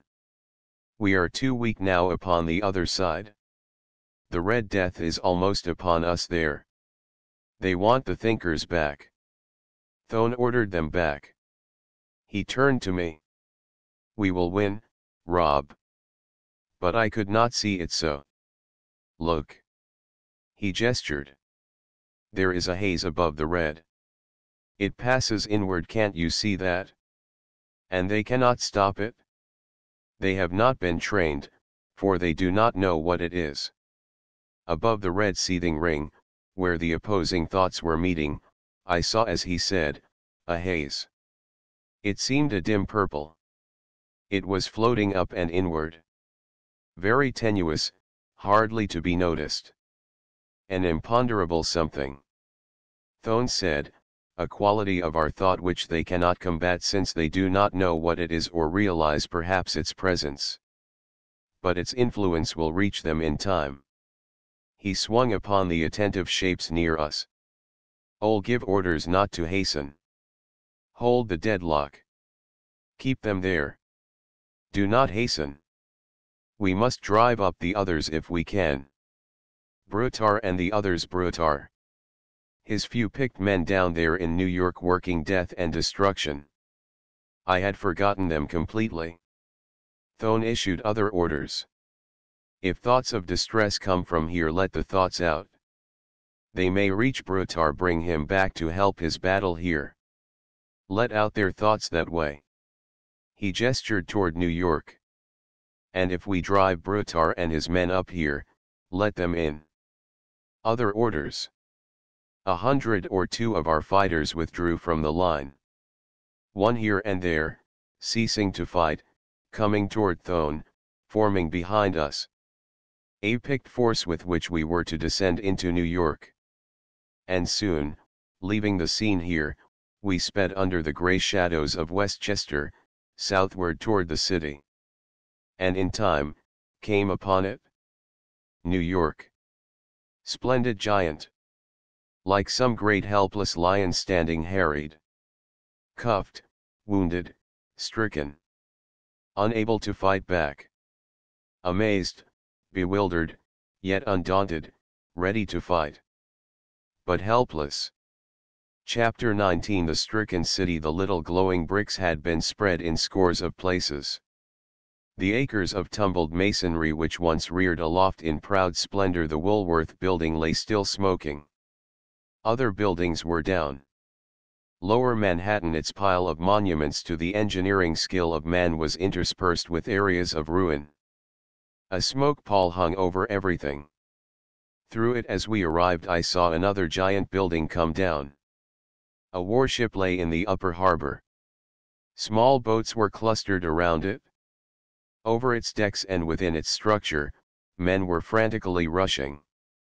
It stood there, a shadow on the shadowy water, the embodiment of impregnable power, the small anxious boats around it like milling pygmies trying futilely to help its distress. Then men began pouring from it. The little boats took them and made off. Alone it lay there. Motionless. Then there came a surge of its giant bulk upward, a torrent waterspout as of a great mine exploding beside it. Bow down, it began to sink. The Statue of Liberty fell. Head down, with torch plunging like a falling cymbal. The great Fort Wadsworth guarding the Narrows, as though an earthquake had torn it apart, rose and shook itself and fell into a shapeless mass. A small police boat was scurrying by in a panic. The tumbling white waves engulfed it. The Brooklyn Bridge lay broken and fallen. Its dangling cables hung like rent cobwebs ripped apart by a giant, ruthless hand. Figures of men were clinging to parts of it. Death, destruction everywhere. But there were soldiers grimly standing in Battery Park, machine guns idly standing. Another warship, unattacked, belching belligerent smoke, moving majestically around the battery from one river to another. A harried lion. Undaunted. But helpless to fight. Beneath the shadows of the lower Hudson we came upon Brutar and his clustered cohorts. The devastation was slackening, the bricks had done their work. Brutar was doubtless thinking of rejoining his people up there under the little Westchester town. He saw our shapes, and started north. We followed. Urging him on, but not attacking. Thone began, once we get them all together up there, all of them together, but he did not finish. Our lines let them through. It was a crescent battle line now, open to the south. But when Brutar swept in we closed it as before. The scene here had changed somewhat since we left it. The lurid red of the opposing thought streams still held balanced between the lines of the fighters. but in one place it was indented now far into Brutar's territory, a red gash like a wound gaping amid his huddled throng. And I noticed, too, that the dim purple haze hung now like an aura close above the heads of our enemies. I asked Thone about it. He said, those who are not fighters in there are beginning to feel our thoughts. Perhaps even they begin to suspect what awaits them. Soon the fighters also will know. He spoke quietly, but on a note of calm certainty that in the end we would triumph. From that same height we watched the scene. Almost immovable, struggling ghosts, grey translucent shapes to my vision as now I regarded them. Yet I wondered, were not those shapes of Brutar's people more solid than our own? A vague shudder mingled with triumph unholy, swept over me. Was it fancy, or was there indeed a change? I could see Brutar, or at least a shape I assumed to be his, raised upon a height in the center of his forces, his arms waving, his soundless voice doubtless exhorting his fighters to greater effort. The fog of purple haze swirled about him, tinting, but not obscuring, for it seemed utterly transparent. Was it my fancy that Brutar's shape was of changing aspect? And then I was aware of an uneasiness growing in the mob huddled there in the midst of the fighting. A stirring. A ripple of movement. Spreading like the ripples of a pebble thrown into a pond, spreading until abruptly the mob was surging, struggling to break the bonds of its own protecting ring of fighters. The fighters felt the press of the throng behind them. Their efforts wavered. With diverted minds their thought stream weakened. At once the red tumult moved in upon them. But Thone called his orders and a score of shapes relayed them throughout our circular investing ring. I could not understand it. We were not to press our advantage. Our fighters lessened visibly the strength of their attack. And our antagonists in a moment recovered. Thone said quietly, "No, Rob, if we were to force in there now and overwhelm them, there would be many minds unhinged, but not driven irrevocably away. They might return. It is my aim to destroy them completely, mind and body annihilation." Savage purpose, savagely expressed. But he added, "It is best and I think, more merciful." Chapter XX The destruction of the ghosts. There came presently a sudden change to this silent battle. For the purely mental, abruptly was substituted a semblance of physical struggle. The two mingled. In the ego world it would not have been possible, but here in the borderland, these bodies of half-material substance abruptly found themselves capable of it. From physical immobility there sprang movement. A panic at first, but Brutar quelled it, organized it into a concerted rush. His mob, his fighters, began pressing forward in a single direction. The borderland slope lay well beneath the ground level of the village overhead, but off to the left there seemed an area in the outskirts of the town where the slope and the ground of earth reached a common level. And Brutar's people were pressing that way. They surged forward, were forced back, surging and rebounding as one would press against a yielding but entangling net. Our lines, and theirs, and the red tumult of conflict surged with them, bending, but the whole scene holding its contour.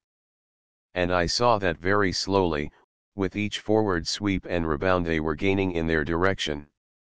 I heard Thone beside me addressing Will. "They will never make it. They will be too late." He seemed to realize something. "Those people up there in the town, Will, they must escape. Abandon the town. All of them escape now before it's too late." Will said, "If we could only communicate with them." "Do you suppose we could?" And B eagerly put in, "Let's try. Let Rob and me try. We will go up there to the level." They explained it all to me then. Horrible, sinister, shuddering outcome. Gruesome. Of course, the Earth people in the town must escape. B and I together took ourselves up the borderland slope to the outskirts of the village where the slope was level with the ground. We were now half a mile beyond this spectral town which was thronged with ghostly vehicles and ghostly people staring in wonderment down at the battle scene. We came to the common level, stood upon a spectral road with a few wraiths of houses lining it. There seemed no people here, they were all crowding the town to gaze at the struggling ghosts directly beneath them there. No one is around here, B. But no sooner had I said it than we saw, standing by a fence nearby, a ghost warily regarding us. A man in uniform, a state trooper I thought. He appeared, standing there alone, to have no desire to approach us. But I waved. And B waved. We carefully advanced upon him carefully, for fear of startling him into flight. Gesturing, smiling with every effort to appear friendly. He understood us at last, came to the middle of the road, and there we joined him. Fantastic meeting. Ghosts, all of us, standing there in a group, gesturing. I put out my hand as a friend, and his came to meet it. Touched it? Had a billion million miles of space and eons of time been between us, we could hardly have been further apart. But at last we made him understand. An ingenious fellow. He took a shadowy paper and pencil from his pocket and wrote what he thought we intended to convey to him, and we read it and nodded and smiled grimly, for this was grim business indeed, grim, horrible. When at last he knew, astonishment, terror was upon him. And he was off down the road at a run, waving his arms, shouting no doubt, screaming to everyone his terrible warning. We rejoined Thone upon the height overlooking the struggle. He murmured, "I see you were successful. And just in time, this is almost over now." The battle lines still held. But what a change was come to our enemies. There was no mistaking it now, their bodies were materializing. The purple haze carrying the malignant influence of our fighters, was forcing their bodies into the earth state. The town above us, warned by our messenger, was emptying. Vehicles, shadowy moving shapes of cars and wagons, were scurrying out of it over all the roads. The houses were empty, the roads all thronged with fugitives on foot. Empty-handed, and families trudging with what little worldly goods they could carry in their arms. Wagons and cars piled high with household furnishings hastily rescued. The lines of pedestrians urged, lashed to greater haste by frightened officials. An exodus from death into safety. The end came suddenly, unexpectedly, swiftly. Thousands of ghostly bodies, there beneath the ground of the village, abruptly leaping over the last gap into material being. In the ground, the earth, the rock, the very atoms of these foreign bodies intermingled, blended to their essence with the atoms of the rock and soil. And suddenly leaping into solidity. The scene everywhere seemed to shudder. Its grey details slurred into a blur, a formless chaos of power unleashed. A soundless rumble, a sweep of tumbling movement. Upward, with a burst, an infinity of newly created entities demanding space. Space. Demanding it, heaving upward over the path of least resistance to find it. As though, there in the bowels of the earth, a pent-up volcano had suddenly broken forth, the abandoned village heaved into the air, rose, shattered apart, and fell in a tumbled waste. An earthquake, a very cataclysm of nature outraged.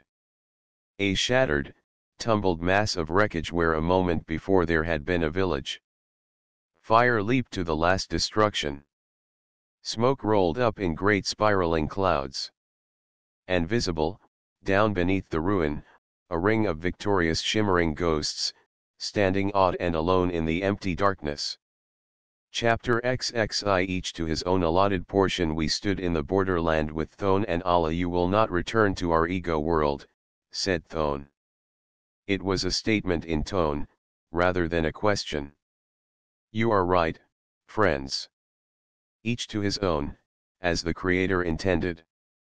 Your world, better for you but ours, best of them all, for us. Allah was standing close by Will. So near was she to our earth state, here in the borderland, that I knew she had felt for Will those stirrings we call love. And now she was fighting them. He touched her. Could you not find it best to come with my sister and me, Allah? But she shook her head. No. Father speaks truth. One should hold in contentment his allotted portion. But I think it tore at her with a new, very human temptation. Goodbye, she said resolutely. It wrenched at us all. Friendship, even over so brief an interval, cannot be lightly broken. We told ourselves we would not break it. Some day, some time, we would again come together. Goodbye. Soundlessly it echoed within us. Will, B and I stood silent as we watched them trudge away into the shadows and the darkness. Each to his own allotted portion. Thone had assured us that our natural tendency of body would be to resume an earth existence from this adjacent borderland. And Will had formerly returned and found it easier than staying. We located, after roaming a time, that corner of Will's own garden where the ground level of earth coincided with the borderland slope. Solidity. Again at last we were solid, human wraiths no longer. Will had gone on into the house, B and I lingered in the garden. Blessed sounds and sights and odors. We could hear the murmur of insect life, hear the night breeze stirring the leaves, feel it fanning our hot cheeks. The roses and honeysuckle were heavily, thrillingly odorous. The moon bathed us with its pale silver fire. I took B in my arms. She came, willingly, eagerly, trembling with this newfound world of love.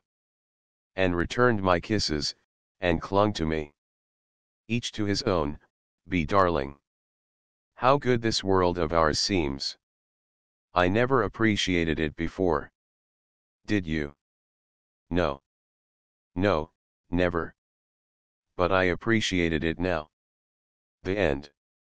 End of the Project Gutenberg ebook Into the Fourth Dimension. Updated editions will replace the previous one. The old editions will be renamed.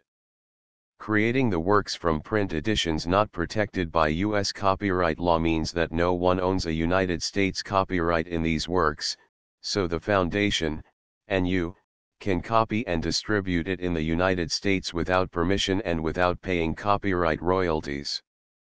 Special rules, set forth in the general terms of use part of this license, apply to copying and distributing Project Gutenberg trademark electronic works to protect the Project Gutenberg trademark concept and trademark. Project Gutenberg is a registered trademark, and may not be used if you charge for an ebook, except by following the terms of the trademark license, including paying royalties for use of the Project Gutenberg trademark. If you do not charge anything for copies of this ebook, complying with the trademark license is very easy. You may use this ebook for nearly any purpose such as creation of derivative works, reports, performances, and research. Project Gutenberg ebooks may be modified and printed and given away. You may do practically anything in the United States with ebooks not protected by U.S. copyright law. Redistribution is subject to the trademark license, especially commercial redistribution. Start, full license. The full Project Gutenberg license. Please read this before you distribute or use this work to protect the Project Gutenberg trademark mission of promoting the free distribution of electronic works. By using or distributing this work, or any other work associated in any way with the phrase Project Gutenberg, you agree to comply with all the terms of the full Project Gutenberg trademark license available with this file or online at www.gutenberg.org/license. Section 1. General Terms of Use and Redistributing Project Gutenberg Trademark Electronic Works 1.a.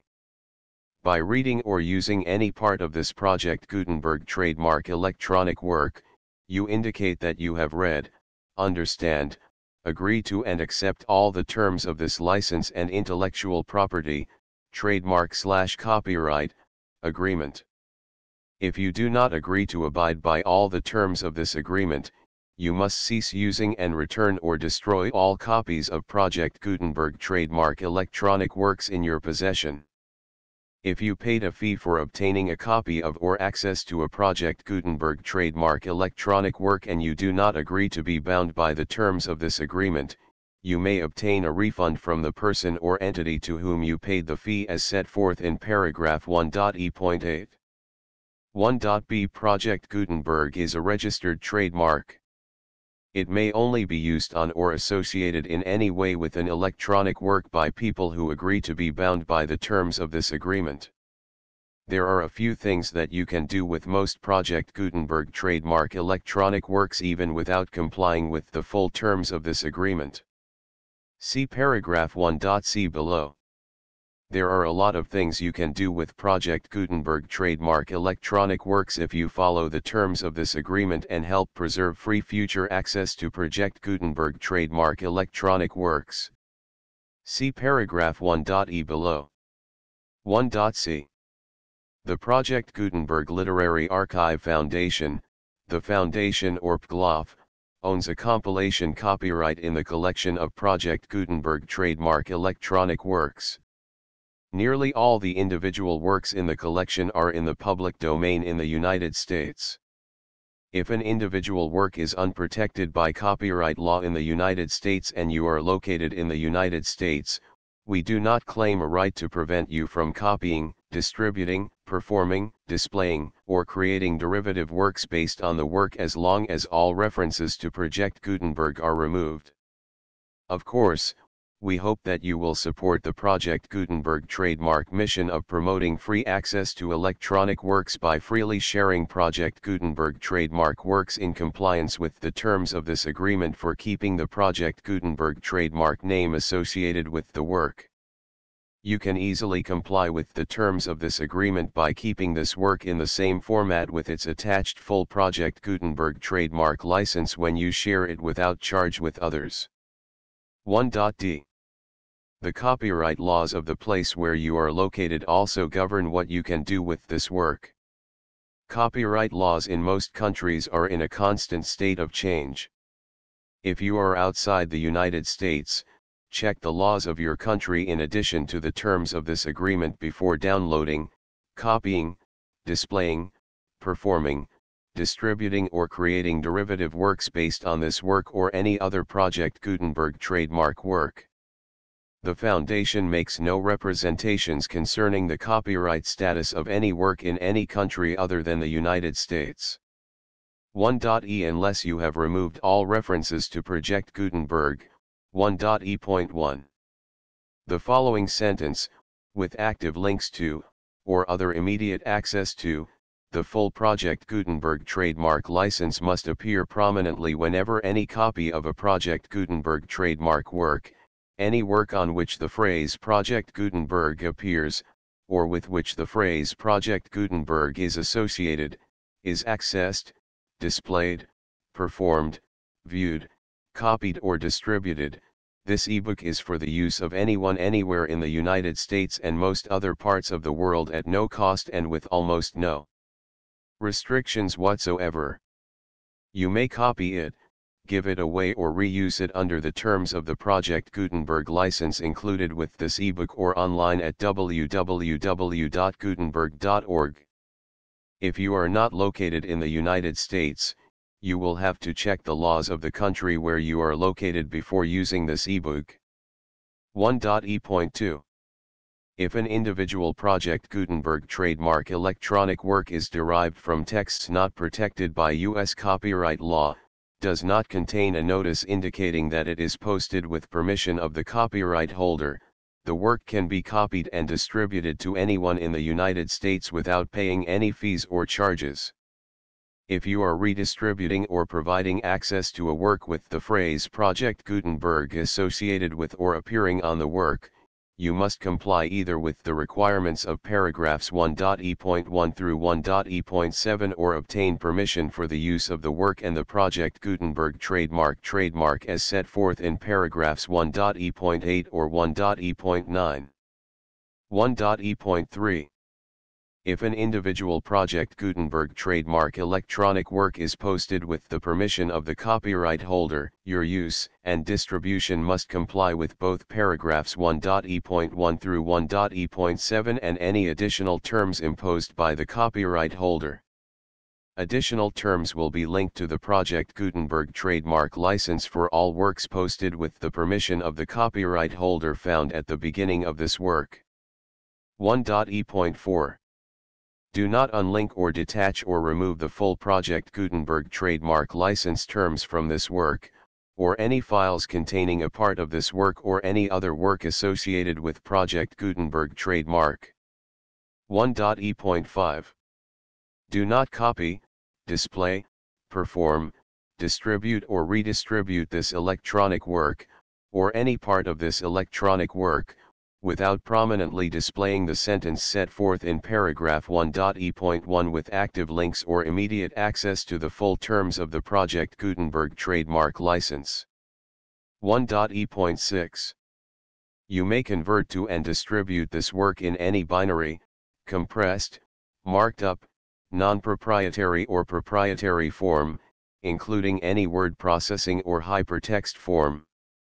However, if you provide access to or distribute copies of a Project Gutenberg trademark work in a format other than plain vanilla ASCII or other format used in the official version posted on the official Project Gutenberg trademark website, www.gutenberg.org, you must, at no additional cost, fee, or expense to the user, provide a copy, a means of exporting a copy, or a means of obtaining a copy upon request, of the work in its original plain vanilla ASCII or other form.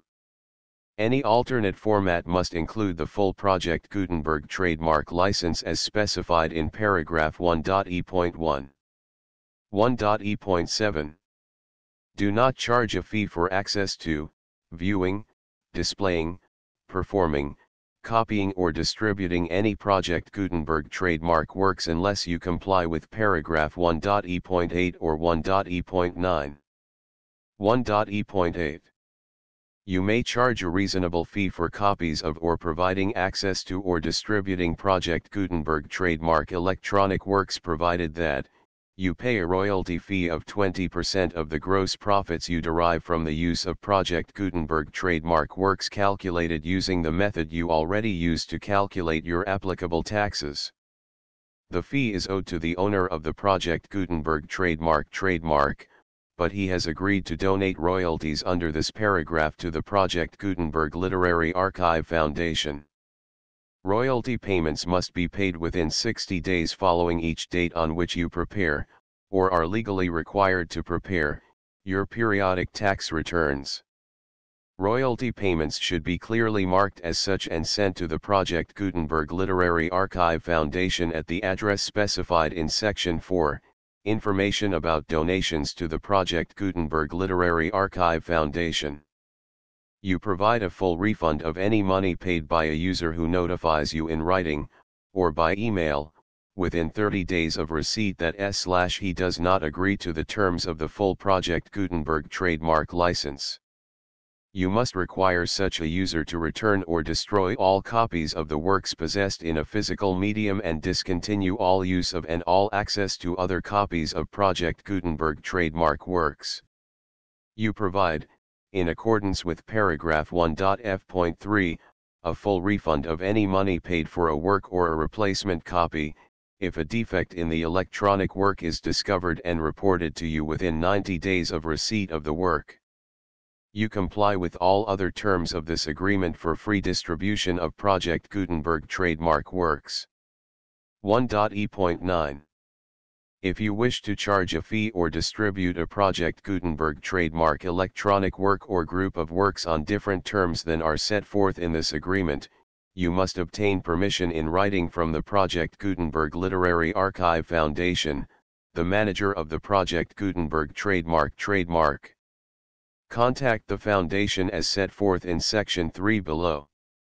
1.f1.f.1 Project Gutenberg volunteers and employees expend considerable effort to identify, do copyright research on, transcribe and proofread works not protected by U.S. copyright law in creating the Project Gutenberg trademark collection.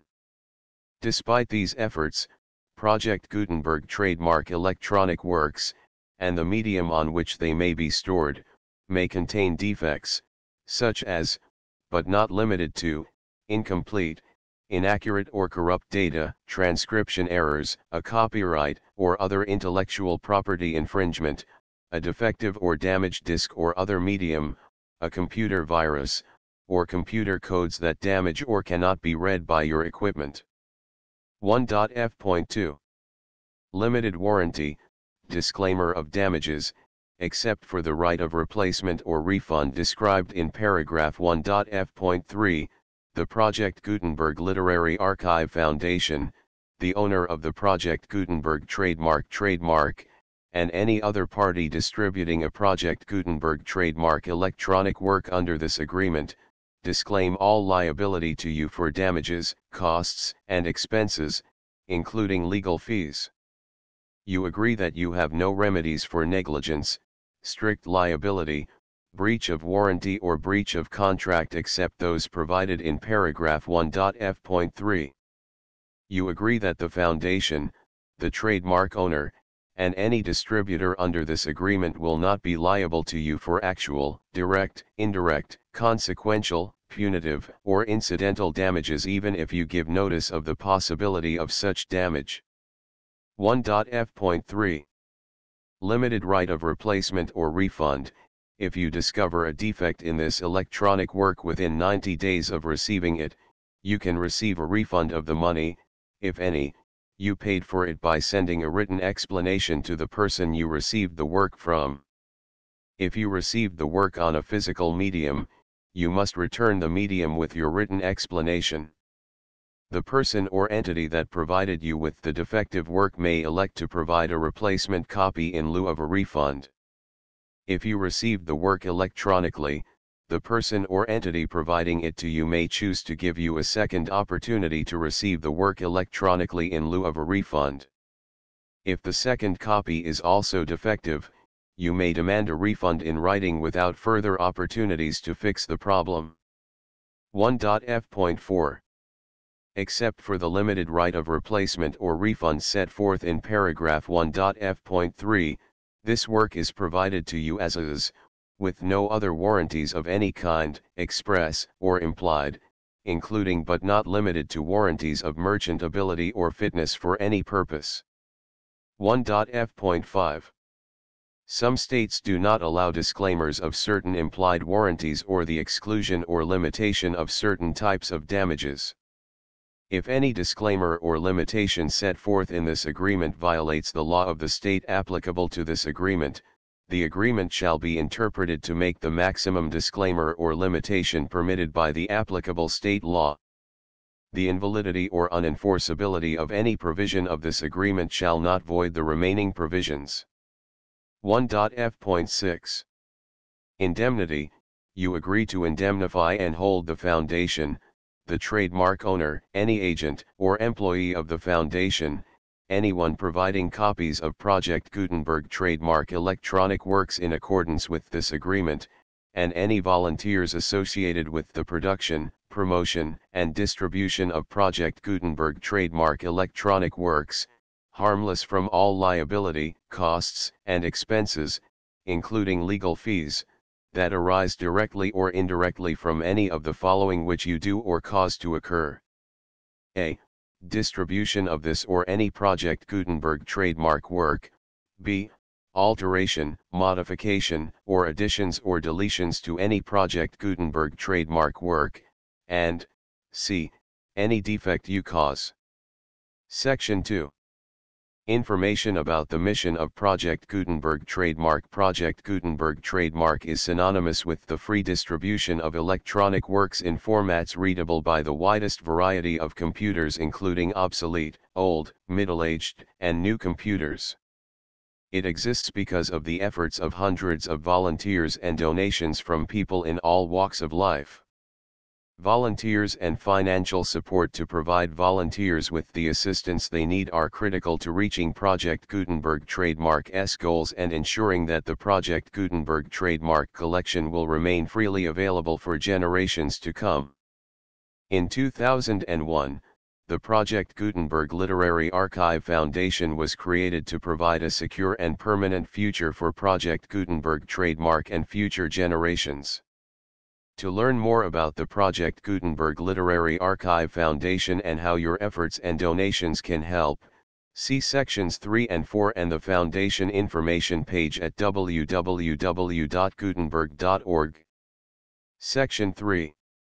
Information about the Project Gutenberg Literary Archive Foundation. The Project Gutenberg Literary Archive Foundation is a non-profit 501(c)(3) educational corporation organized under the laws of the state of Mississippi and granted tax-exempt status by the Internal Revenue Service.